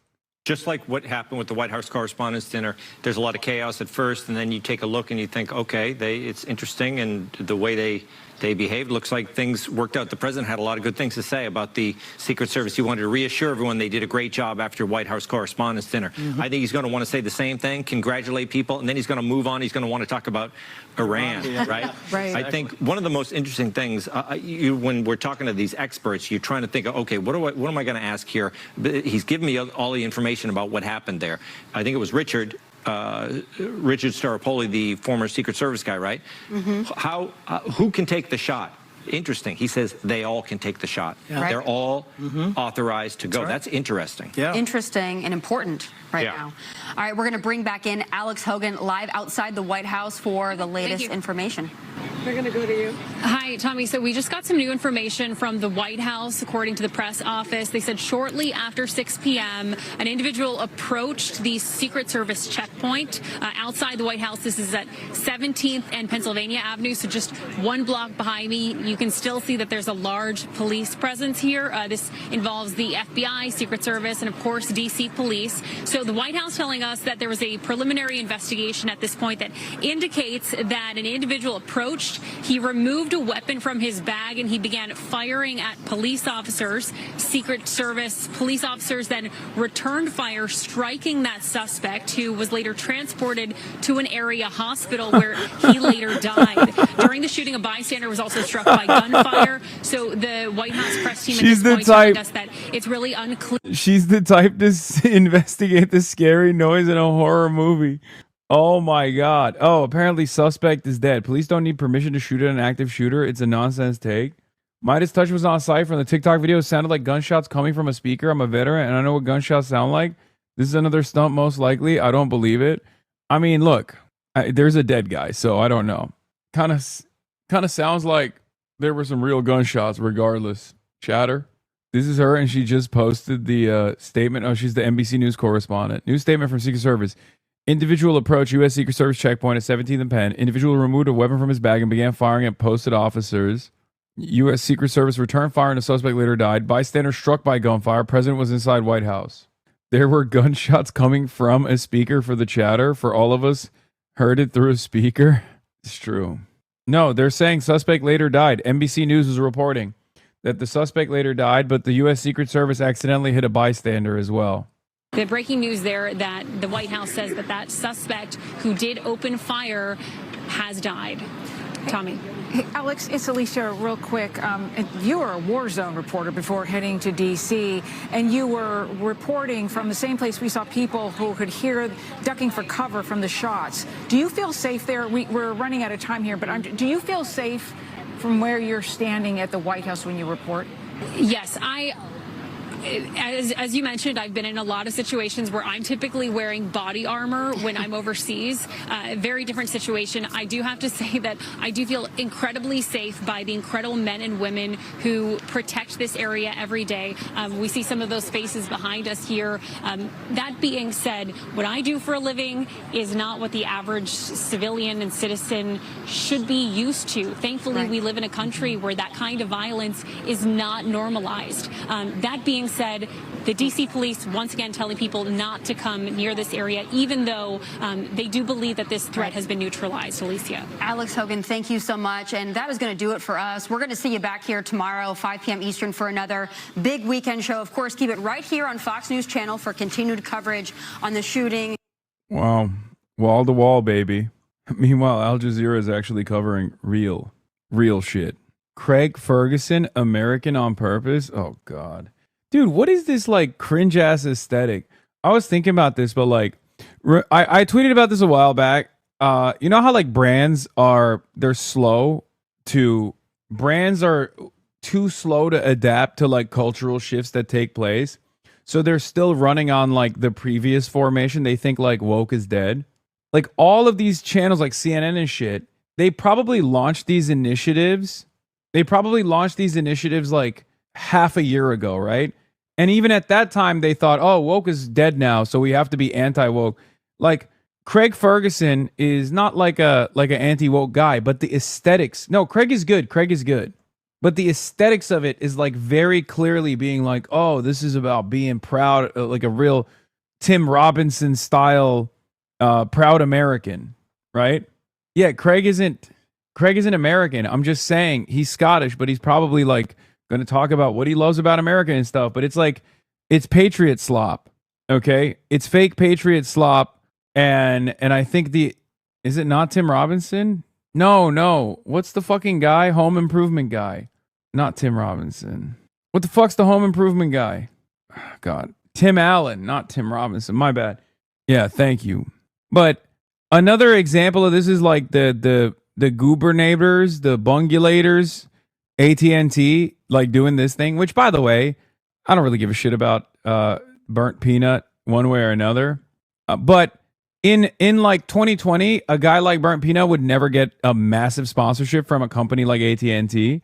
And I think that's because they're still like, they've moved beyond brand sensitivity, where they think like someone who is ostensibly apolitical and kind of right-wing coded is a good brand ambassador, right? To do like a massive brand ambassadorship like this, because they all still think it's woke is so totally dead, and they are following the trend.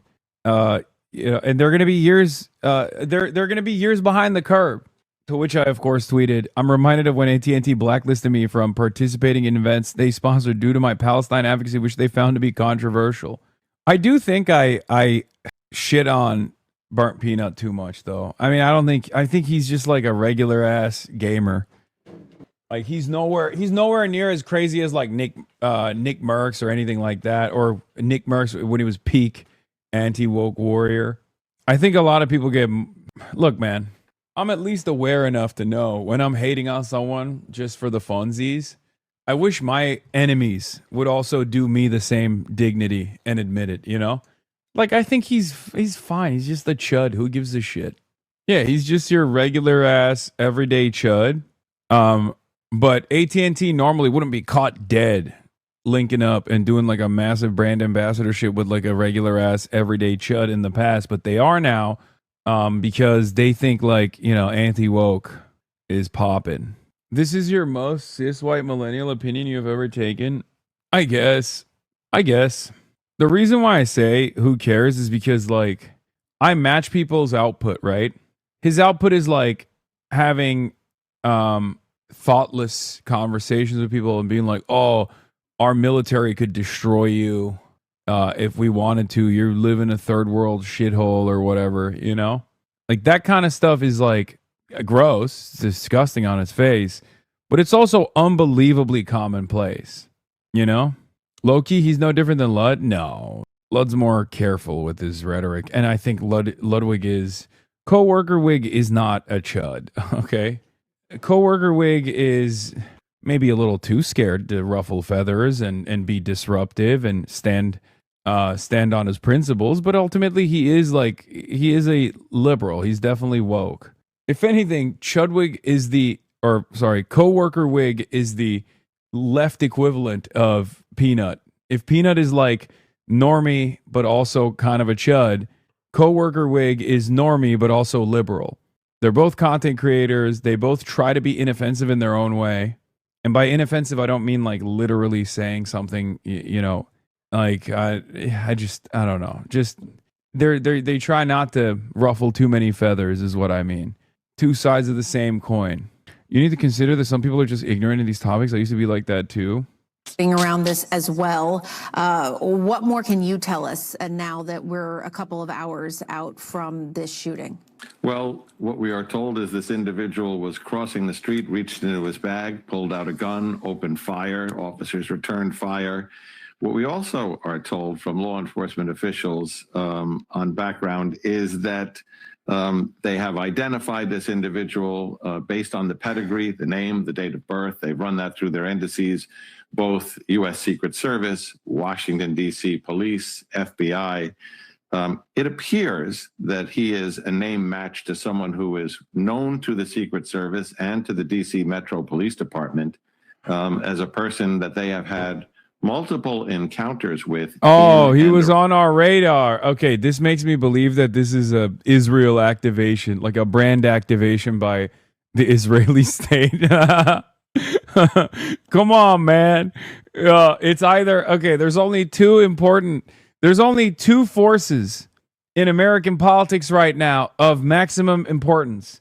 Israel's foreign policy goals and building that fucking ballroom. So it's one or the other. Okay, you see a guy who's like a known entity to intelligence. It's like who activated this man? Who said the MK Ultra code into his ear? To fruition with an action that. What are we doing? Is this a ballroom play? Okay? The question now is, what was written on the casings? What was written on the casings? Did the bullets have a statement about this is why I never want the ballroom to be built? Or did it say, hello from Tehran, ceasefire never? You know, this one is for Iran type shit. You know what I mean? Yeah. It's either going to say fuck the ballroom or going to say something like, I hate Trump because I love Iran. Guy, Kash Patel getting really strange and esoteric with it, talking about, I actually hate if gas prices were to go down. Bullet casings read, keep the gas prices high, please. Or, I love Cuba. It does kind of look like, especially if he's been doing this before, not violently, but just well known to Secret Service and the police department, that this could be a suicide by cop type of deal too. We just don't know the answer to any of that now. That's all going to be part of the history that they'll be going through. Fortunately, no police officers were hurt. President's fine. Again, I just pray for that bystander right now. Certainly. We also have former Boston Police Commissioner Ed Davis here with us. Commissioner Davis, we're looking at this scene, as John Miller was telling us in the previous hour. We see all of these little yellow or orange cones, rather, where it would appear they're marking where evidence could be. We are starting to get more information as the hours go by. But what is standing out to you, and how are you assessing this?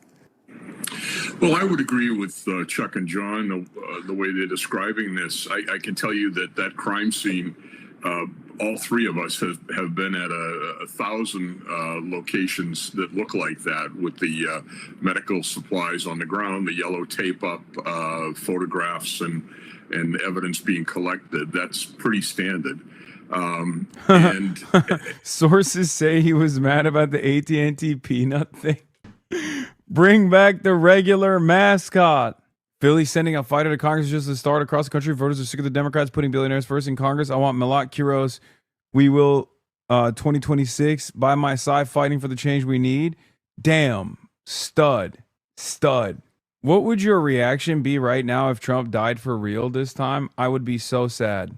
I would say, wow, what a sad day for American democracy. That's what I would say. With a sidearm, particularly a revolver, has zero chance of getting near anyone, and is going to be hit with a volley of shots if they open fire. So that's what this person should have been thinking. Yeah.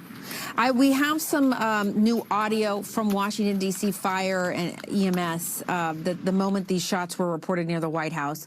I'm going to play it again. This was just moments after, and it is police scanner audio, so we may not get a lot from it, but let's listen to what they said.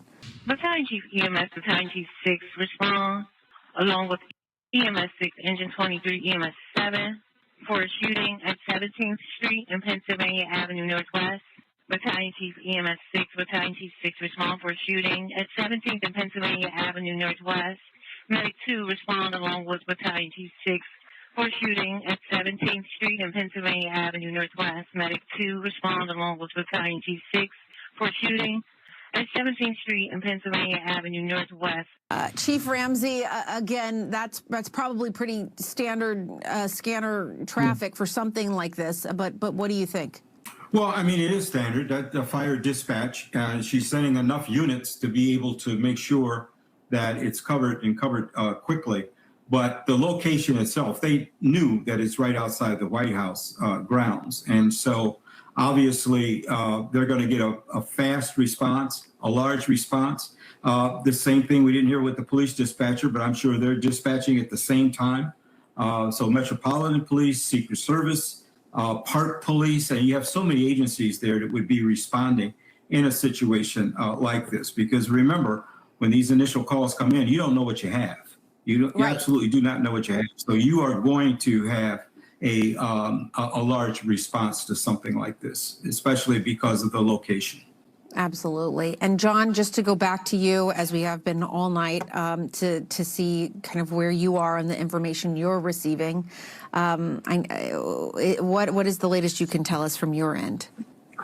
The latest we have is the facts as we know them about the individual approaching and opening fire. We are told from law enforcement officials, the newest information we have is that now that they have had a chance to go through his pedigree, his name, his date of birth, their internal records, it turns out he was someone who was known to the Secret Service and to the DC Metro Police as someone who they have had encounters with before as a possibly emotionally disturbed person, and who has been encountered by law enforcement.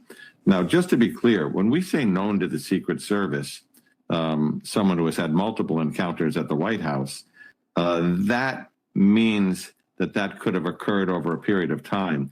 It's not to suggest that the officers in that security post would have recognized him necessarily, because, as Chuck Ramsey can tell you, the White House has a number of regulars who have repeated contact there and different issues, but it means that their records show it's someone that they've encountered before.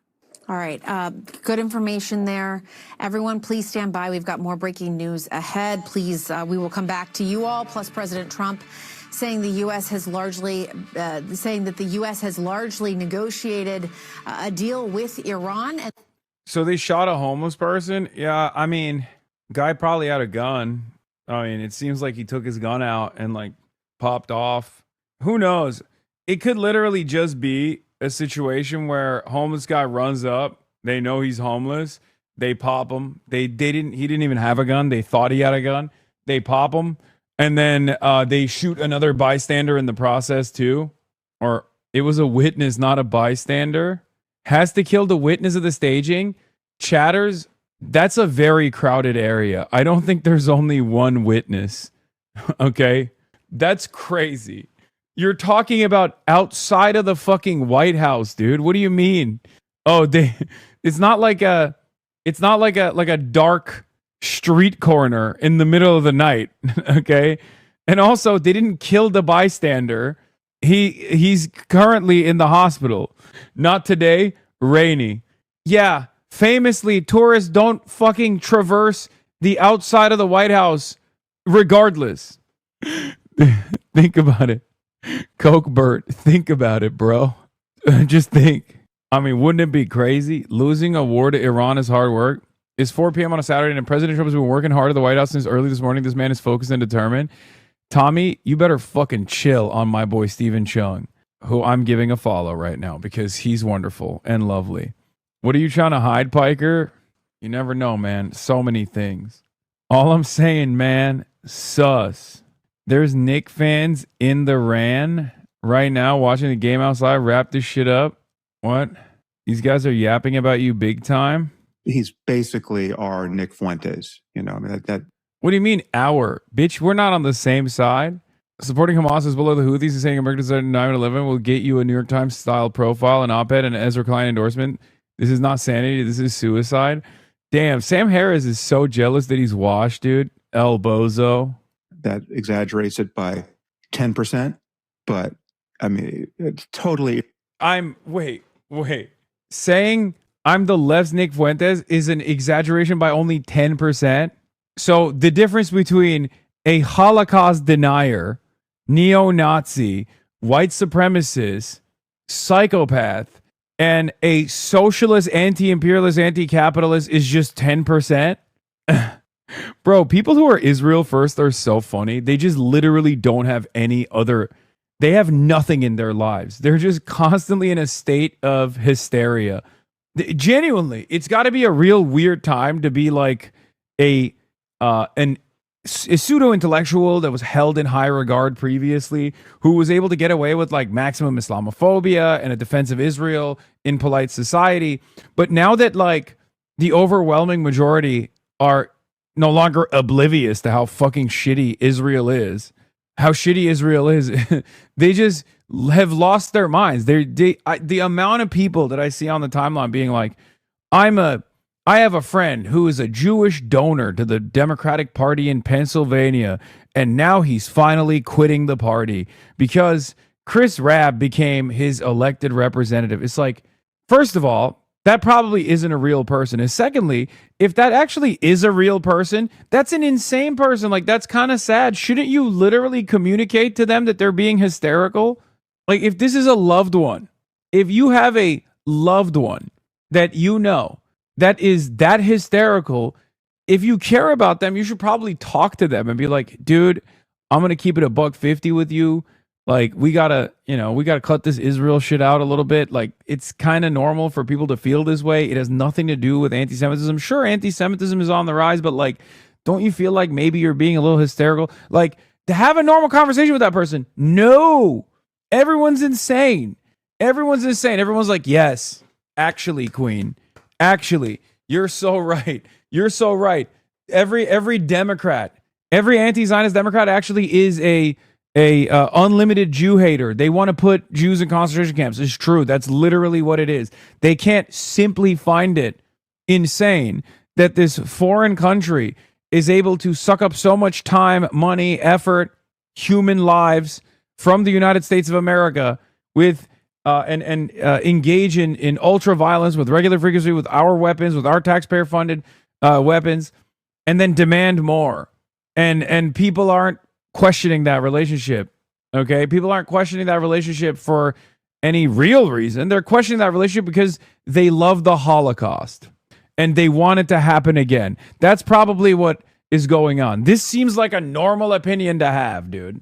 That's QAnon.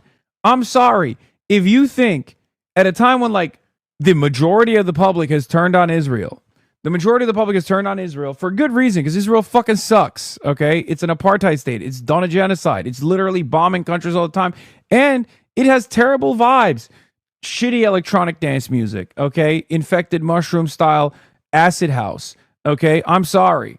Food, stolen for the most part. Not very good, okay? And unlimited amounts of fucking arrogance. To top it all off, oh, it's called Psytrance. Sorry, I said acid house. Psytrance. You're right. It's not acid house. Acid house is good, motherfucker. I apologize, March. Thank you for correcting me. Okay? It's crazy. It's crazy that you got, who has Israel killed in America? God, I wish I had my soundboard right now. I already went through the list of Americans that Israel has killed in the last couple of years. But Israel has also caused the death of American soldiers by forcing America's hand, by urging the United States of America to go to war with Iran, so that also happened. Israel's also directly killed American civilians in the West Bank and also in Gaza, including one humanitarian rights worker too, humanitarian aid worker. And that's just Americans. But on U.S. soil, obviously, on U.S. soil, who knows? Yeah, Israel killed an American Palestinian journalist, Shireen Abu Akleh, as well. Very famous one at that. So, yeah, but that's not even the point I was making. I mean, the whole, all the soldiers that died in Operation Epstein's Fury, like all those soldiers died because they went to war for. Iran has killed way more Americans. Wait, what? Dog. First of all, even if that was true, one's a foreign adversary. We're not giving Iran tens of billions of dollars in weapons, you fucking idiot. What are you saying? Like, dude, that's so funny. This guy's like, well, Israel has gotten $380 billion in aid, okay, in the last 80 years from America. Iran has gotten zero, but also Israel gets to kill American civilians and American soldiers at times, like, or cause the death of American soldiers. One's a foreign adversary for no reason, really. Well, partially because of Israel. The other one's not just a foreign ally, but the only foreign ally. It's just very funny to live in this universe, like with this mentality. Irredeemable character. He's on record saying that America deserved 9/11. He supports Hamas. He supports Hezbollah. He supports the Houthis. Needless to say, he thinks that Israel is an apartheid state that is guilty of genocide in Gaza. And just remember what the New York Times has done. They gave him a very favorable style section profile. They gave him his own op-ed. Ezra Klein idiotically embraced him in an op-ed titled "Hassan Piker is not the enemy." There was more. He was on another, at least two New York Times podcasts one of which he was there celebrating micro-looting against corporations that you just think have too much money. I mean, this is just not anything like sanity for the Democrats, right? This is suicide. He's basically our Nick Fuentes, I mean, that Jesus fucking Christ, dude. Jesus, Lord mercy.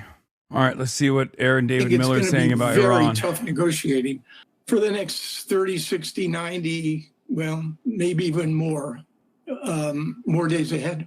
All right, Aaron David Miller, always good to have you. Thank you. Thank you, Jess. And stay with CNN. The Secret Service saying officers shot and killed a man who shot. Why I became American on purpose. So you take a little bit of this, and you take a little bit of that, boom, you got America. This is what I mean, is like kind of chud coded. Anyway, that's all I got for today, folks. I'm tired. It's 8:30 here. Okay. I'm gonna go to sleep early because I gotta wake up early. I got a bunch of stuff I need to do tomorrow. But then also tomorrow I'm gonna have Molly Crabapple on to talk about the history of Jewish anti-Zionism, specifically the Jewish Bund. It's often a forgotten part of Jewish history. And yeah, that's all we got for the day. Yeah, Bundists. But I love you all, and I will see you tomorrow. Peace. Starting off the day, all the chatter's trickling in. Hostile people hate.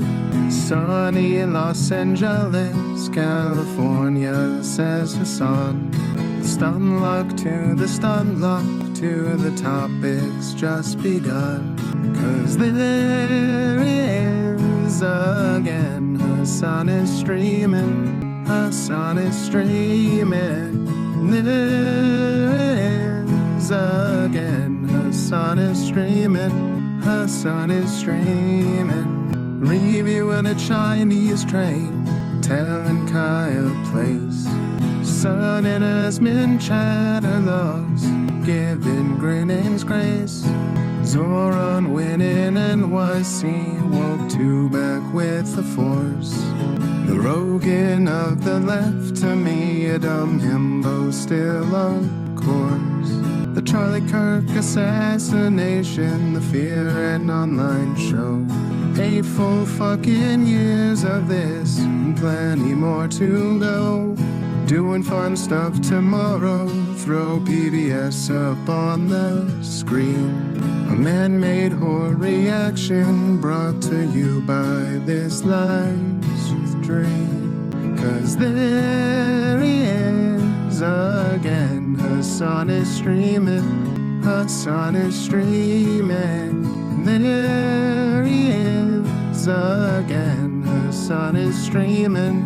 Hasan is streaming. Kicked out of the DNC, IRL we march the goat.